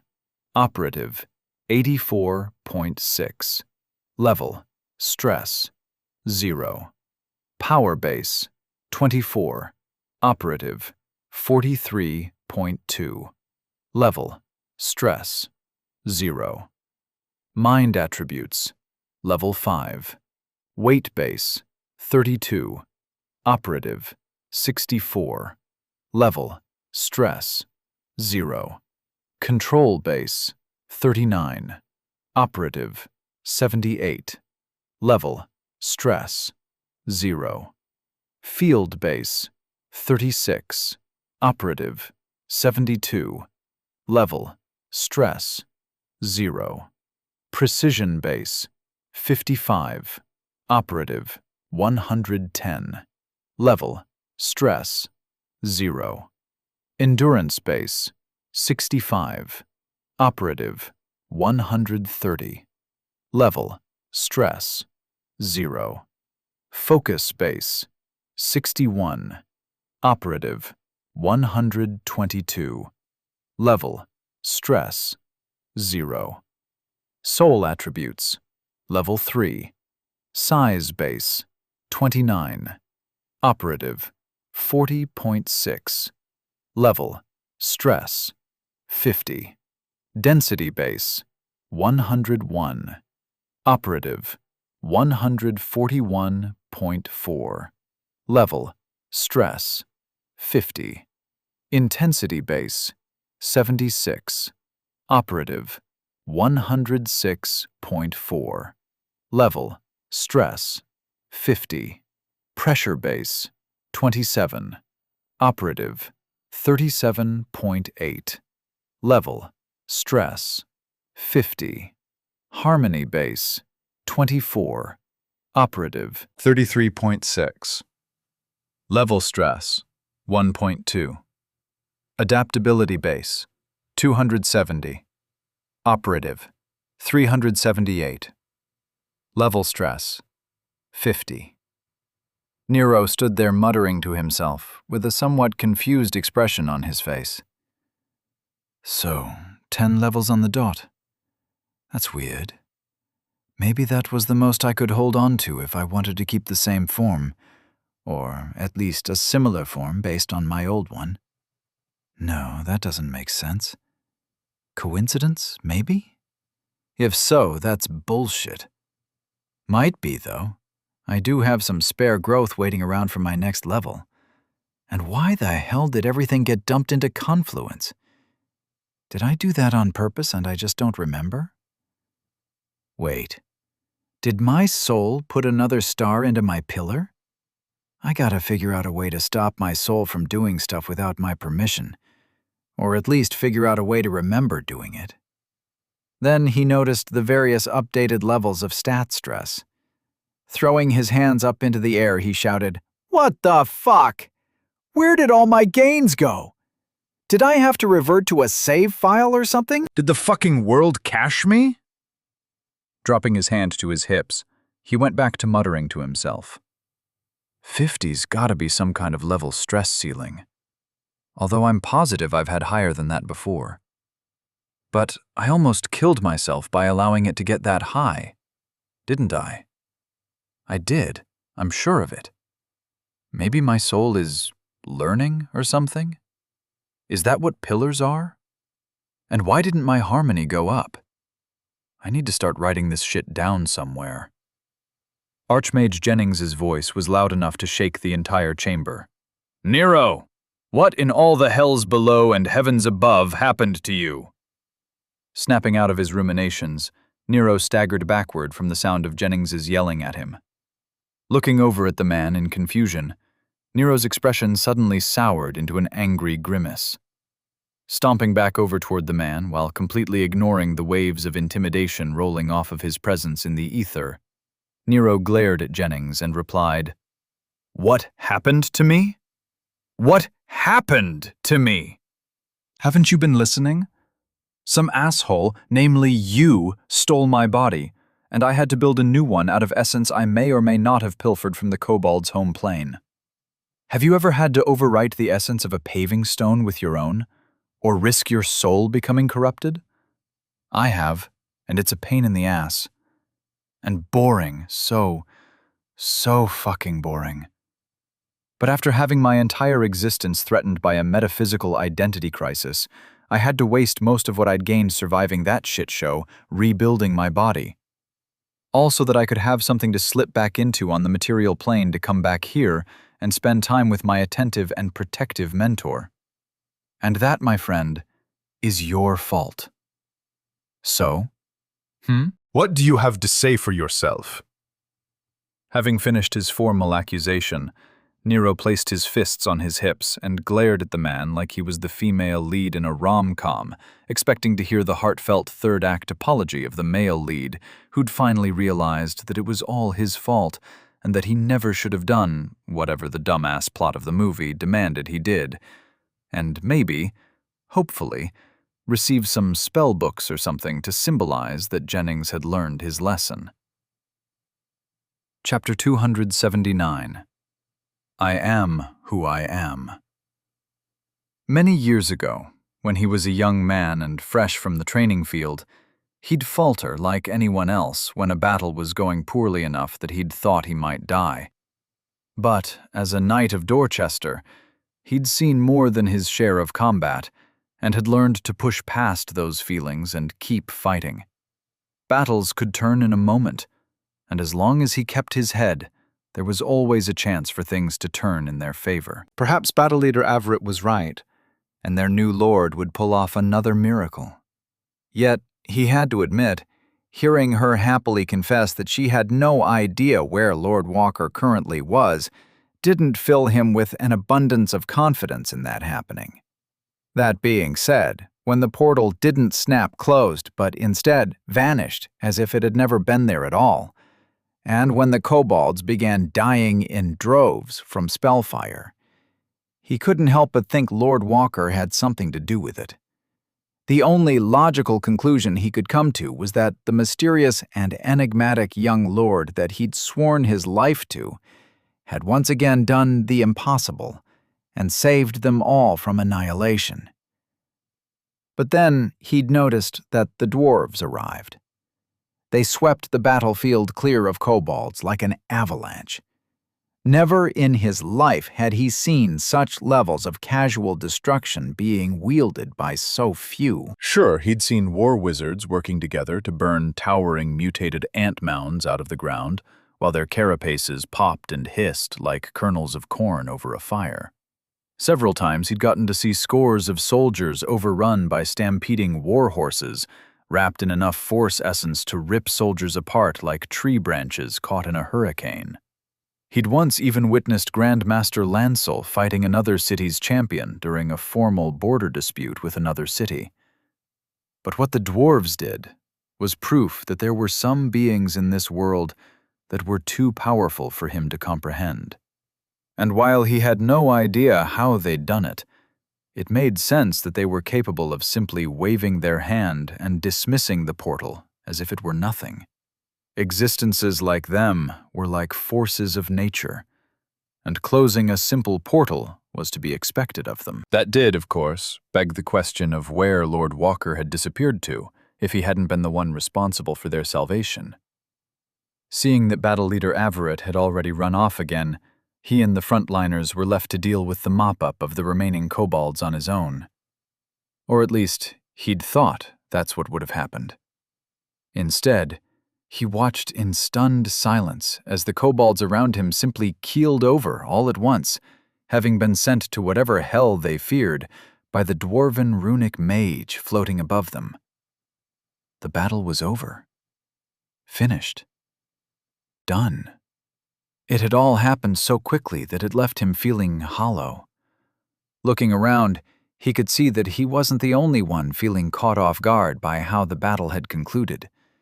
It was the most anticlimactic ending any of them could have conceived to what had been one of the most terrifying fights any of them had ever been in. He could see it in his soldiers' eyes. None of them felt like they'd won. None of them felt like cheering. He watched in silence as the healers raced to see to the casualties, while the mages set down their weapons and attempted to help where they could, leaving him, along with the other warriors and frontliners like him, to stand around in confusion. Seeing the dwarves confront Battle Leader Avrit, he and many others watched in confusion as they pressed her for answers, like she was some kind of criminal caught at the scene of a crime. Harold wanted to support her, but he felt so off balance, all he could do was watch on in silence. He couldn't understand what was going on. Less than a few minutes ago, he'd been in the thick of battle, thinking he was going to die gloriously for the sake of humanity. Nothing he heard or saw made sense. The dwarves hadn't been the ones to close the portal. Is that a populator? What were they doing here? When did they get here? How did they get here? What in the infinite hells below was going on? Then when that young Rose girl showed up out of nowhere proclaiming that Lord Walker had disappeared, Harold felt himself gasping along with everyone else who'd been listening.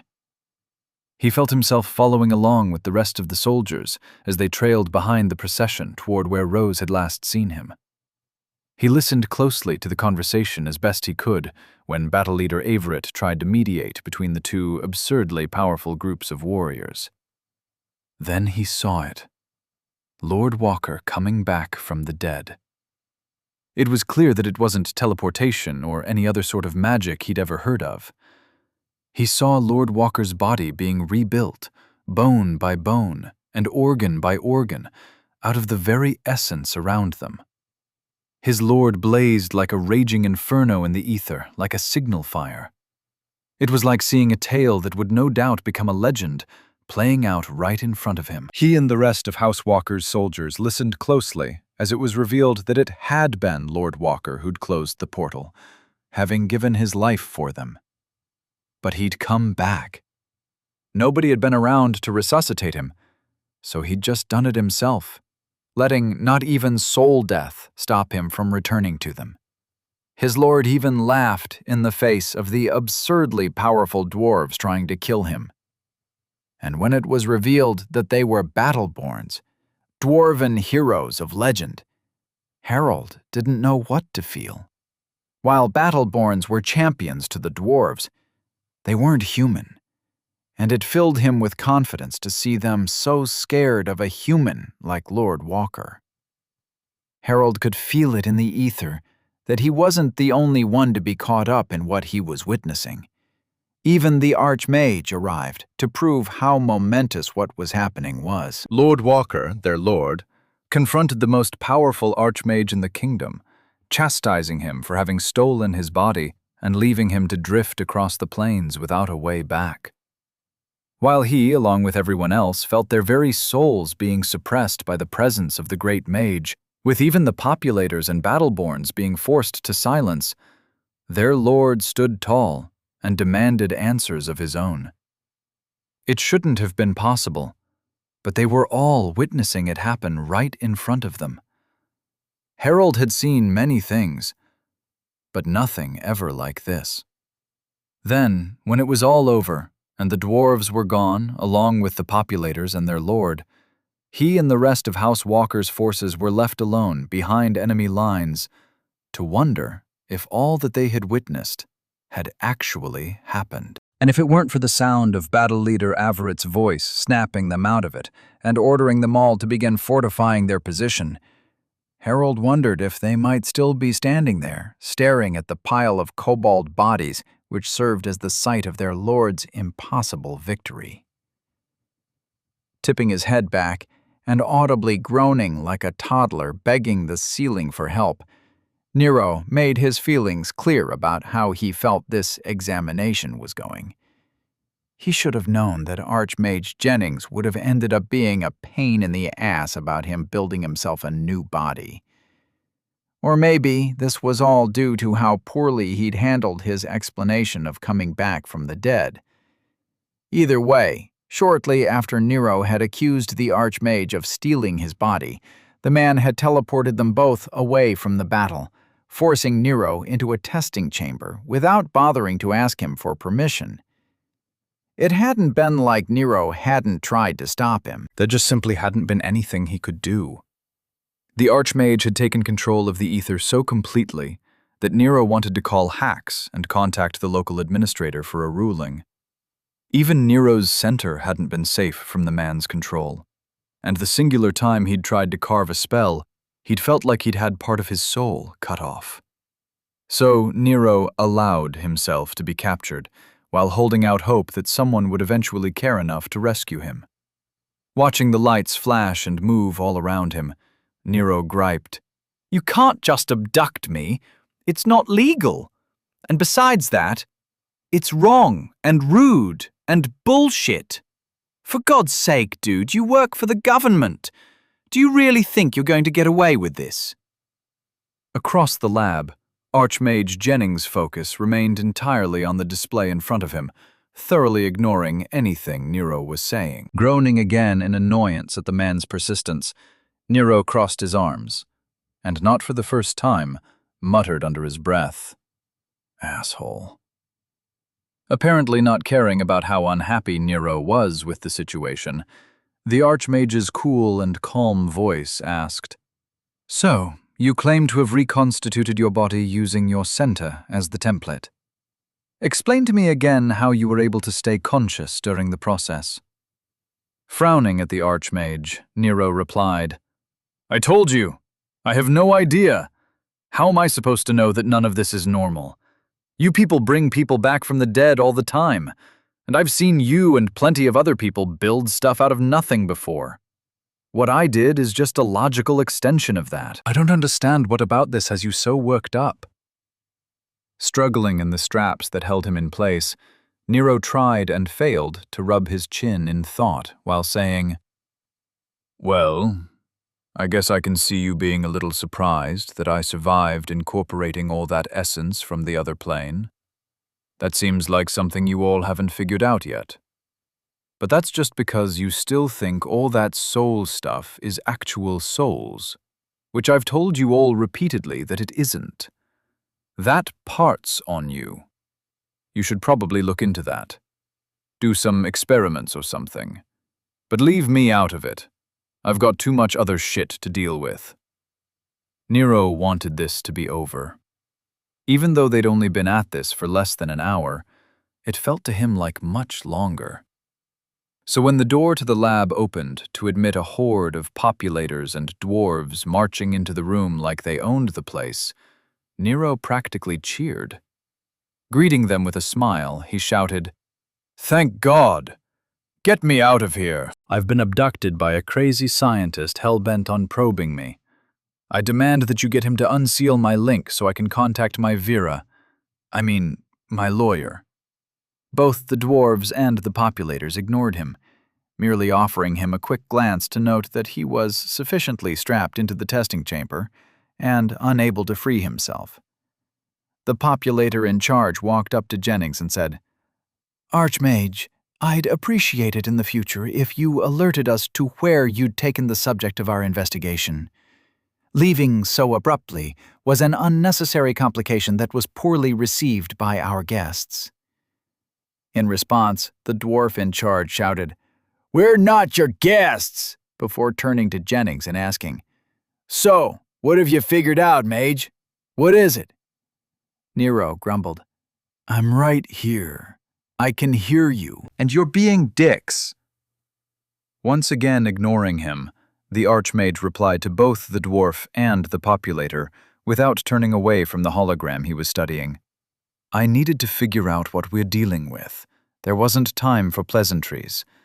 And as for what I've found out, the short answer is both a lot and I don't know." Frowning in anger while clenching his fist, the dwarf replied, "Speak plainly, Mage." Looking up from the hologram for the first time, the Archmage stepped away from the monitoring station while gesturing over at Nero, who was still strapped into the machine. "Well, for one thing, I can tell you that this is beyond a shadow of a doubt Lord Nero Walker. Somehow, he made himself another body. His soul signature and essence profile are identical to everything we have on record for him. But the body he is using isn't actually a body. It's a perpetuating essence construct." One of the populators near the rear of the group asked, "Like a monster?" Turning to point at the populator in the back, the Archmage replied, "Absolutely correct. Exactly like a monster." The populator in charge asked, "How is that possible?" The Archmage dropped his hands to his sides and replied, "I have no idea. I don't understand what I'm seeing at all. It shouldn't be possible. I've even located an essence crystal in his abdomen, right behind his navel. If it weren't for his soul signature, I'd have been sure that this was just some extraplanar entity wearing his form and mimicking his behavior. While Nero listened on in interest, he did his best to stare down at his belly button to see if he could sense the essence crystal they were talking about.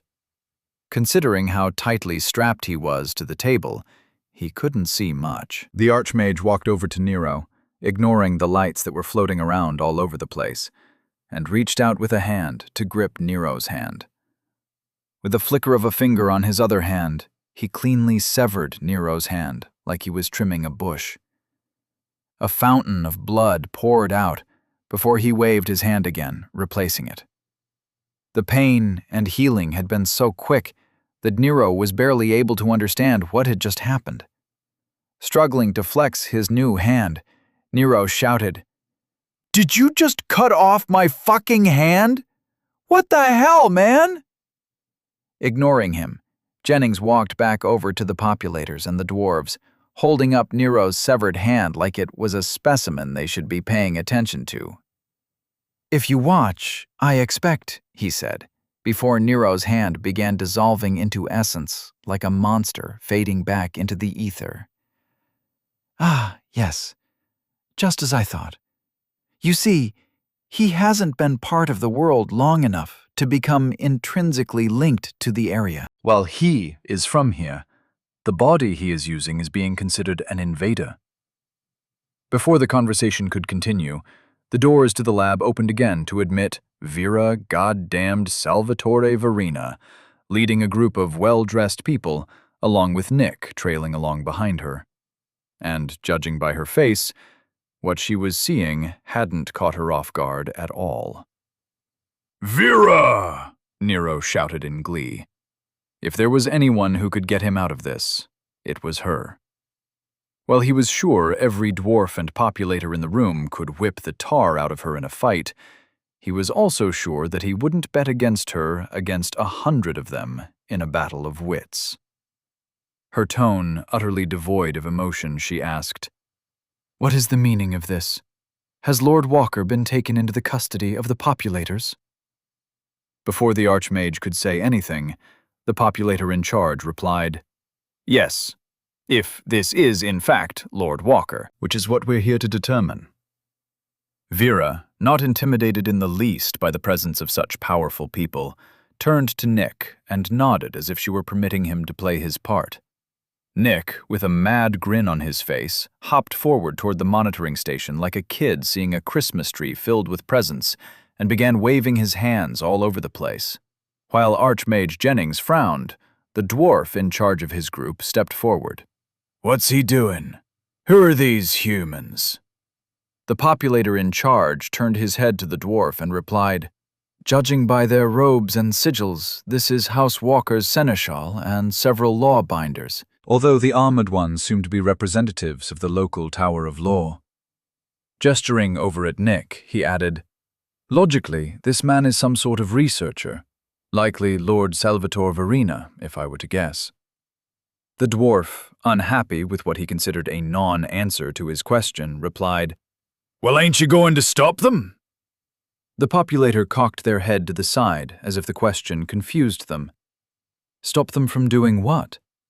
As the local representatives of the party in question, they're perfectly within their rights to observe what we're doing.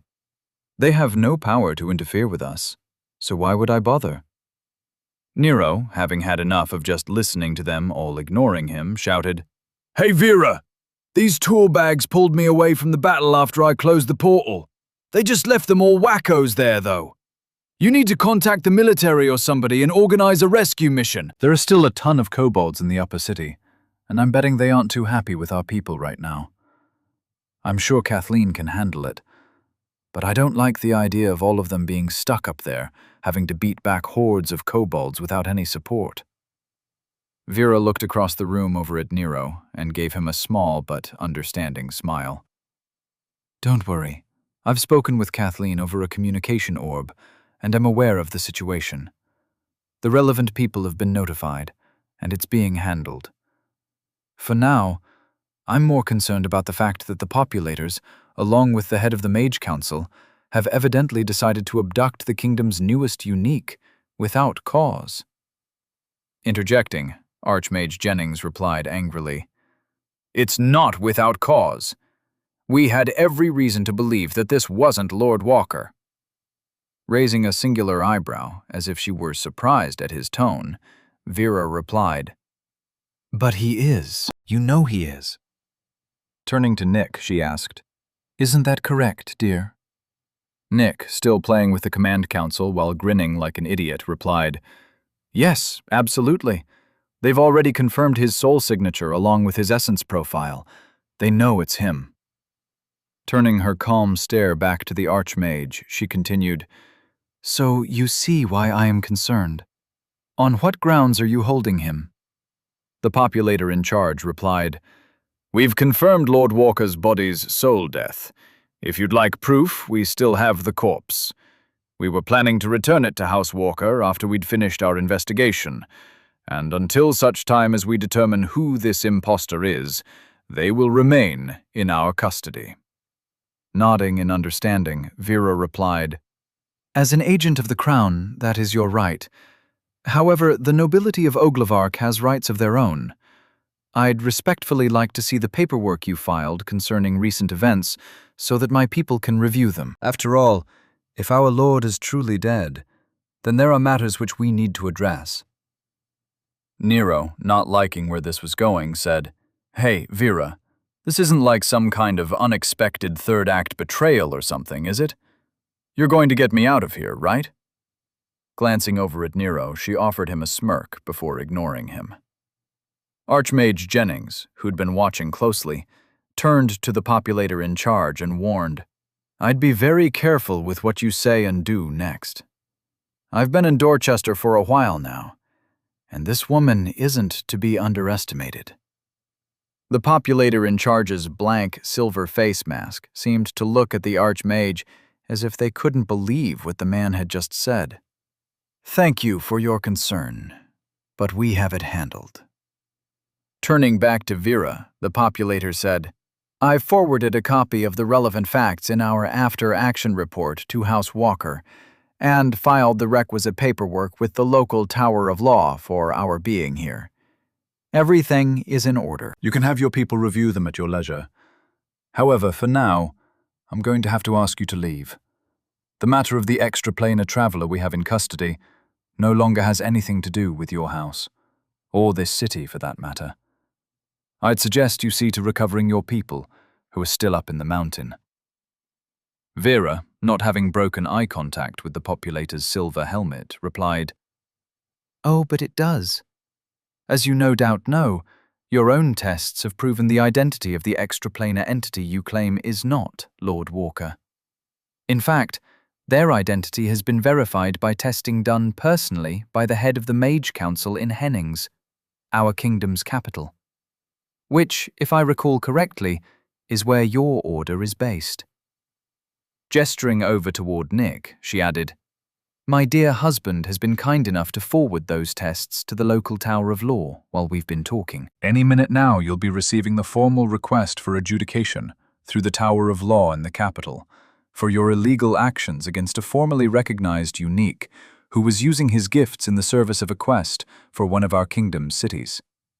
You see, your own report states that Lord Walker somehow closed an anchored invasion portal, saving the city and the region at the cost of his own life.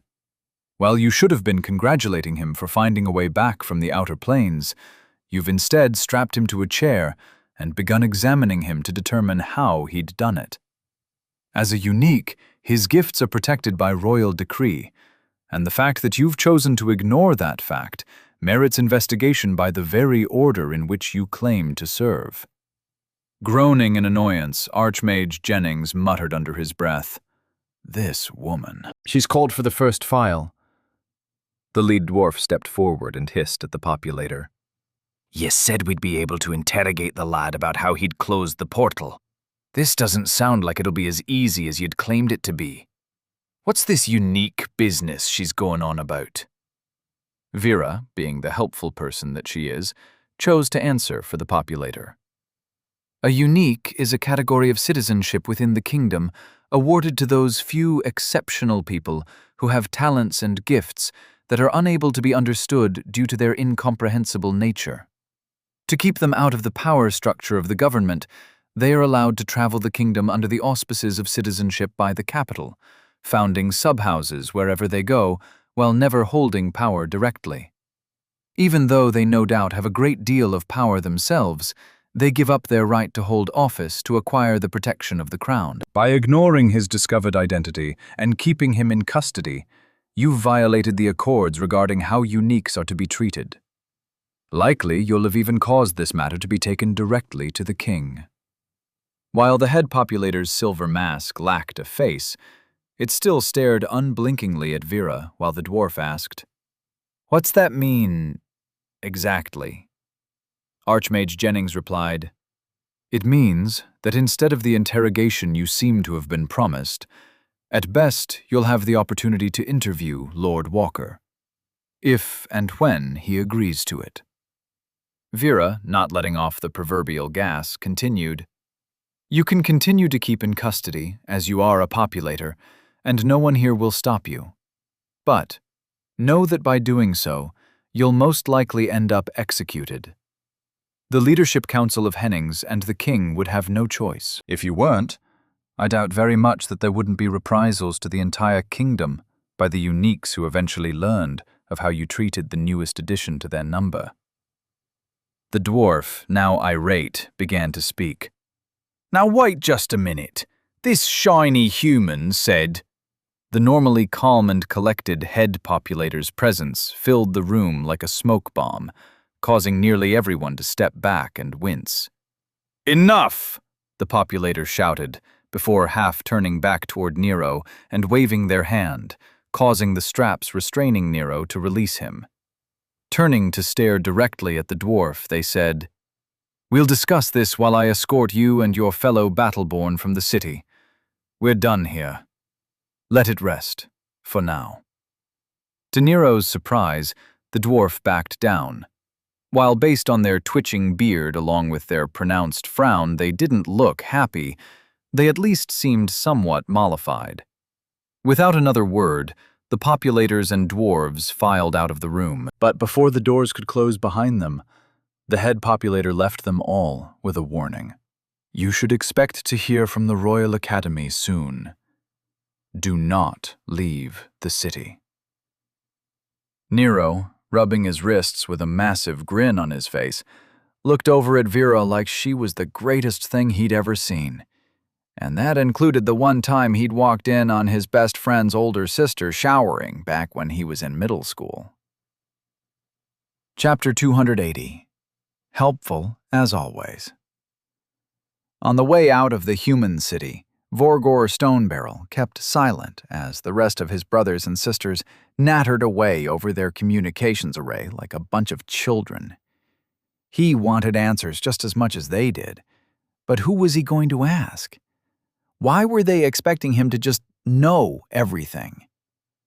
"Stone below take me, I hate being in charge," he thought to himself.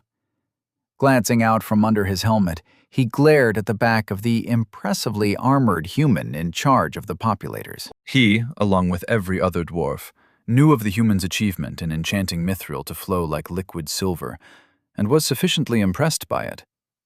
That didn't mean he had to respect the humans wearing it, though. Putting the sounds of his companions arguing aside for the moment, he mentally went over everything they'd just experienced. Their orders had been straightforward, and had made sense at the time. They were supposed to have stopped the anchor from being set, and if they couldn't do that, then they were to see if they could close it by taking over the remains of the ritual that powered it. Bergrim had made it clear that, in the event that it was already open and they couldn't close it, they'd have to hold the portal closed until such time as a team of runic priests could be called in to handle it. He could hear Bergrim still going on about the lad who apparently was the one responsible for closing the portal. By himself. The stupid dwarf was waving his staff around like a lunatic, while they were all walking in what the humans should have been assuming was silence. Over the communications array, Vorgor shouted, "Bergrim, calm yourself. Making it obvious that we're talking to each other defeats the entire purpose of you setting up the array in the first place, ye idiot. Ignoring the dwarf's heated reply, Vorgor concentrated on his recollection of what he'd witnessed. Those beleaguered humans who'd gone in despite the odds to handle the anchor themselves, and the lad who'd led them. They were true warriors, one and all. But he still wasn't sure how he felt about the lad himself. He'd watched the lad rebuild his body out of nothing but ephemera and essence, like a monster pulling itself out of the ether. It had been unsettling. And he still wasn't sure he believed that it was actually the same lad who they were saying it was. Although the evidence they'd presented was hard to refute. Glancing over at the populator who'd promised him answers, he couldn't stop himself from hatefully glaring at the man, or woman, hidden inside that mithril armor. After the Archmage had shown up and taken the lad, the populator had demanded that they leave. It had almost come to blows before one of their subordinates offered a compromise. The lad's method of how he'd closed the anchor would be freely given, and teams of mages from the capital would be sent to work with them on perfecting it. All he had to do was allow them to take the lad back to their capital and forget about him. Considering that he'd be getting the only thing that mattered, he'd agreed immediately. But now, here he was, being escorted out of the city without having gotten his answers, and without the lad in his hands.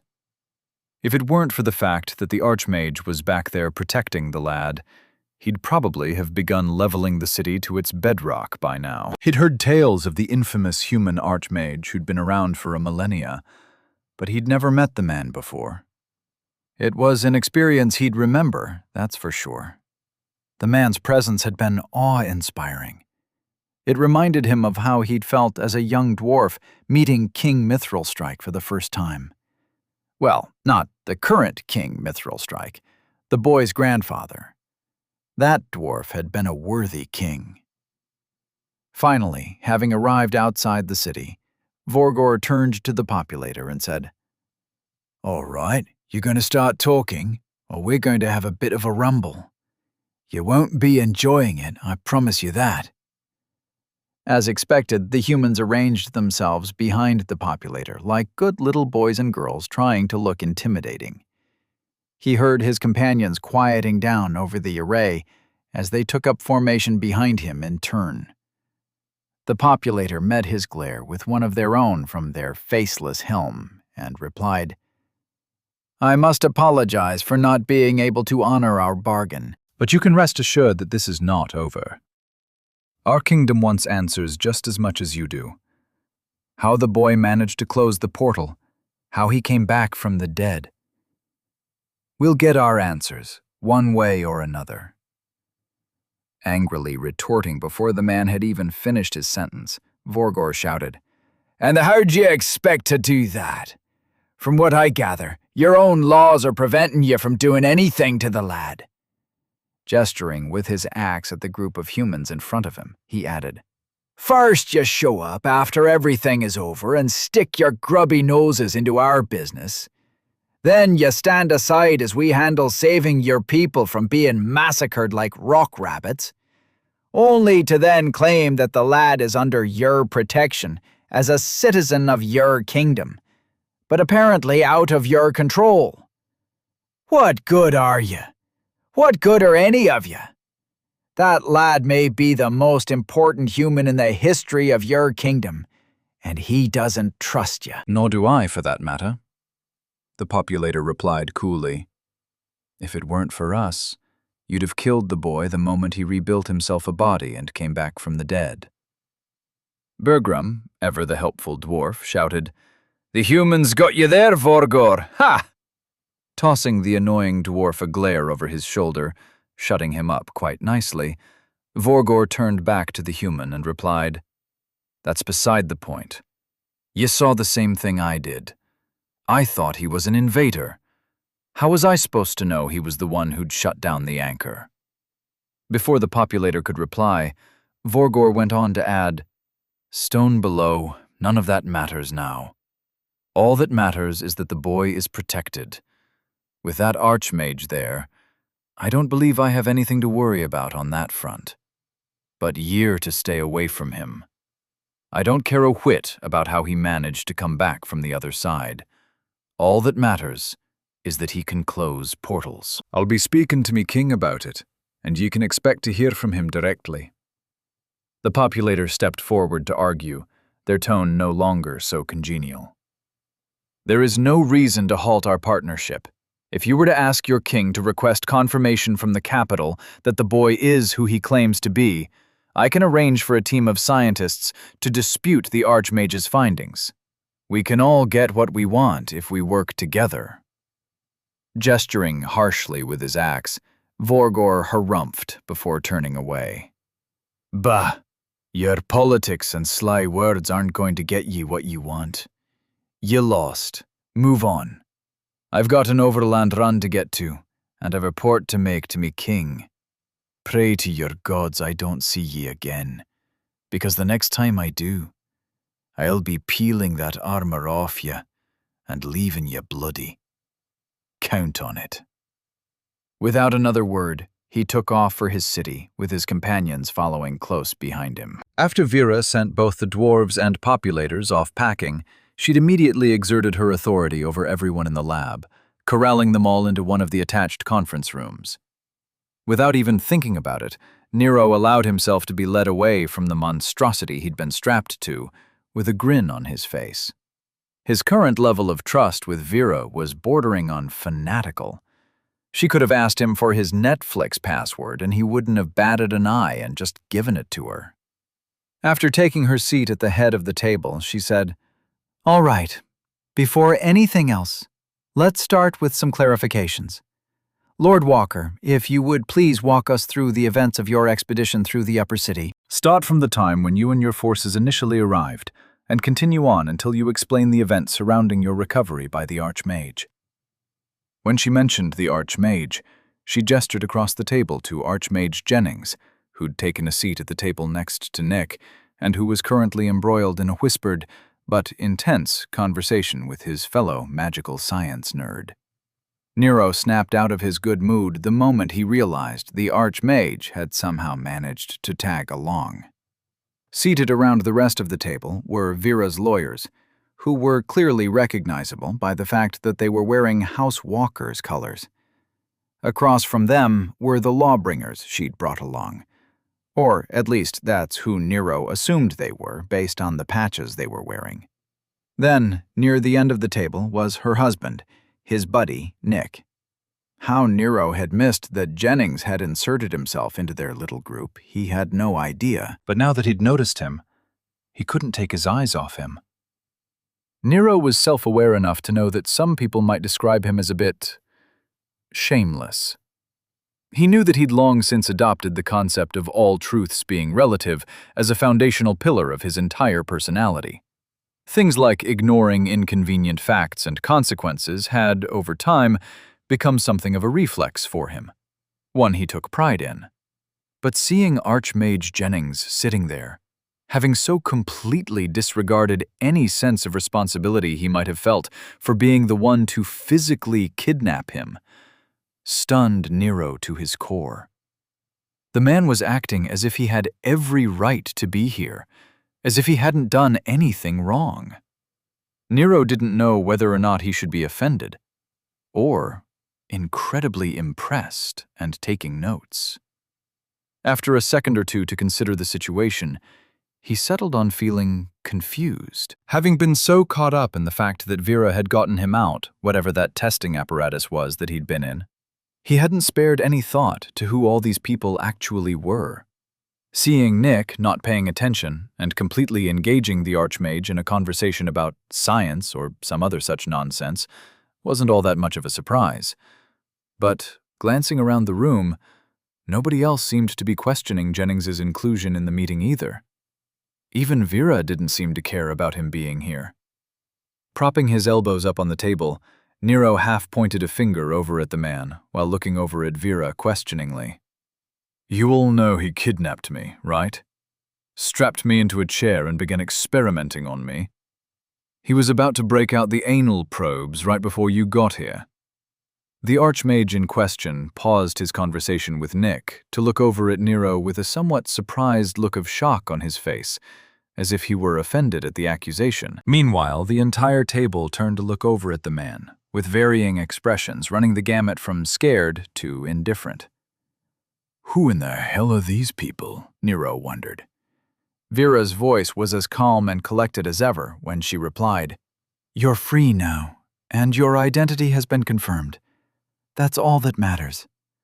What the Archmage, temporary court mage, and head of the Council of Mages did or did not do, along with his reasons for having done or not done so, are not up for discussion at the moment. If you'd like to make a formal complaint with the Tower of Law at some point in the future, we can discuss that after you and I have had a chance to speak in private. For now, let's limit our focus to what happened in the upper city and how your house's forces are currently doing." Seeing the smirk on the Archmage's face at how Vera was choosing to handle the situation, Nero was about to— "Nero!" Vera said loudly. Hearing her tone, Nero snapped his eyes back toward her and met her glare with one of his own. Softening her expression, she said, "Lord Walker, please start at the beginning. When and how did you and House Walker's troops arrive at the mountain? Where were you stationed?" Seeing her silent plea to let his current issues with the Archmage go for the moment, Nero took a calming breath before leaning away from the table and sinking deeply into his chair. After running both his hands through his hair and closing his eyes with a sigh, he did as he was told. He didn't know why Vera was choosing to ignore what Jennings had done, but he trusted her enough to know that she probably had a good enough reason for him to temporarily indulge her. As requested, he began at the beginning. While he didn't consider himself much of a storyteller, he still did his best. He covered their brief meeting with the 5 dwarves that had tagged along near the beginning of their little foray into the mountain, how they were all bunked together in a big-ass cavern with a ton of tunnels leading off into the rest of the upper city, and how they'd passed their time there. When he got to the part about the illusionary tunnels they'd found, Nick took over and began recounting his part of the story. Nero got to finally find out what the man had been up to, and how the military and Tower of Magic had worked together to create a something to overcome the kobold's magic. Nero understood maybe 1 sentence out of 10 of what he'd heard, but he followed along well enough to recognize that whatever it was that they'd done was likely very impressive. Then, when Nero began explaining how they'd all decided to close the portal themselves, one of the people who was not dressed in House Walker colors leaned forward and began asking questions. Despite how nice the man's robes were, Nero could clearly see the little patch on his chest, which he recognized as having something to do with the Tower of Law. Considering the man was sitting next to Vera, and she wasn't interrupting him, Nero figured he was likely someone important. So, he answered what few of them he could. However, a lot of what the guy wanted to know, Nero had no clue about. Specifically, which commanders were working with him, and who'd been making the decisions, were not things Nero had paid much attention to. He mentioned various commanders by name, along with referencing orders and protocols Nero had no recollection of. And while Nero could have just given the man a copy of the battle plans Kathleen and the people in charge had sent him, as he still had them saved on his link, he didn't know what the guy was after. Erring on the side of caution, Nero decided to plead ignorance and kept his answers as brief as possible. "Are they not here to get me out? Is this some kind of investigation?" he thought to himself as he glanced to his left and right at the people he'd thought to be his lawyers sitting alongside him. Seeing the unsatisfied glances being traded between the people from the Tower of Law, Nero moved his story along as quickly as he could. He relayed how their battles had gone and how they'd fought their way through the upper city all the way to the throne room. Considering how much he'd glossed over, he wasn't surprised to see their expressions becoming more and more unhappy the longer he went on. Rather than a debrief, he was beginning to feel like this was an interrogation. And when he finally got to the part in his story where he'd gone off on his own and began massacring kobolds with his particular brand of magic, Archmage Jennings joined in on the conversation. Well, Lord Walker believes he's using soul stuff to empower his spells. I believe he's actually using what the dwarves refer to as ephemera, he said, while leaning over the table and glaring at the man whom Nero was beginning to believe was not some random lawbringer. The longer this went on, the more Nero was convinced he was some sort of investigator. Nick, ever the scientist, completely derailed the conversation by adding, "From what I understand, both the ritual magic the kobolds use and the magic Lord Walker, the point is, they both rely on some form of sacrificial magic. I haven't been able to study the specifics of how they're doing it, but based on what Lord Walker has told me, I believe it may be a variation of some kind of soul magic." Nero's eyes glanced over at Vera, who was now scowling at Nick, hard enough for Nero to wonder if the poor guy would be sleeping on the couch tonight. Archmage Jennings turned to Nick and replied with a scoff, "It's not soul magic. Not technically. Well, what Lord Walker is doing isn't soul magic, at least. The kobolds, that is unquestionably soul magic. You see, the kobolds, along with many races, have studied the soul quite extensively. While you haven't been given access to most of what the kingdom has discovered, you should have sufficient sources of knowledge to allow you to extrapolate how the soul breaks down after it separates from the body. Haven't you taken the opportunity to read Nigel Bain's treatise on soul death? Interrupting him, Vera said loudly, "While I'm sure you and my husband might enjoy discussing the particulars of the how, all we are concerned about for the moment is the what. Namely, what happened. So, if you would please refrain from scientific speculation for the moment, we can move on." Leaning forward over the table like he was trying to loom over the entire room from his chair, the man from the Tower of Law asked the Archmage directly, "Before we do, are you certain that the method Lord Walker was using to cast his spells was not soul magic?" Nero could see Vera gritting her teeth as she had to force herself to allow the Archmage to answer the man's question. Not looking all that intimidated, the Archmage carelessly replied with a wave, "I'm sure of it. It's simply not a form of magic you'll see that often around here. It requires a great deal of skill in essence resonance and manipulation, along with a fair bit of knowledge of planar dynamics. I very much doubt anyone in this city would be capable of it. Likely, Lord Walker discovered the technique by observing how the kobolds cast their rituals. Interestingly, many magical discoveries are due..." Turning away from the Archmage, the man from the Tower of Law said loudly, "That's fine. It's not soul magic. That's all I needed to know." Returning his attention to Nero, he added, "You may continue. But if at all possible, please try and keep your answers clear of your interpretations, and stick to the facts. What happened next?" Nero, now realizing that this was an interrogation, glanced over at Vera. Someone must have accused him of doing illegal soul magic or something. Maybe someone from the military? Either way, Vera had borrowed on the fact that the Tower of Law had wanted to speak with him to leverage their presence against the populators and the dwarves.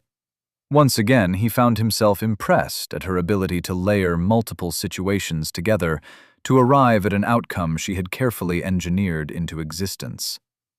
What a scary woman, Nero thought to himself. He was reminded that a lot of what had been happening in the background may be things he was unaware of.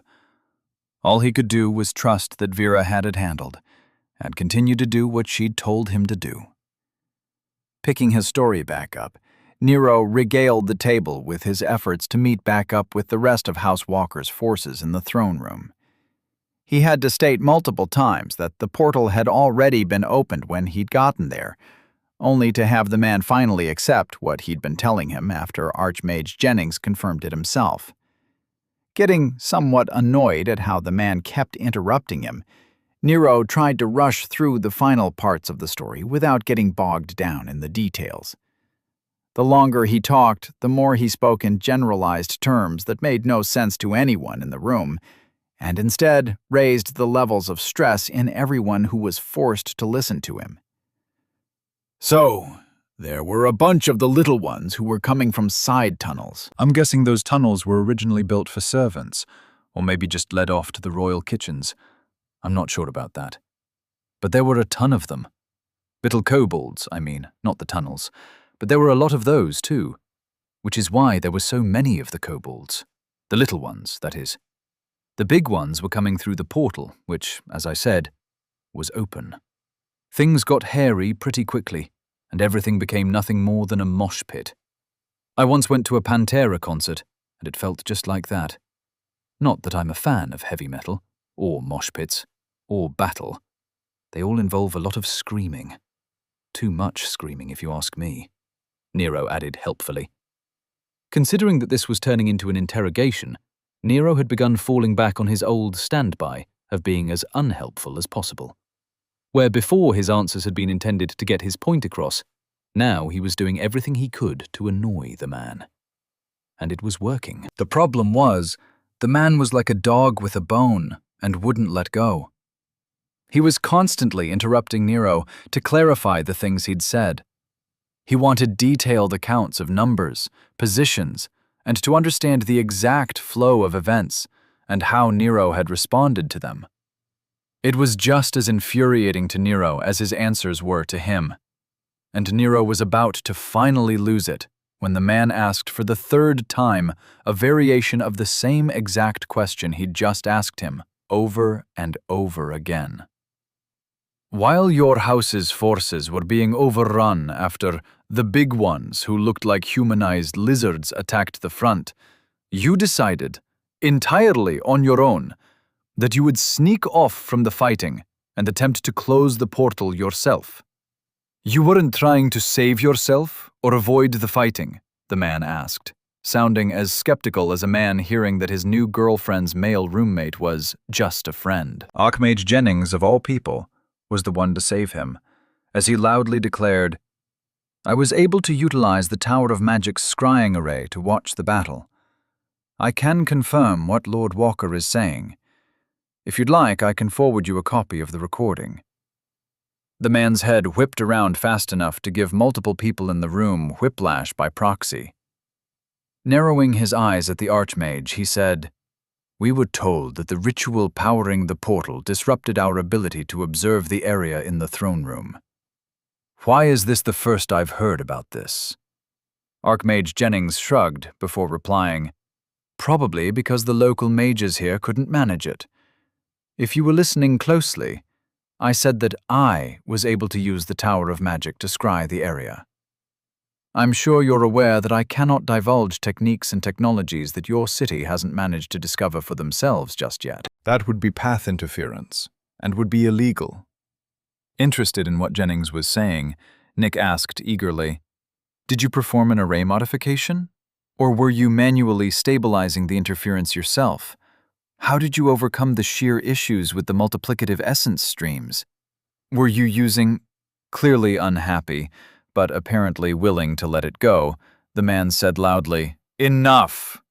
We'll get back to that later. Turning back to Nero, he commanded, Continue. Not liking the man's increasingly abrasive tone, Nero replied, That's about it. After that, I closed the portal. Then I killed a few kobolds, along with myself, kinda. Then I woke up to this guy. Nero gestured across the table with an accusing finger before continuing. And the dwarves and the populators and everyone else staring at me in all my glorious nakedness. More than a few people were impressed, I could tell. However, you should know that nobody even offered me the pants I asked for. Asked for multiple times, I might add. You should write that down for the record. No pants! After that, well, then I got teleported here, which you already know about. Then that's it. The end. Nero had used up what limited amount of his patience he had with all of this. Whoever this guy was, Nero wasn't going to be answering any more of his questions.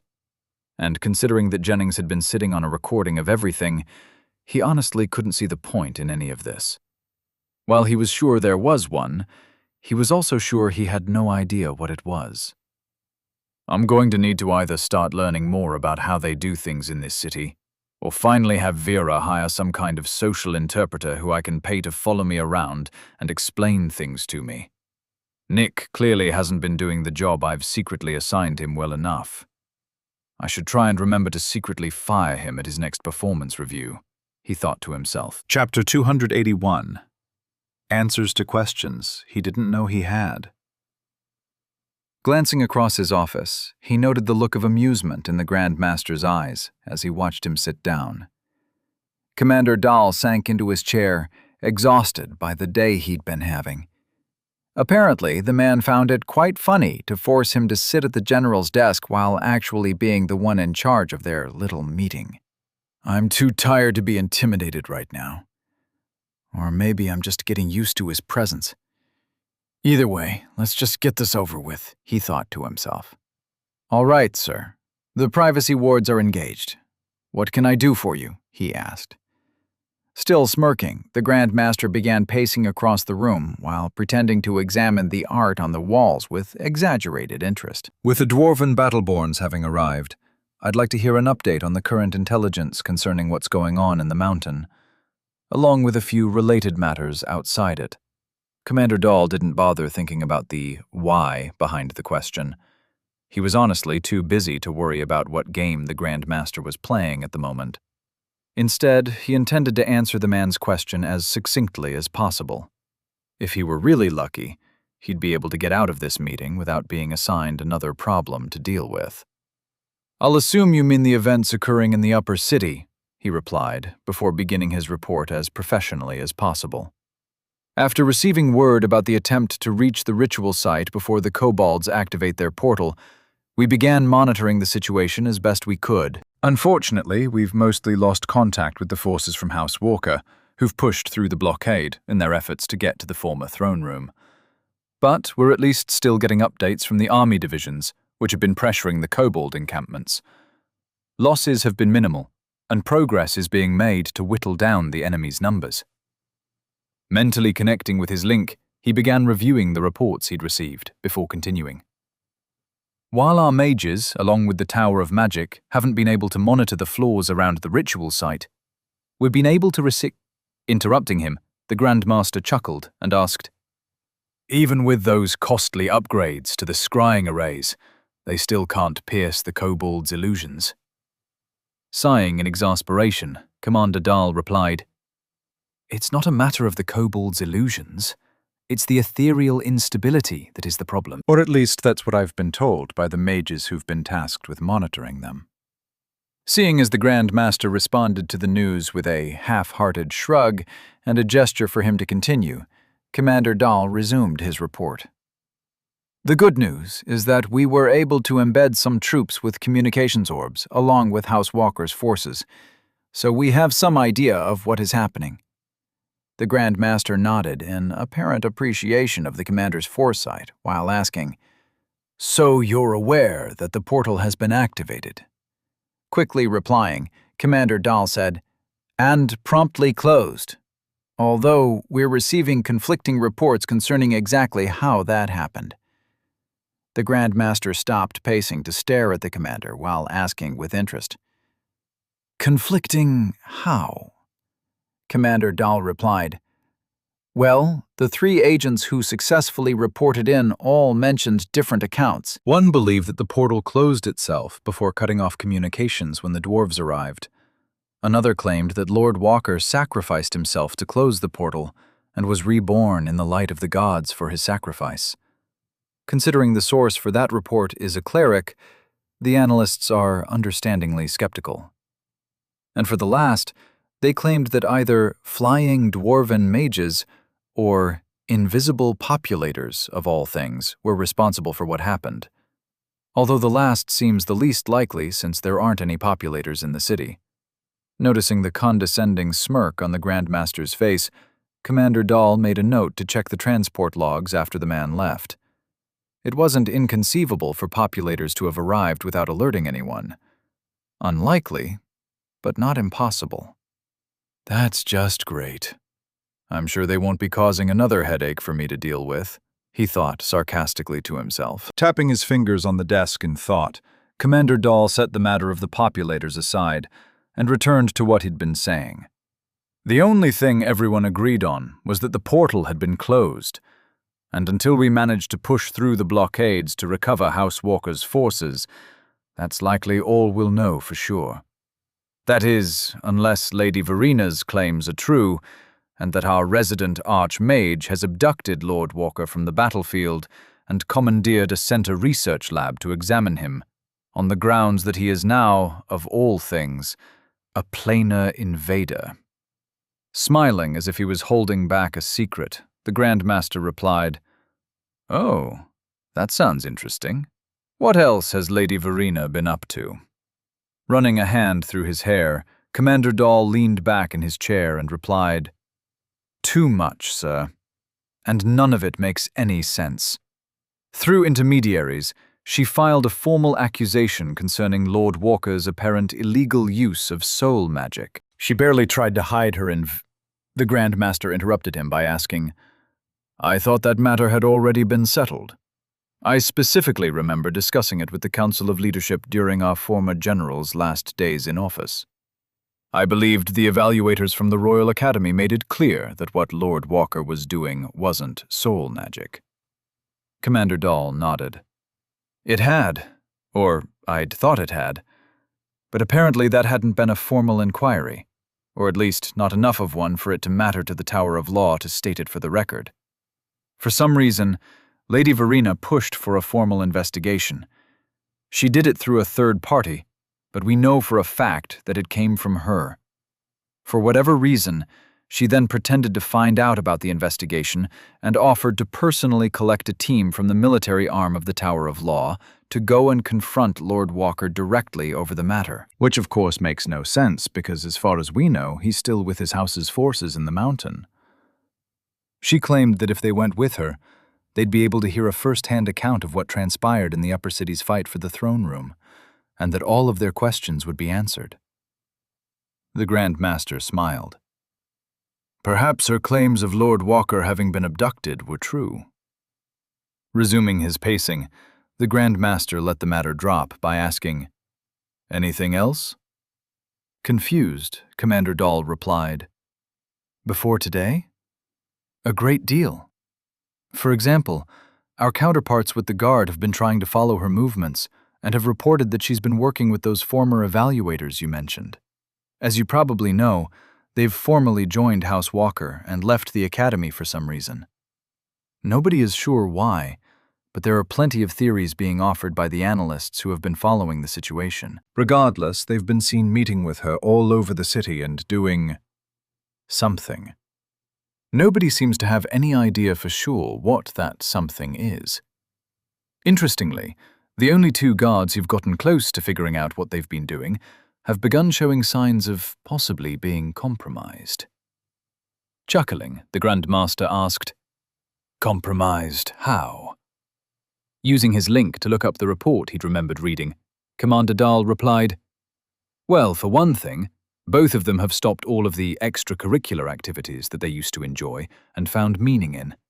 No more going out for drinks with their friends or participating in the arena clubs they used to be a part of. Oddly, they both said the same thing to everyone they knew when they were questioned about it. I've begun walking my path again. One of them even ended his relationships with the two women he'd been seeing. And that's not all. They've also both signed up for classes at their local centers in their off time. Reevaluating Your Path and Meditative Introspection were the class titles. Same classes, different centers. In short, a complete change of personality over the past few weeks, with concerning similarities in their behavior.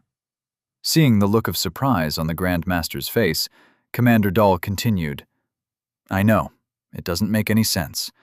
But since their superiors consider the changes a net positive, they have no justifiable reason to press them about it. Both guards are still filing their reports and seeming to do their jobs. They've just changed, and their investigations, which had looked so promising, have been stalled.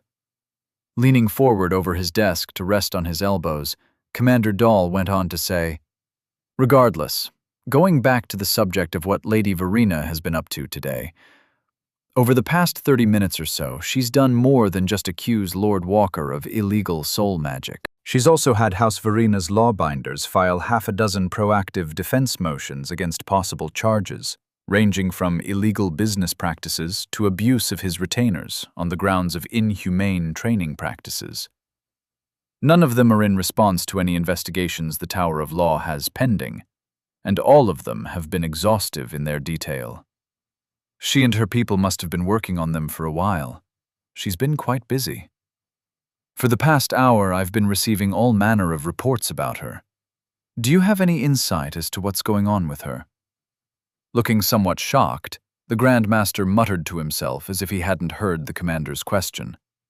Is she trying to protect him or condemn him? She and her husband just joined their house to House Walker. What game is she playing? And who is her opponent? Shrugging his shoulders while rolling his eyes, Commander Dahl replied to Grand Master's rhetorical questions. "The analysts have no idea, and nor do I. While I'm sure it matters, I just don't have the time to worry about it at the moment. The fact of the matter is, the portal is down. We have teams in the field fighting the kobolds who are in need of support, and the enemy is no longer going to be getting reinforcements. We have a real chance to clear out the upper city and secure our rear for when we head down into the deeper floors. That's all I care about right now." Nodding in understanding, the Grand Master replied with a fond smile. "You're absolutely correct, of course. Leave the politics to the politicians. Stay aware of what's happening, but don't let yourself get distracted. Keep up that focus, and you'll be keeping that chair, Temporary General Dahl." Now, maybe it was the way Nero had been describing recent events, or possibly it was late enough in the day that the man was feeling angry because he'd missed out on lunch or something, but whatever the reason, Nero could tell the man was on the brink of losing it. His face was red, and his hands were clenched tight enough to turn his knuckles white. Nero could just tell the man was struggling to stop himself from standing up and shouting at him for being difficult. Visibly restraining himself, the man asked through gritted teeth, "Reports have come in stating that you died before reconstituting yourself out of raw essence. If you would, could you please elaborate on those claims?" Before Nero could reply in a manner that finally broke the poor man, Vera leaned forward in her chair and said, "Those reports were given to you by me. Had I not done so, you'd still have no idea what occurred. As for the specifics of how Lord Walker was able to reconstitute himself, that is immaterial to the report which you requested." The man turned his glare to Vera and said, "As the Tower of Law's military liaison, I was assured, by you, that I would be getting all my questions answered if we came with you." Her expression blank, Vera replied, "And you have?" "You and the military wanted to know what happened with the portal, and now you have something to tell them. Concerning Lord Walker's abilities, they fall under the accords regulating the treatment of uniques, and are not germane to the status of the portal or any threat to Dorchester whatsoever. By Lord Walker's own testimony, you can see that everything I reported to you on behalf of House Walker was true, and that the portal can be confirmed as closed. You can tell Commander Dahl that he is free to send as many troops as he wants into the upper city, knowing that the enemy will be receiving no reinforcements. I'm sure the heroes of House Walker will appreciate it." Archmage Jennings helpfully added, "I can confirm that as well. The portal being closed, that is. I suspect now that the link to the other plane has been cut off, and the ritual has been taken care of, the Tower of Magic will soon be able to scry the area without issue. Likely within the next 15 to 30 hours, the essence in the area will stabilize enough for them to get through." Waving his hand as if it were an afterthought, he brought up a hologram, which began showing the battle from the perspective of a scry. "As I said, I recorded the entire engagement, and now that the matter has been handled locally, and in my capacity as the head of the Council of Mages, I am of the opinion that there is no reasonable threat to your city's path by you having access to it. So, feel free to watch it until you are satisfied. But, that being said, I also believe that it's now past time for this meeting to be over." Without another word, the Archmage offered Vera a nod before standing up and straightening his robes. Not understanding what was happening, but enjoying it nonetheless, Nero watched as Vera stood up as well, followed quickly by all of the people who were wearing House Walker's colors. Even Nick hopped to his feet and began getting ready to leave. As a final parting gift, Archmage Jennings said to the stunned investigator, "I've already sent copies of this recording to your superiors in the Tower of Law, along with the city's central command for the military. The recording here will continue to play on repeat for as long as you stay in the room. I'm sure you'll find it as exciting as I did when I watched it happen. So, enjoy. And, lastly, again for the record, I commend you all for your service and dedication to your city." Nero watched them all file out of the conference room, while the horrific memory of what he and the wackos had gone through played out like a movie on the hologram hovering over the table in front of him. While the people from the Tower of Law were currently distracted by what they were seeing, Nero pulled his eyes away from the uncomfortable sight and stood up himself. He rushed toward the door, not wanting to be left behind. His haste had nothing to do with him not wanting to watch how poorly the battle had gone for the people he'd been fighting alongside for the past week, or how many lives had been lost. He was sure the guilt he was feeling was simply indigestion, or possibly the after-effects from all the testing Jennings had put him through. Outside of the conference room and back in the lab, Nero was surprised to see the Archmage chatting so congenially with Vera, as if they'd been old friends for years. In between them stood Nick, watching the byplay like a disgustingly pleased parent seeing his wife and best friend getting along. The sight was so confusing that Nero couldn't muster up the brain power to be jealous. "I don't think he'll be a problem, although you never know. While I can't be certain, if he is who I think he is, then you can expect his next move would be to get the Academy involved. However, even if he succeeds, I doubt very much will come of it." By getting Nero's identity verified in the presence of both myself and the locals, everything should turn out fine, he said supportively, his voice sounding uncharacteristically charming. Vera nodded in understanding before replying, "I can't thank you enough for contacting me. Without your help, this could have all gone very differently." Nick, who'd been patiently watching them talk, added, "What are we going to do about the dwarves? Without the populators to hold them back, they might be a problem." Vera replied quickly, "We'll have to send an emissary to their new city immediately. The king appreciated Lord Walker transferring their mountain to them, despite the city's interference, so I doubt he'll stand aside and let them do whatever they want. Dwarves are known to be honorable when personal relationships like this are involved." The Archmage agreed. That's true. Regardless of what Nero's ability to close portals could do for them as a people, the king won't do anything drastic. He'll try diplomacy first. In fact, I doubt he'll go through the city and instead try to contact Nero directly. By the time you send your emissary, whoever he sent would probably already be on their way. I'd hold off for now and just wait for him to contact you. While standing around with the lawyers from House Walker, Nero was feeling more than a little bit out of the loop watching Vera, Jennings, and Nick all talk about things he didn't fully understand. Not having anything to contribute, he'd kept his mouth shut and listened closely. However, by this point, he'd pieced one or two things together. For one, Jennings had been in on whatever Vera had done to stop the populators from taking him. And two, well, that's it. That's all he'd figured out so far. He didn't know what they were talking about the Academy, or the dwarves, or what the hell had just happened in the conference room. All he knew for certain was there had been a lot going on which he'd been missing, and that he was damned sure ready for some answers. Stepping forward to join their little parley, he looked up at all of them and asked, "Do any of you mind letting me in on whatever the hell you all are talking about?" Nick, always eager to offer an explanation, looked over at Nero with a smile and said, "It's not all that complicated once you understand the identities and backgrounds of all the players involved. Vera's goal in the game was to keep you safe. Her main opponent was the populator, in charge of stopping the dwarves from interfering. You see, when the Archmage contacted her and told her what had happened, she knew they'd want to take you. So she immediately contacted the Tower of Law and the military to ensure that both House Walker's forces would be taken care of, and that you would be free from any method they could use to control you. I do, however, think that heading off the soul magic charges is a little premature.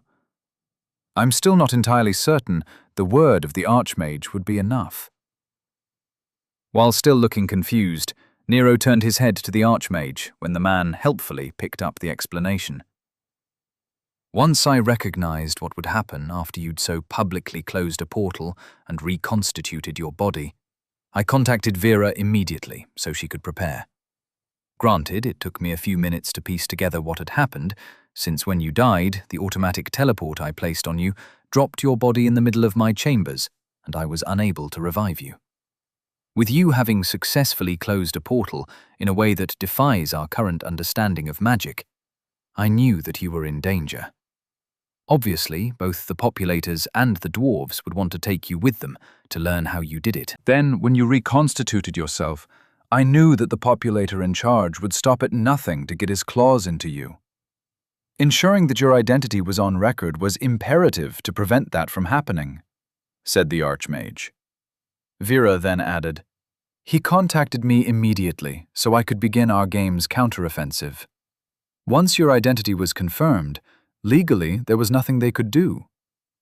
I also took the liberty of cutting off their other likely avenues of attack by sending out some missives my teams had been working on in case more local troubles presented themselves. For example, they could have declared you an illegal soul mage and tried to get you to come with them that way.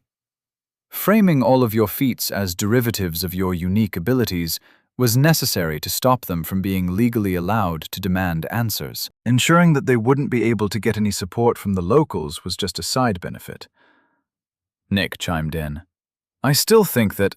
Interrupting him to pick up the explanation, Archmage Jennings said, "The head of the populators is a man I know from the Royal Academy. I'm almost sure of it. While their armor is perfectly capable of hiding their identities, I've been around long enough to recognize a few of the more recognizable team leaders. He would have wanted to study you. Specifically, how you accomplished a corporeal reconstruction. He's beginning to suffer some age creep and knows that he'll likely not reach 100 before he dies, which is an event I'm looking forward to, by the way. The man's been a pain in my neck for over a century. Julius never should have promoted the man. Do you know that he prefers..." Interrupting the man right back, Nick said, "And the dwarves want you because of the portals. Their underground cities are constantly under assault from extraplanar threats. Clan Mithralstrike's original city was even wiped out by one.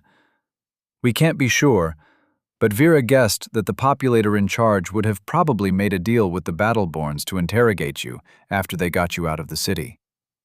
Nero, finally having gotten a bit more of the background information he would have needed to comprehend even a fraction of what had been going on, turned to Jennings and asked, "So, you kidnapped me for my own good. Is that what I'm hearing?"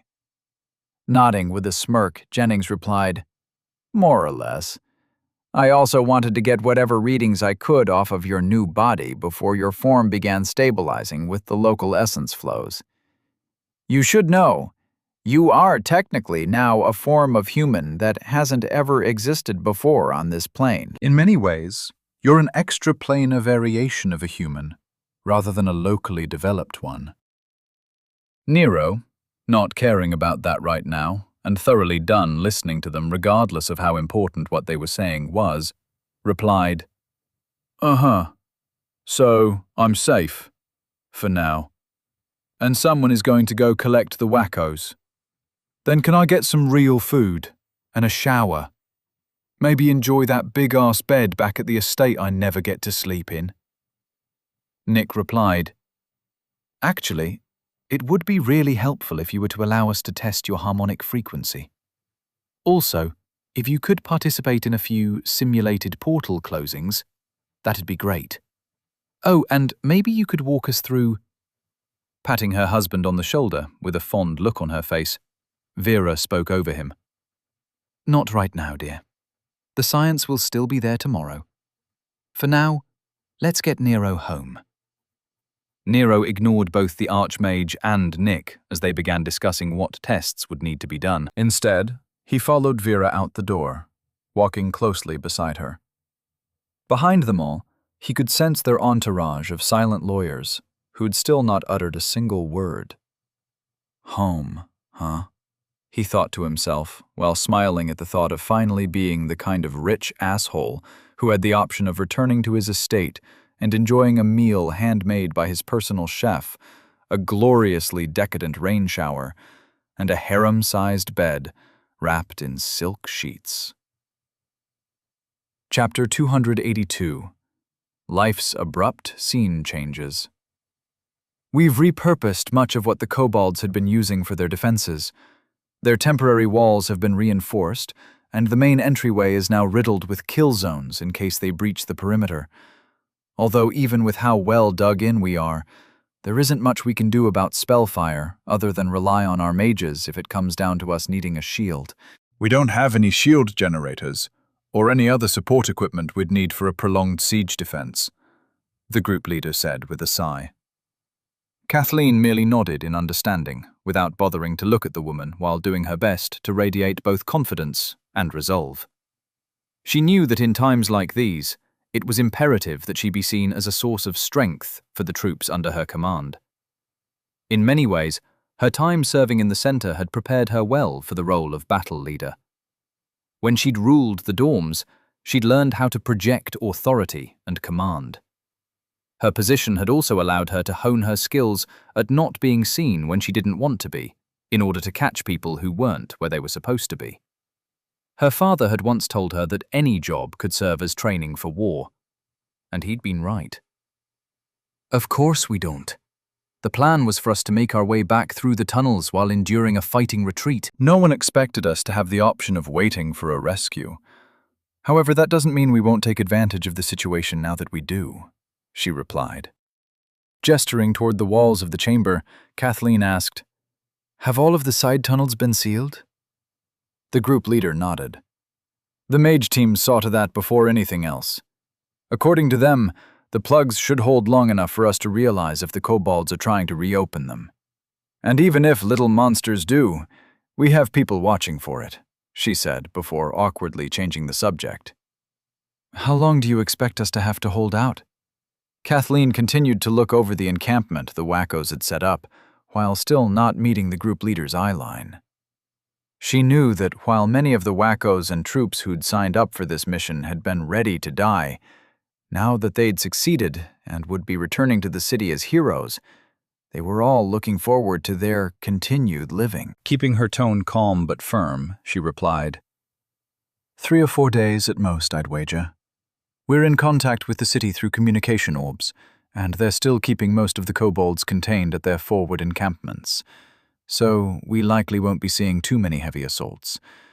That being said, there is no reason for us not to prepare as best we can for the possibility that the kobolds might surprise us. Sensing Knight Angelton approaching with Blackwood, Kathleen turned around and greeted him with a nod. "What's the final tally?" she asked calmly. While Knight Angelton remained silent, Blackwood spoke up. 48 dead, 27 still in need of more healing before they're combat ready. Unable to stop herself from sighing, Kathleen replied, "How are the healers holding up?" This time it was Knight Angelton who was the one to answer her question. About as well as can be expected. 11 of the deaths were healers. The ones who'd made it through the battle had more to do than they could manage. It may be a while until they've recovered enough to be useful. Regrowing limbs isn't easy, even if they hadn't just spent the last few hours draining their centers healing people. Kathleen nodded in understanding before turning to the group leader and saying, "Get with our scouting teams and coordinate with them over what they've found remaining in the encampment outside the throne room. See if the dwarves and populators left anything useful standing after they wiped out its former residents. Also, set up relay points on all the tunnel systems out of the central hallway. 1 or 2 scouts at each entrance should suffice. We don't need to defend them, just have people watching them to provide us an early warning if we should be expecting an attack. The group leader offered a quick nod of understanding before walking away. She recognized a dismal when she heard it. Kathleen met Knight Angleton's eyes, indicating that she wanted a private word with him. Knight Angleton turned to Blackwood and said, "Check in with Harrison and Dresden. I want to know how our supplies are doing. Food, water, spare weapons, all of it."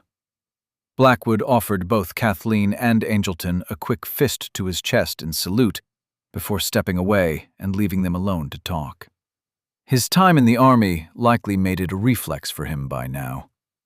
Keeping her voice quiet, she asked, "What are the troops saying? How's morale?" Surprising her with what might have been his version of a chuckle, Knight Angleton replied, "If you'd asked me that an hour ago, I'd have told you that nobody knows how to feel about what happened. But now, the story being told is quickly becoming more legendary by the minute." Frowning in confusion, Kathleen waited for him to elaborate. Tilting his jaw to call attention to a section of the camp behind her, he said, "Ms. Keening has been collecting interviews for her Housewalkers Link broadcast. She's good at her job, I'll give her that." Kathleen turned to look over at where Knight Angelon was staring. She could see Ms. Keening had taken over the area in front of the pile of dead kobolds. The smell must have been worth putting up with to add the ambiance she was looking for. Kathleen had to stifle a laugh at the line of wackos waiting for their turn to present their heroic recollections of the battle for posterity. Not turning away from the sight, Kathleen asked, "How has she been presenting the facts?"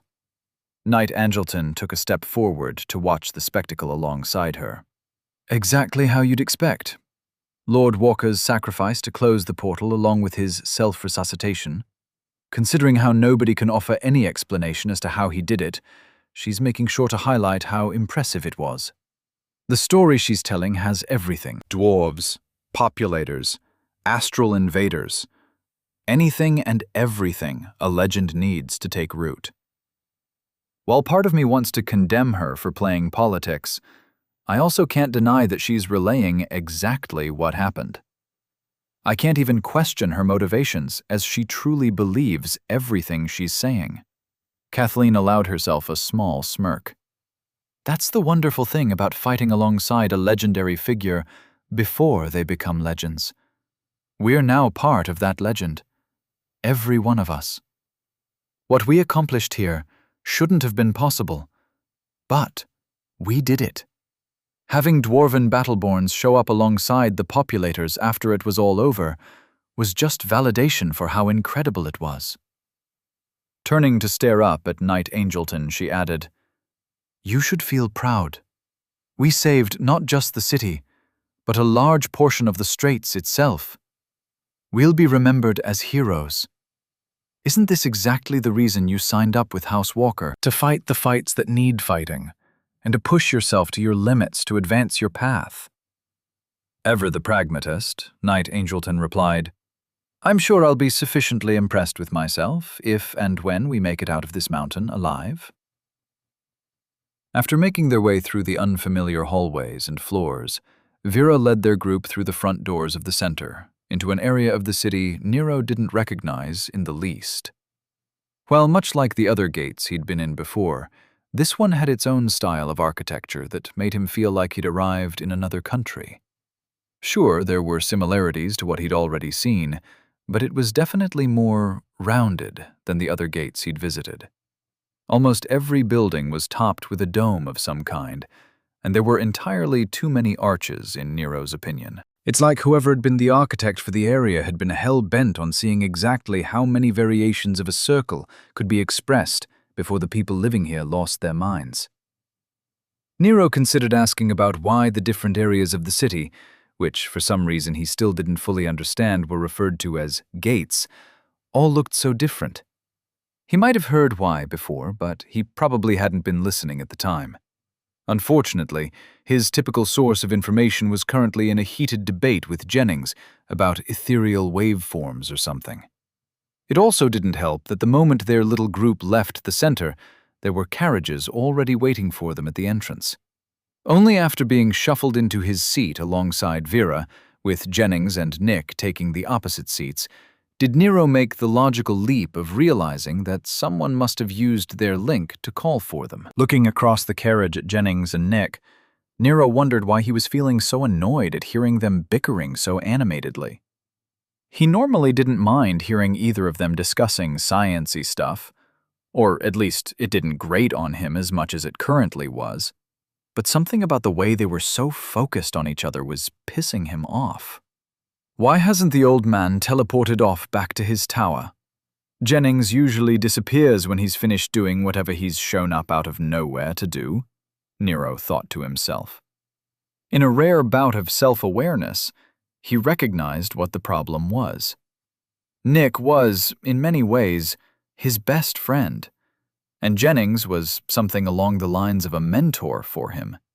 Seeing the two getting along without the focus of the conversation being about him, he found it weird. Jennings was basically a work friend, while Nero and Nick's relationship was more personal.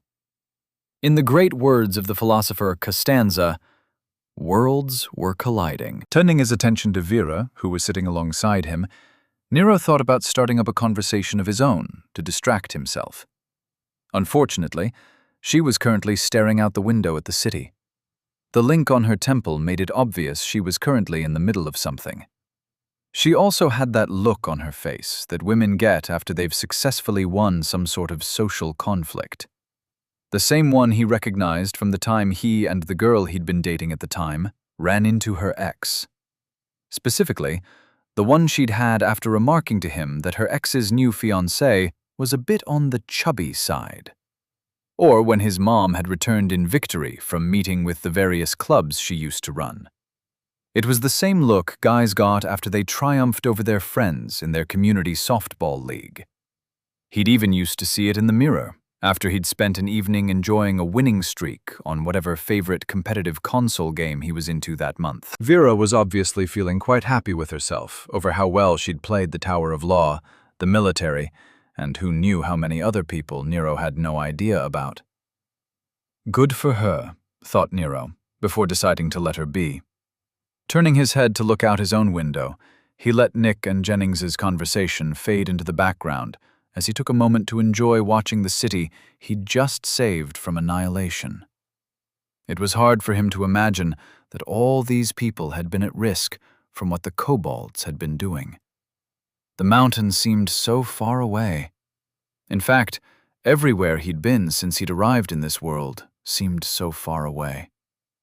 Back home, on Earth, it took leaving on vacation to get the feeling of being someplace else.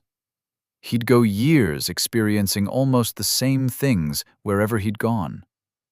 No matter where he was, he'd see the same fast food chains he'd recognized, along with the same street lights and the same convenience stores. Everything always looked pretty much the same wherever he was.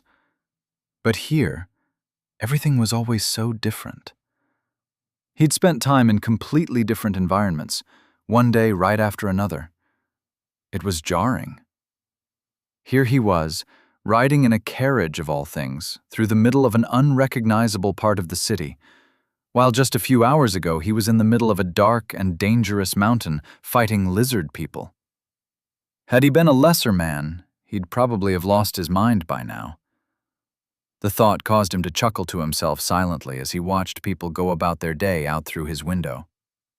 Despite how much private contemplation he was indulging in, the trip to the teleporters was still faster than he'd expected, and he soon found himself hopping down from the carriage along with everyone else.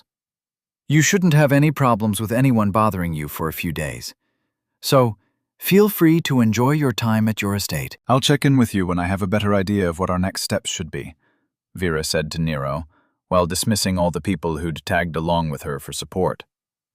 Hearing what she'd said, Nick chimed in to say, I'll contact you tomorrow to let you know when the testing facility will be ready for you. There are still a few things we need to analyze about your newfound condition, Be sure to note any abnormalities with your magic or anything of interest that stands out to you concerning your physical body." Jennings, looking every bit the archmage he was, stared down at Nero imperiously, while adding, "And I'll be visiting your estate tomorrow to discuss a few things with you. Be sure to rest while you can, because there are quite a few meetings you won't be able to avoid in the near future." After that, they sent him off through the teleporter to his estate, and Nero found himself arriving at the familiar pagoda-entrenched teleporter pad he recognized from the last time he'd been here. He didn't know how she knew he was coming, but that woman who'd claimed to be his personal maid or something was waiting for him. Blinking away the last of the teleporter lights, Nero looked over at her and asked, "Mrs. Davidson?" She replied quickly, "Just Ms., my lord, and it's Davis, not Davidson." Nodding in confusion, Nero allowed himself to be ushered through the front gardens and into his estate. He listened quietly as she gave him an update on how his estate had been running, referring to several people he only half remembered having met. Apparently, Mrs. Warren, who was his estate manager, had successfully rehired enough people to get the estate back to full staff. She also said something about the kitchens that Nero didn't quite get. Meanwhile, Mr. Cochrane, who Nero thought he remembered as being the guy who'd been introduced to him as his butler, had finally finished acquiring Nero's new wardrobe. She also mentioned a few things about his training grounds and his household guard, whatever that was.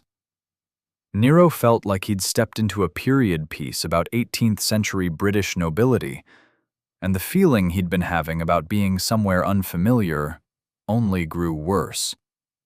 The moment he recognized the master bedchambers, he quickly stopped her from following him into the room, claiming that he needed a shower and a nap, and that he'd continue with whatever she was saying soonish. "Will you be requiring anything special for your evening repast, my lord?" she asked with a small smile. No. Anything is fine. You can just bring it here. I'll be eating in my room tonight. Just wait like an hour. Yeah, an hour should be good. As I said, I'll be in the shower," he replied while slowly closing the door in her face. Sighing in relief, he held the door closed with both hands while leaning against it and staring at the floor. As cool as it was to have a personal maid, or whatever Ms. Davis was, it was also kind of exhausting. It was weird to come home from his adventure only to immediately receive an update on everything that had been happening while he'd been gone. He felt like he finally understood that old trope about 1950s husbands getting pissed at their wives for bothering them right after having gotten home from the office. Even when he'd lived with a woman or roommates, he'd never experienced anything like this. Hell, the closest he'd come was when he'd lived with Sarah. She used to pelt him with updates about how her day had gone from the moment he walked in the door. But that wasn't all that different than how most of his male roommates had been either. The best roommate he'd ever had was a guy named Patrick, whom he'd rarely ever spoken to. That dude knew how to give people space. Having finally recomposed himself, he walked off through the ridiculously large room toward the shower. He once again noted to himself how stupid it was to have so many couches all over the place. Muttering to himself, he said, "At least Ms. Davis was talking about stuff that was remotely relevant to me. I probably should try and remember to listen more closely to her when she goes on like that." Stripping off his clothes, he dropped them on the floor near the bathroom in a pile. He'd also have to remember to ask her where he should leave them. While he normally wouldn't care, she'd been so on the ball with everything that he felt like he was living in a hotel. One that he not only owned, but was responsible for. He felt like he'd be embarrassing himself by looking like a savage in front of the prim and proper woman. Shaking off the weird energy he was feeling, he took his time in the bathroom, enjoying his shower as best he could. By the time he finally walked back out into his bedchambers, he felt like all the stress he'd been under had vanished into the ether. Rain showers were just as amazing as he'd remembered, and the fluffy robe that had been waiting for him was worth all the pain and confusing nonsense he'd had to put up with in order to earn it. Nearly jumping out of his skin, he was caught off guard by the sight of several people moving around the couches, setting up something on one of the tables. Behind them stood Ms. Davis, along with two other people he sort of recognized. They stood in a line and watched as the people arranged his meal before quickly shuffling off to the side of the room to arrange themselves in a line along the walls. Nero had no idea how he should be reacting, as he was still in nothing more than a robe and currently had a towel wrapped around his head because he'd thought it looked like fun when he'd seen it in the movies. Their well-coordinated dance had completed itself in no time, and he was left standing there in confusion, not knowing how to proceed. The man to Ms. Davis's right stepped forward, politely asking, "Would my lord prefer to dine first, or get dressed?" Nero looked around the room at all the people who were patiently waiting for his answer. Several uncomfortable seconds passed before he said, "Yeah, this isn't going to work." Various expressions of confusion flashed among everyone's faces as they tried to interpret what he'd just said. Calmly pulling off the towel from his head and laying it gently over one of the wooden chairs, Nero walked over to the couch, which must have arbitrarily chosen as the one where he'd eat his meal for the day. "You all must know that I have no idea how nobility is supposed to act here, so it shouldn't come as a surprise that I'll have my own way of doing things. And for one, I'm not going to be getting dressed every day, surrounded by people watching me. Sure, I've pretty much gotten over any hang-ups I've had about being seen naked by people, but that doesn't mean I enjoy it. This is my bedroom, for God's sake." Nero did his best to explain to them that he didn't need all of this pomp and circumstance, and instead preferred privacy over efficiency. Surprisingly, it was the butler guy who'd caught on the quickest. He dismissed the staff and ushered them all out, while Ms. Davis explained to Nero where he should place his soiled clothes after he was finished with them, which she took great pains to explain was anywhere. She did, however, offer him a side-eye while removing the wet towel from the back of the wooden chair where he'd left it. All the while, the final lady in their group watched over everything with a look of amusement on her face. After a few awkward glances, Nero remembered that she must be Mrs. Warren, his estate manager. Despite not wanting to get dressed in front of everyone, he still ended up having to do so after Mr. Cochran took the time to show him where his closets were.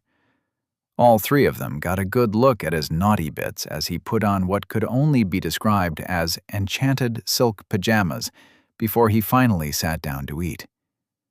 Rather than allow them all to just stand there watching him eat, he ordered them to sit down and join him. Even with how tired he was, and how much he just wanted to eat and go to bed, he couldn't stop himself from trying to live up to their overly obvious expectations. So, while chewing on what he thought might be some variation of a club sandwich, he asked, "All right, so the estate is now up and running, and things are going well?" Luckily, that was all it took for the tension he was feeling in the ether to dissipate, and for them to return to normal. One by one, they made their reports, with Nero trying his best to follow along. Nothing to him stood out as all that important, but he did his best to still look interested. However, in the back of his mind, he couldn't help wondering how much all of what they were talking about was costing him. He could only hope that his finances could afford their professionalism. When he was finished with his meal, they dismissed themselves faster than he would have expected them to. They must have used their links, because the moment he set aside his plate, the servants re-entered the room and began clearing everything. They even collected his robes from where he'd left them. Suddenly, he was alone in his room, feeling somewhat caught off guard by the overwhelming silence. This being a noble thing was definitely going to take some getting used to. He felt like what he assumed Lara Croft must feel like after coming back from whatever adventure she'd been on to her own estate. The last meal he'd had was a ration bar from his personal space, and now he was retiring to his harem-sized bed wearing these ridiculous teal pajamas. Luckily, sleep came easy to him after he was able to remember how to turn off the lights with his link. Who knew how many hours later Nero woke up feeling refreshed? And whatever dreams he had mustn't have been all that important, because for once he couldn't remember them. A thought did occur to him that Ms. Davis might have been waiting in the room for him to wake up, causing him to shoot up into a sitting position to scan around the room for her. But, happily, he was still refreshingly alone. After taking another shower and enjoying his bathroom again, Nero got dressed in the new robes Mr. Cochrane had acquired for him. He could tell that they were enchanted in the same way the ones Nick had lent him had been. Through his senses, he took a moment to probe them, while wondering why he now had so many sets of them. If they were so easily cleaned and able to change colors with just a little flex of his will, then why did he need more than one or two? Was it because of the different styles of cuts or whatever? After looking at himself in the mirror and nodding in appreciation of his reflection, he felt the door open across the room without warning. He didn't know for sure, but he expected Ms. Davis had probably been scrying him or something to know exactly when she should come in with his breakfast. Behind her came the servants, carrying his food on trays like they were performing a play. But this time they simply dropped it all off before rushing off back through the door like good little minions.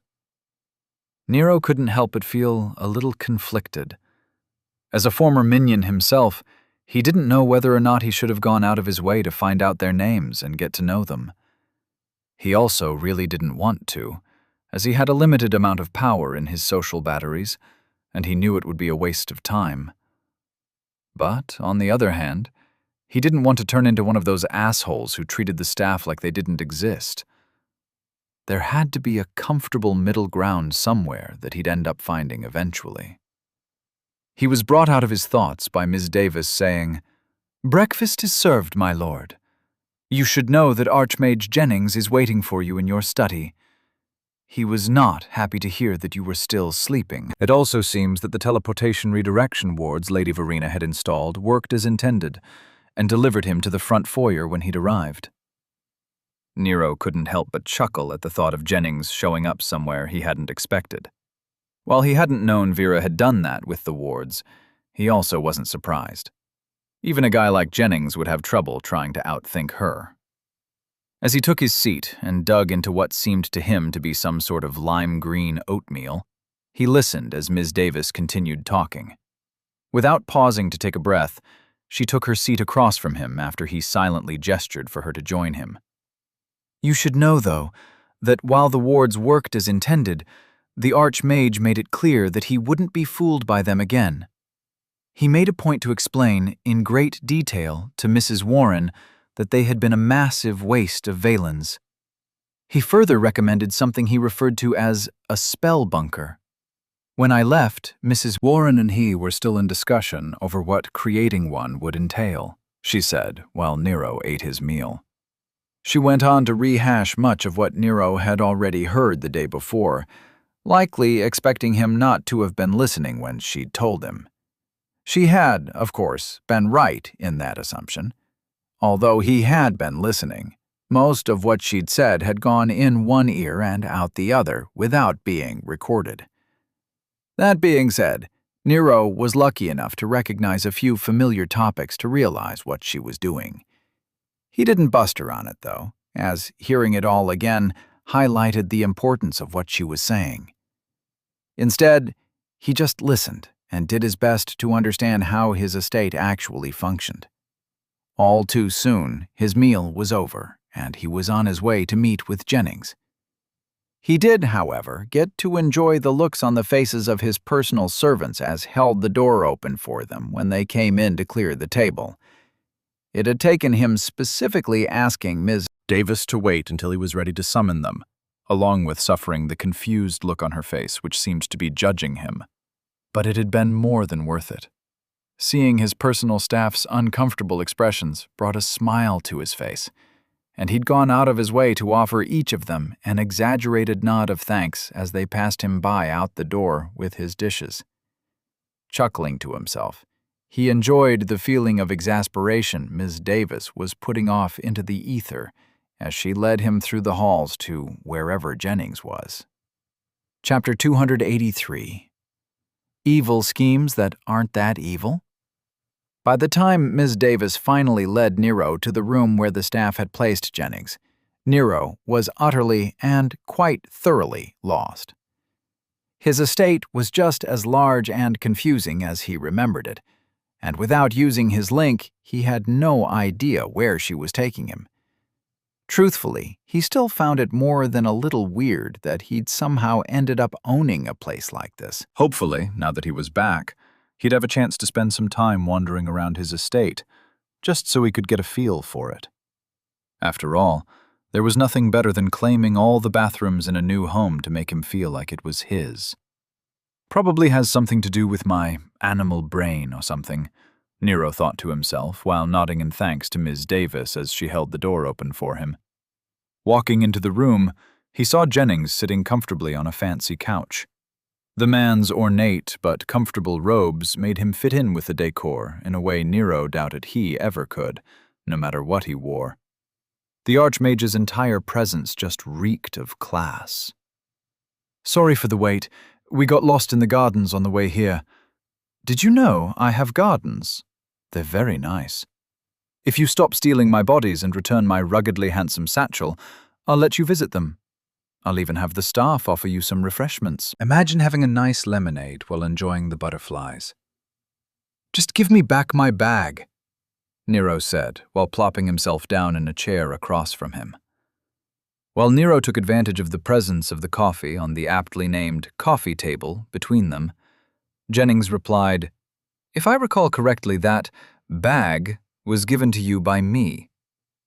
Shrugging as he sat back in his chair with his cup halfway to his lips, Nero replied, "Sure, but you gave it to me, so now it's mine. You can't have it back. Besides, all my books are in there. You wouldn't deny a magic student his study materials, now would you? What kind of archmage are you?" Nero watched as Jennings chuckled happily in reply. Something about the archmage was different from what he remembered. Something had changed. It took a few seconds for Nero to realize what it was. The poor guy looks like shit. Even massively powerful archmages can get overworked, it seems. I bet the poor guy didn't get any sleep last night, he thought to himself with a smile, as he reveled in how completely rested he felt. Letting the silence linger for a moment, Nero waited patiently for Jennings to get to the reason he was here. Likely, he just wanted to get Nero back in the lab for more tests or something. But something in the ether gave Nero the feeling there was something else at play here. When Jennings finally broke the comfortable mood, he did it with his typical directness. "Nero, I'm not sure you realize how much trouble you've brought down on yourself with your recent actions," he said plainly. Sighing lightly, Nero wished for a moment he'd not bothered getting out of bed this morning. "All right, hit me with it. What's going on? This about the nobles, the populators, or the dwarves?" Leaning back on the couch and crossing his legs comfortably in front of him, the Archmage placed his hands on his lap and suddenly became utterly serious. Jennings began. "You may not believe this, but the kingdom doesn't know everything. The scientists in the capital are all—" Nero interrupted with a snort. "Of course they don't. Who would believe that?" Jennings paused for a moment before chuckling. "Right. I forgot for a moment who I was talking to. Forgive me. Let me start again." Locking eyes with Nero from across the coffee table, he said, "Most people in Oglavark are under the impression that the capital is a bastion of all the knowledge in the world. All of the secrets of the universe are at their disposal. Therefore, if and when someone discovered something the capital didn't know, then they would earn rewards commensurate with the accomplishment." Nero understood that, or at least he thought he did. He could imagine how most people here could believe that load of propaganda. After all, the government purposefully restricted knowledge of almost everything in their cities, preferring to have the citizenry rediscover everything on their own. With the way leveling worked here, he even understood the why of it. But they'd already talked about this, hadn't they? So what was the old man getting at? Jennings continued, I believe I've gotten to know you well enough over the past few months to guess what you've been thinking. You likely believe that you're in danger of being carted off into some dark lab where powerful people will take you apart so that they can study you. Am I correct in that assumption? Nero shrugged uncomfortably while nodding. Seems like a possibility. But you and Vera stopped them, right? That's not going to happen? Jennings replied, No, but that's my point. That was never going to happen. That's the point I need you to understand. You're not in danger of being dissected. You never were. Your preconceptions are interfering with your ability to recognize the real and relevant danger that you're in. Nero leaned forward in his chair to set down his cup on the table. Okay, so what's the real danger that I'm in? Jennings replied firmly. The artificial narrowing of your path. Nero looked over at the man with a blank expression on his face, indicating clearly that he didn't get it. Matching his body language, Jennings sat forward on the couch and explained, In life, a person begins with a great many possible paths forward. Careers that they could pursue, subjects they could study, and personal avenues they could explore. As a unique, you could go anywhere and do anything. The entire kingdom is at your disposal. Even money wouldn't be an issue for you. Nero replied, Right, sounds great. So what's the catch? You're too powerful for your level. More than that, you've demonstrated that you can do things that aren't scientifically explainable. People will want that knowledge, but not in the way you likely think. They're not going to try and take it from you. They'll instead try and use you, Jennings warned Nero, his tone utterly serious. Looking somewhat confused, Nero replied, Is that supposed to be a surprise? Because I think that should have been obvious. I mean, that's why you're here, isn't it? You said you came here to watch over me, but you really wanted to study me or something? You've just been watching me from a distance to learn from me in what you think is my natural environment or whatever. Right? Visibly wincing, Jennings replied, Of course, you've already realized the deeper implications. Why wouldn't you have? Sinking back into the couch cushions, Jennings added, It's very difficult for me to imagine how you see the world. Your actions don't match what I'd assume a person living under a microscope would do. Being monitored so closely, most people would react poorly. Nero replied, But why? And you guys have microscopes here? Never mind that. Aren't they all used to being watched by the Thought Hub and whatever other magical fuckery there is out there? Don't people realize there isn't any point in worrying about it? Jennings chuckled. There is that, I suppose. But even nobles have privacy shields that they can rely on, along with a sense of simply being one of the many, not worth the effort of paying attention to. But when someone realizes that they are being singled out for something in particular, they typically feel hunted. You, however, don't bother with privacy shields. You don't bother with anything. You're constantly displaying your abilities openly for all the world to see, as if you couldn't care less about the consequences. Maybe I'd be more worried about it if I hadn't gotten used to it. But what does this have to do with anything? Get to the point, man, Nero said, making it clear that he was already getting bored with the conversation. Jennings replied. I'm trying, Nero. Be patient. There is a lot of information you don't have which makes things difficult to explain. Rolling his eyes, Nero replied, Fine, just hurry it up. You're dancing around saying something and it's making me twitchy. To Nero's eyes, Jennings was being overly dramatic. He was acting like some emo kid who was convinced that whatever sexual tension he had going on with the bisexual bass player in his garage band, the one dating their lesbian keyboardist, was the end of both the band and the world. I've told you that I came to observe you, and that's true.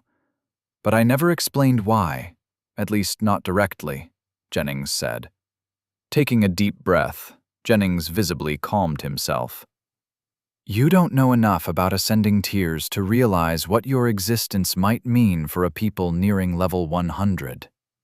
Nero replied, Tiers. Like that section on my identity panel which doesn't seem to do anything. Yes, Nero, tiers. Things on this plane of existence are stuck at Tier 1. This is a Tier 1 plane. By leveling to 100, a person ascends to Tier 2. The only being we know of who is Tier 2 and still on this plane is the great dragon Plastia. She watches over us all and guides us. This is her plane, explained Jennings. So, then what happens when someone reaches 100? They leave the plane, right? Don't they become gods or something? I'm pretty sure I already heard about that. Or maybe I just read about it, admitted Nero. Usually, Jennings replied before adding, but not always. You see, a perfect ascension requires a person to be completely balanced in a way that is hard for me to describe. It's not just having their stats all equal or their confluence high enough to bind them sufficiently together. True unity requires a person to have all aspects of their existence truly in harmony.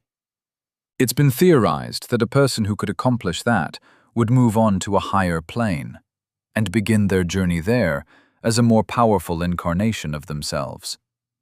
It's also likely that they could self-actualize themselves back into this plane of existence as a being on the same level as Plastia herself. Nero was pretty sure he was following along. It didn't seem all that complicated compared to some of the stories he used to read. But he could tell from Jennings's tone that this must be some sort of big secret or something, so he let the man continue.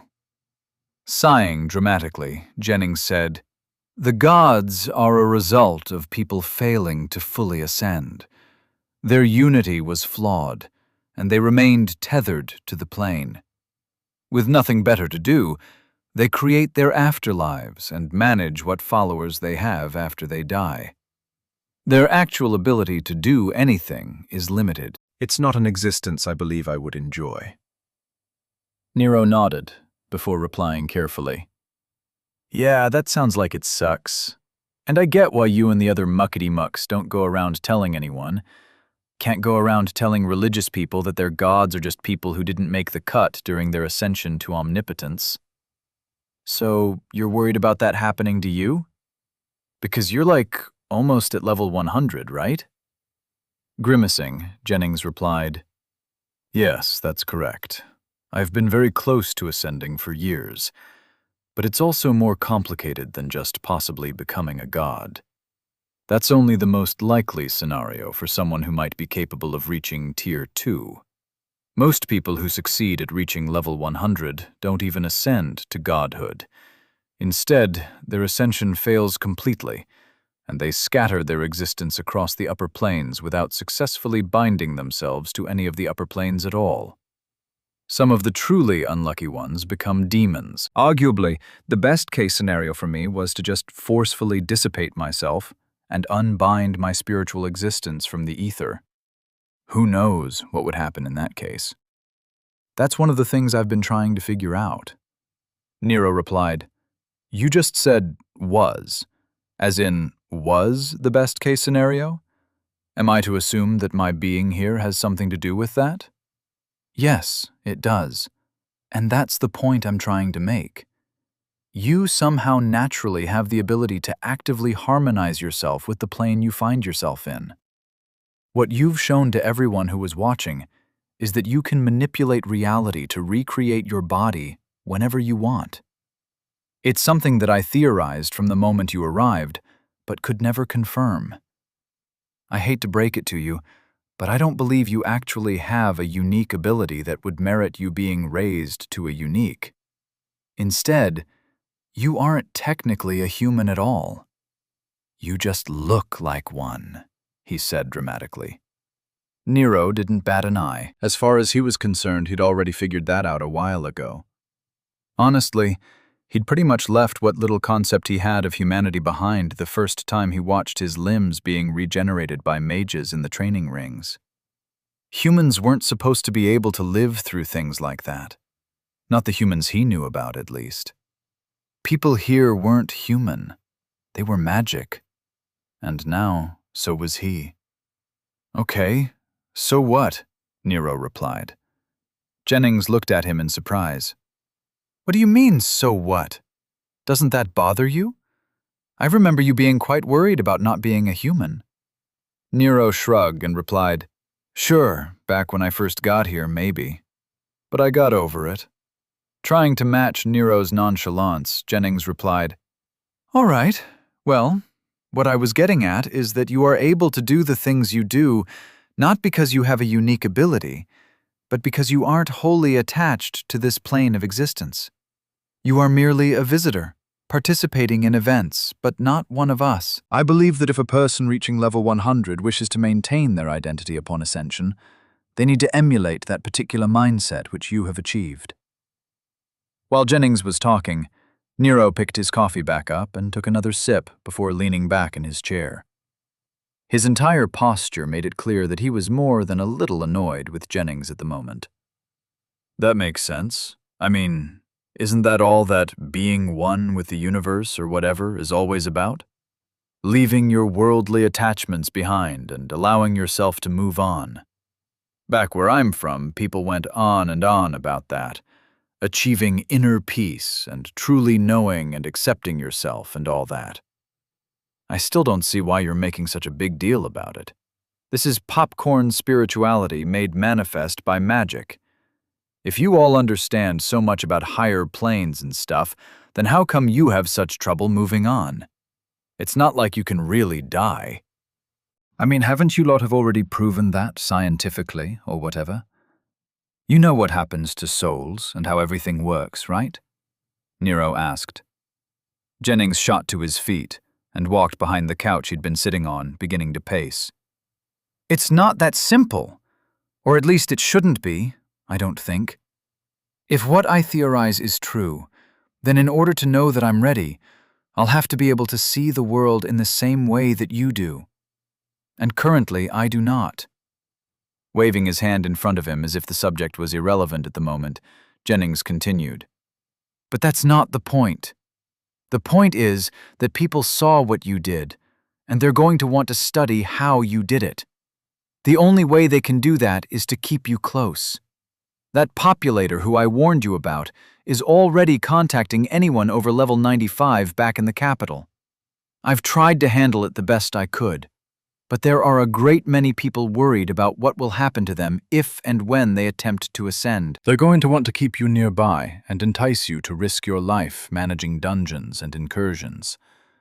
They'll offer you riches and whatever else it takes to ensure that you put yourself in positions that will likely force you to reconstitute yourself over and over again.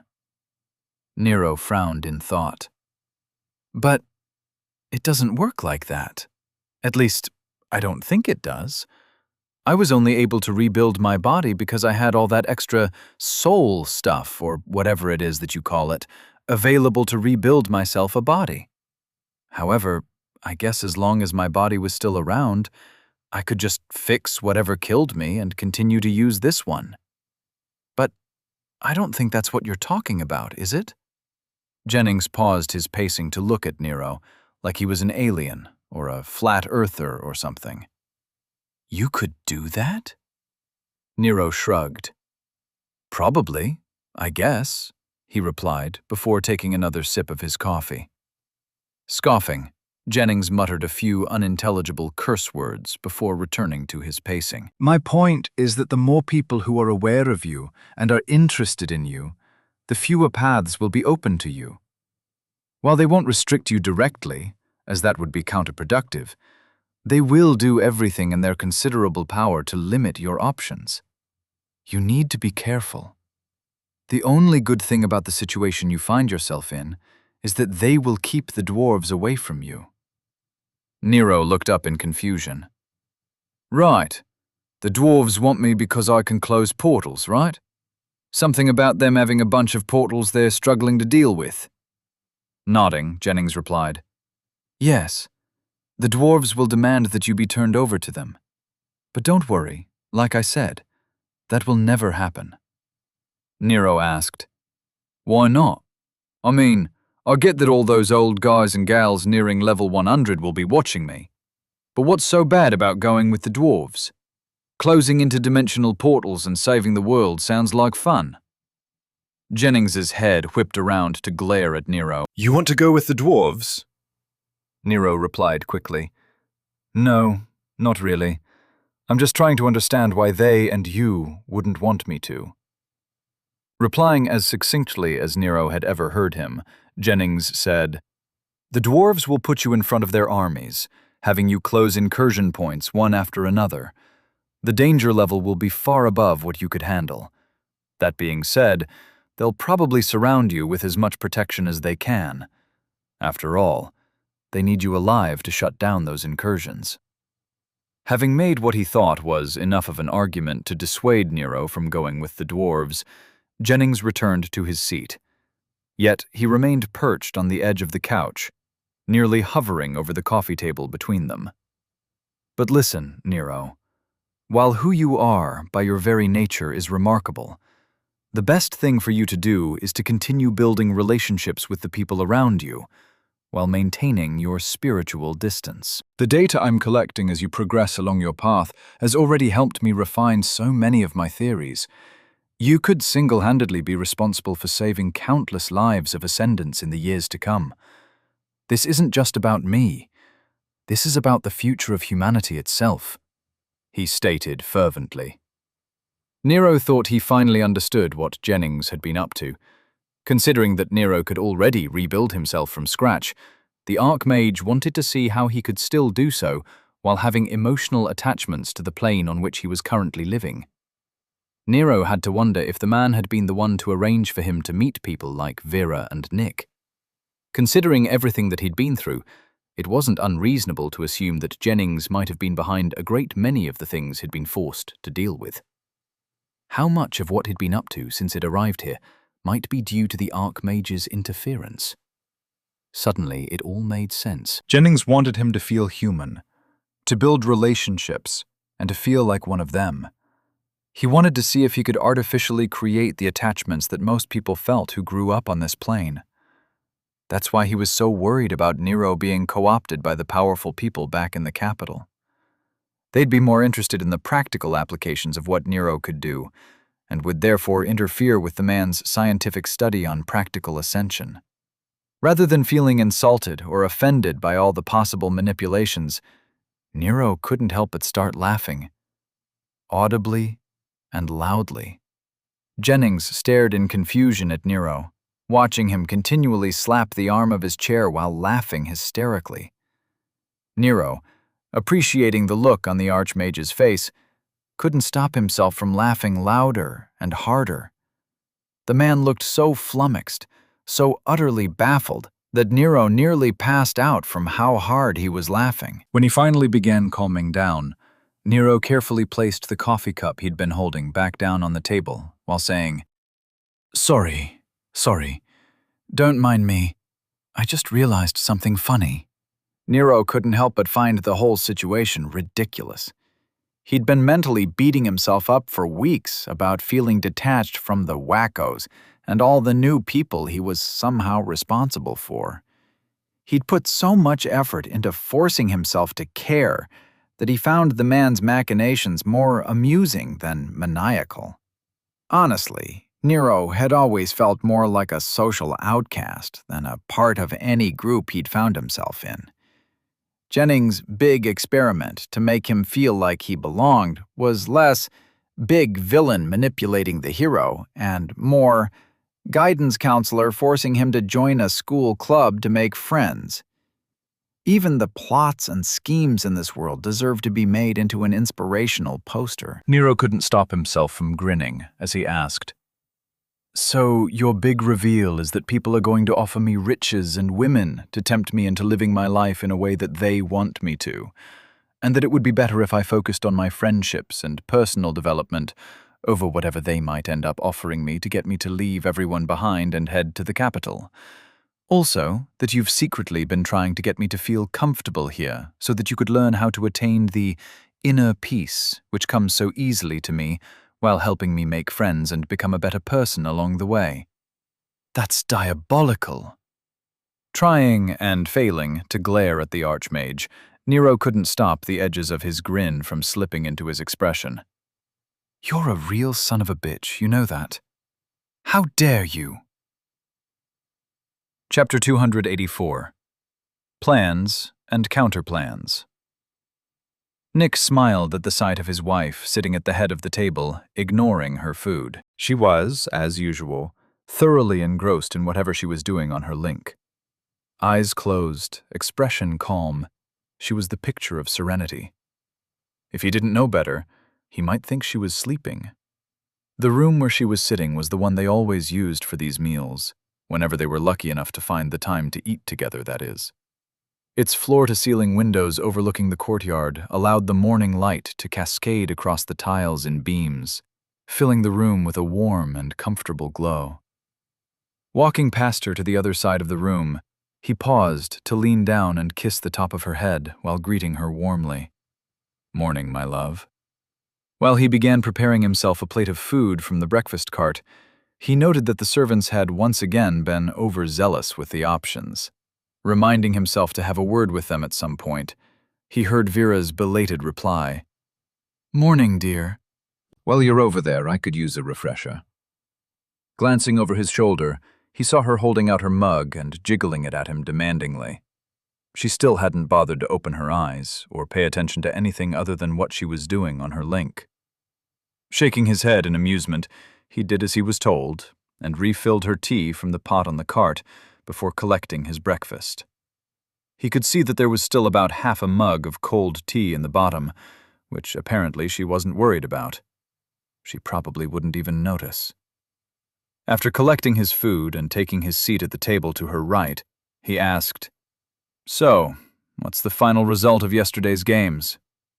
Although he knew she'd heard him, he didn't expect her to reply any time soon. She'd likely take a minute or two to collate everything into a coherent briefing before saying anything. That was just how she was. Perfectly happy waiting, he took his time to enjoy his coffee, while nibbling on a bagel, while she prepared her answer. And, as expected, it took her nearly 5 minutes before she suddenly began replying, as if he'd just asked his question. "After contacting some distant relations through my mother's house, I can confirm that the capital is aware and talking about Nero. Where before he was a person of interest and something of a conversation topic, now he is being considered a resource," she replied stonily.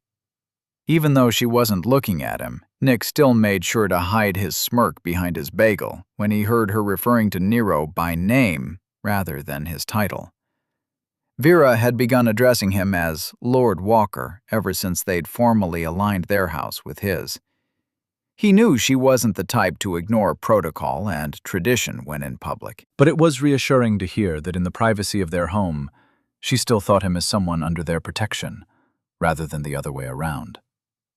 "Furthermore," she continued, "just as the Archmage predicted, the dwarves have dispatched an ambassadorial contingent from their mountain city.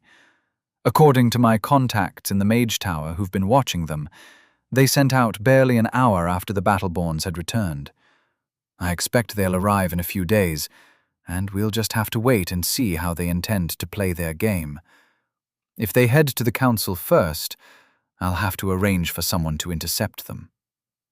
Seemingly coming out of a trance, she blinked her eyes a few times before taking a sip of her freshened tea. She looked down at her cup in confusion, and Nick could tell that she was wondering why it wasn't as hot as she expected it to be. When she decided it didn't matter, she looked over at him and added, "The Council of Leadership here in Dorchester is the source of the only real trouble that we need to look out for. I've already taken steps to steer them toward their best play, and I expect them to request my presence later today." Nick frowned in confusion while lowering his half-eaten bagel back onto his plate. "What does the council have to do with this?" Vera smirked at him with that look he'd come to recognize as somewhere between condescending and loving. "House Walker successfully repelled an interplanar raid while taking on what the military formally referred to as a suicide mission. One could easily argue that they've more than met the minimum requirements for completing the quest they'd accepted. I doubt the city lord will let the opportunity pass. Therefore, Dorchester will have to pay up. Since the feat of closing an anchoring portal would need to be paid at the standard rate, it would cost them more than the annual income of Dorchester to close the quest. She'll jump on the chance I've given her. Nick nearly spilled his coffee while whipping his head around to stare at her in surprise. Seriously, this happens often enough that there is a standard rate for it. And I thought the quest was to provide military aid to Dorchester against the kobold infestation. Shouldn't that only be payable after the fight is over and done for good? He asked. Even with how hard he'd studied the records in both the Tower of Magic and the Center, he knew he wasn't nearly as world-wise as his dear wife. She'd grown up in one of the largest and most advanced cities in the kingdom. She'd even spent time in the capital.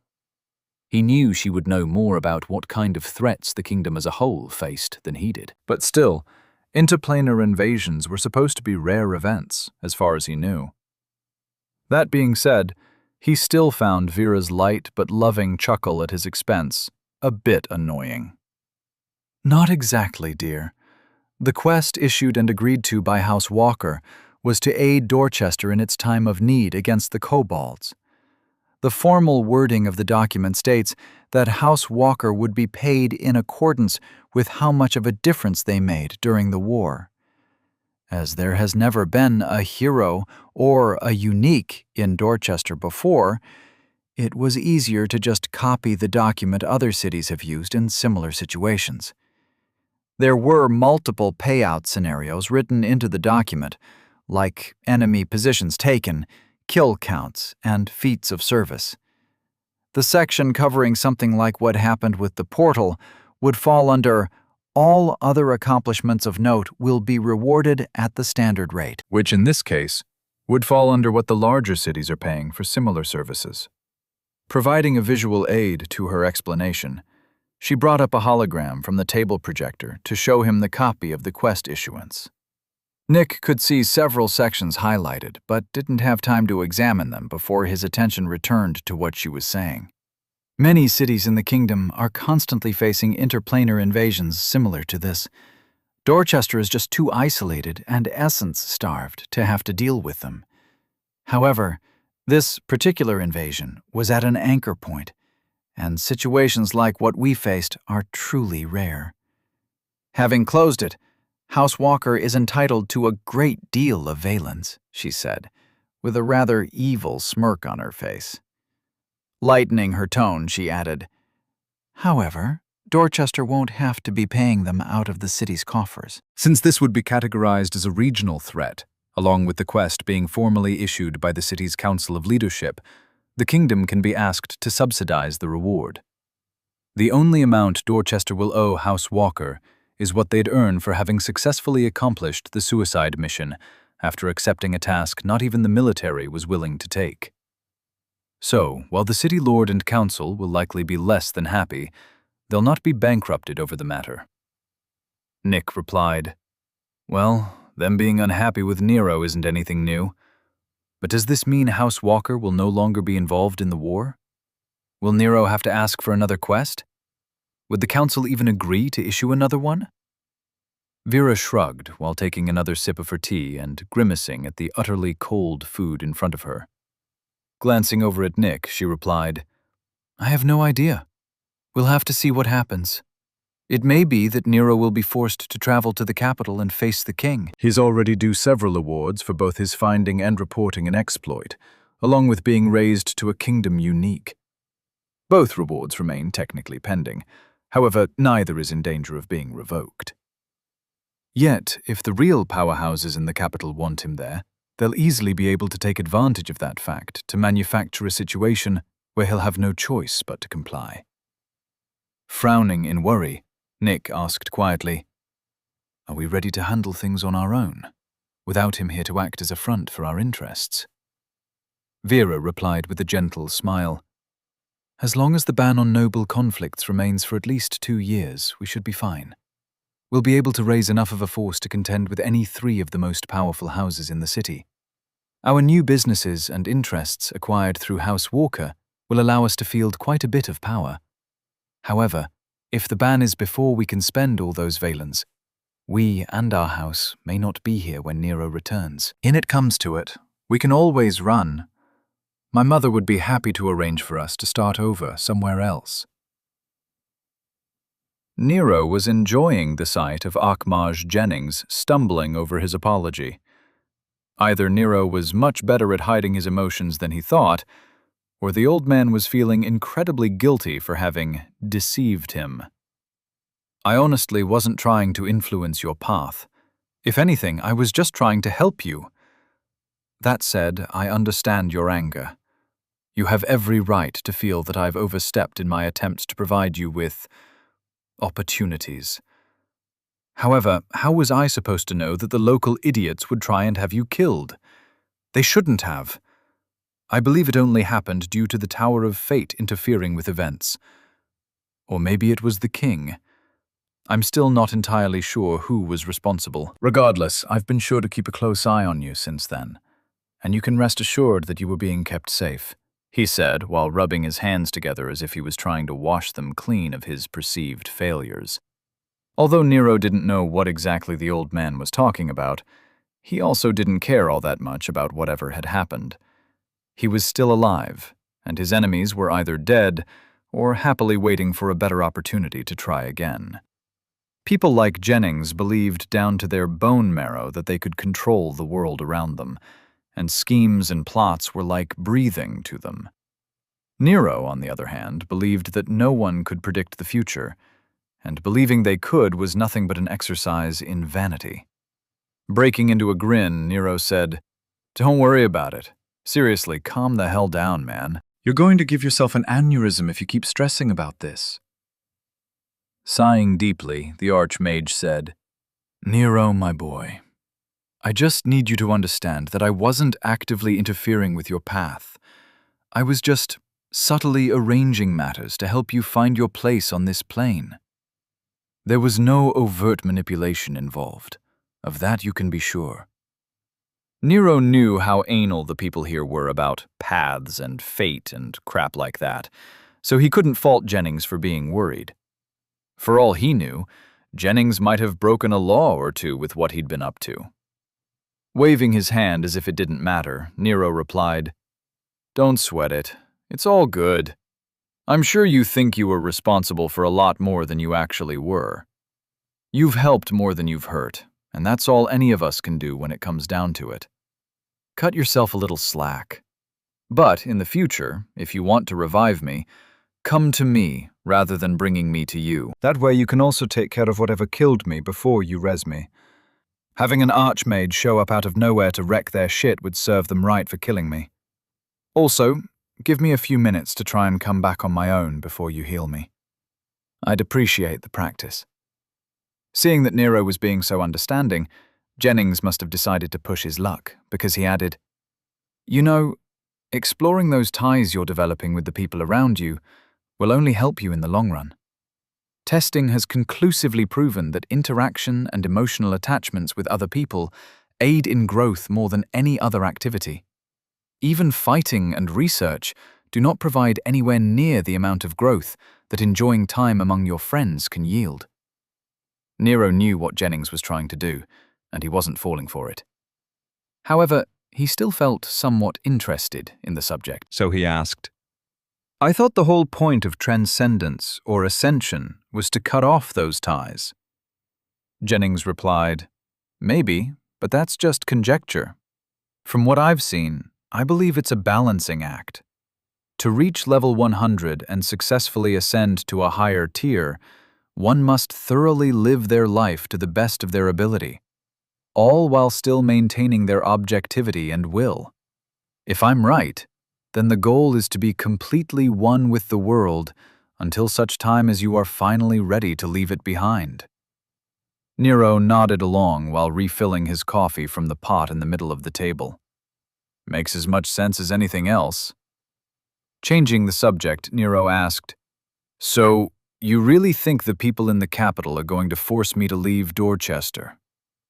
The Archmage's shoulders sagged almost imperceptibly.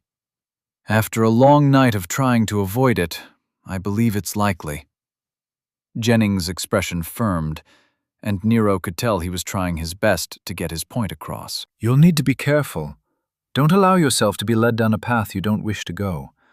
Harden your resolve and focus on what truly matters to you. Ignore anything that is a distraction and embrace what makes you, you. Nero couldn't help but chuckle into his coffee cup. The old man was so worried about him being influenced by people that Nero wondered if Jennings really knew him at all. The very idea of Nero being influenced by these pod people was ridiculous. He'd managed to keep his personality intact in the face of the true influencers back on Earth. They knew their business better than anyone in this delightfully naive city of empaths.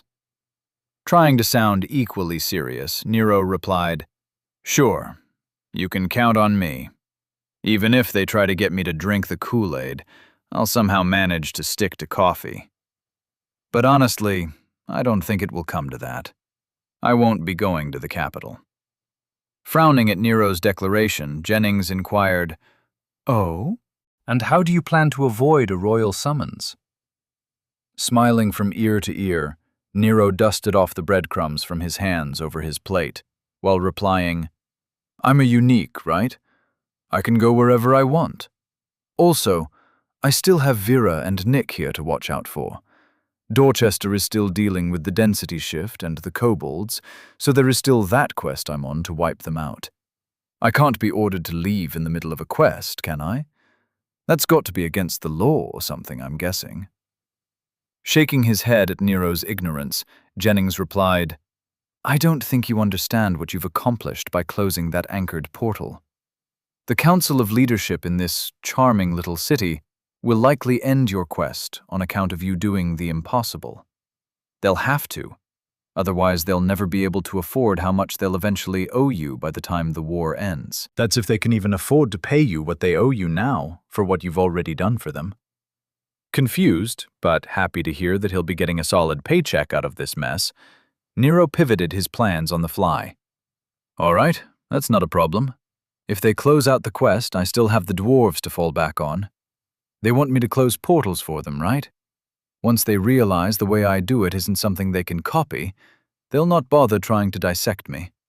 Like you said, they'll just lead me on a tour of their invasion points and let me do my thing. I'm sure they'll also offer fair compensation along with hazard pay while they're at it.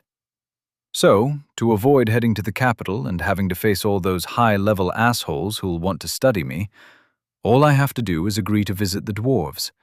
Easy peasy, lemon squeezy."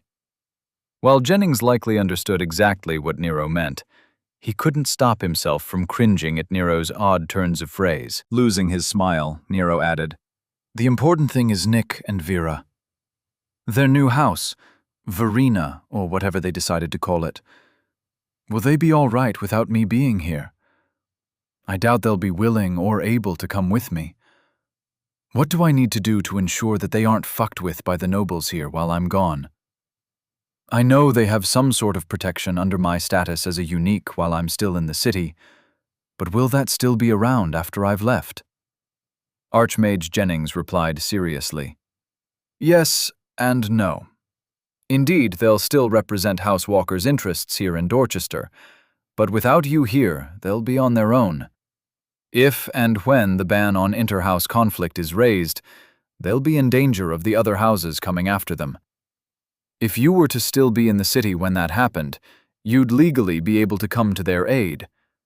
However, after you've gone, they'll have to rely on whatever forces they've managed to assemble themselves, and I very much doubt they'll be ready to face what's coming for them anytime soon." That's exactly what Nero was afraid of. While he didn't exactly understand how everything worked here with the nobles, their wars, or their ladder, he knew enough to be worried that his allies would be targeted to get to him by proxy. There had to be something he could do. Rubbing his chin in thought, Nero asked, "Is there any way to ensure that won't happen?" Jennings replied, Not as such. While you can rest assured knowing that the nobles will adhere to the law, the chance of overcoming and absorbing House Verena would be too profitable for them to ignore. Although the good news is that you won't have to worry about that for a while.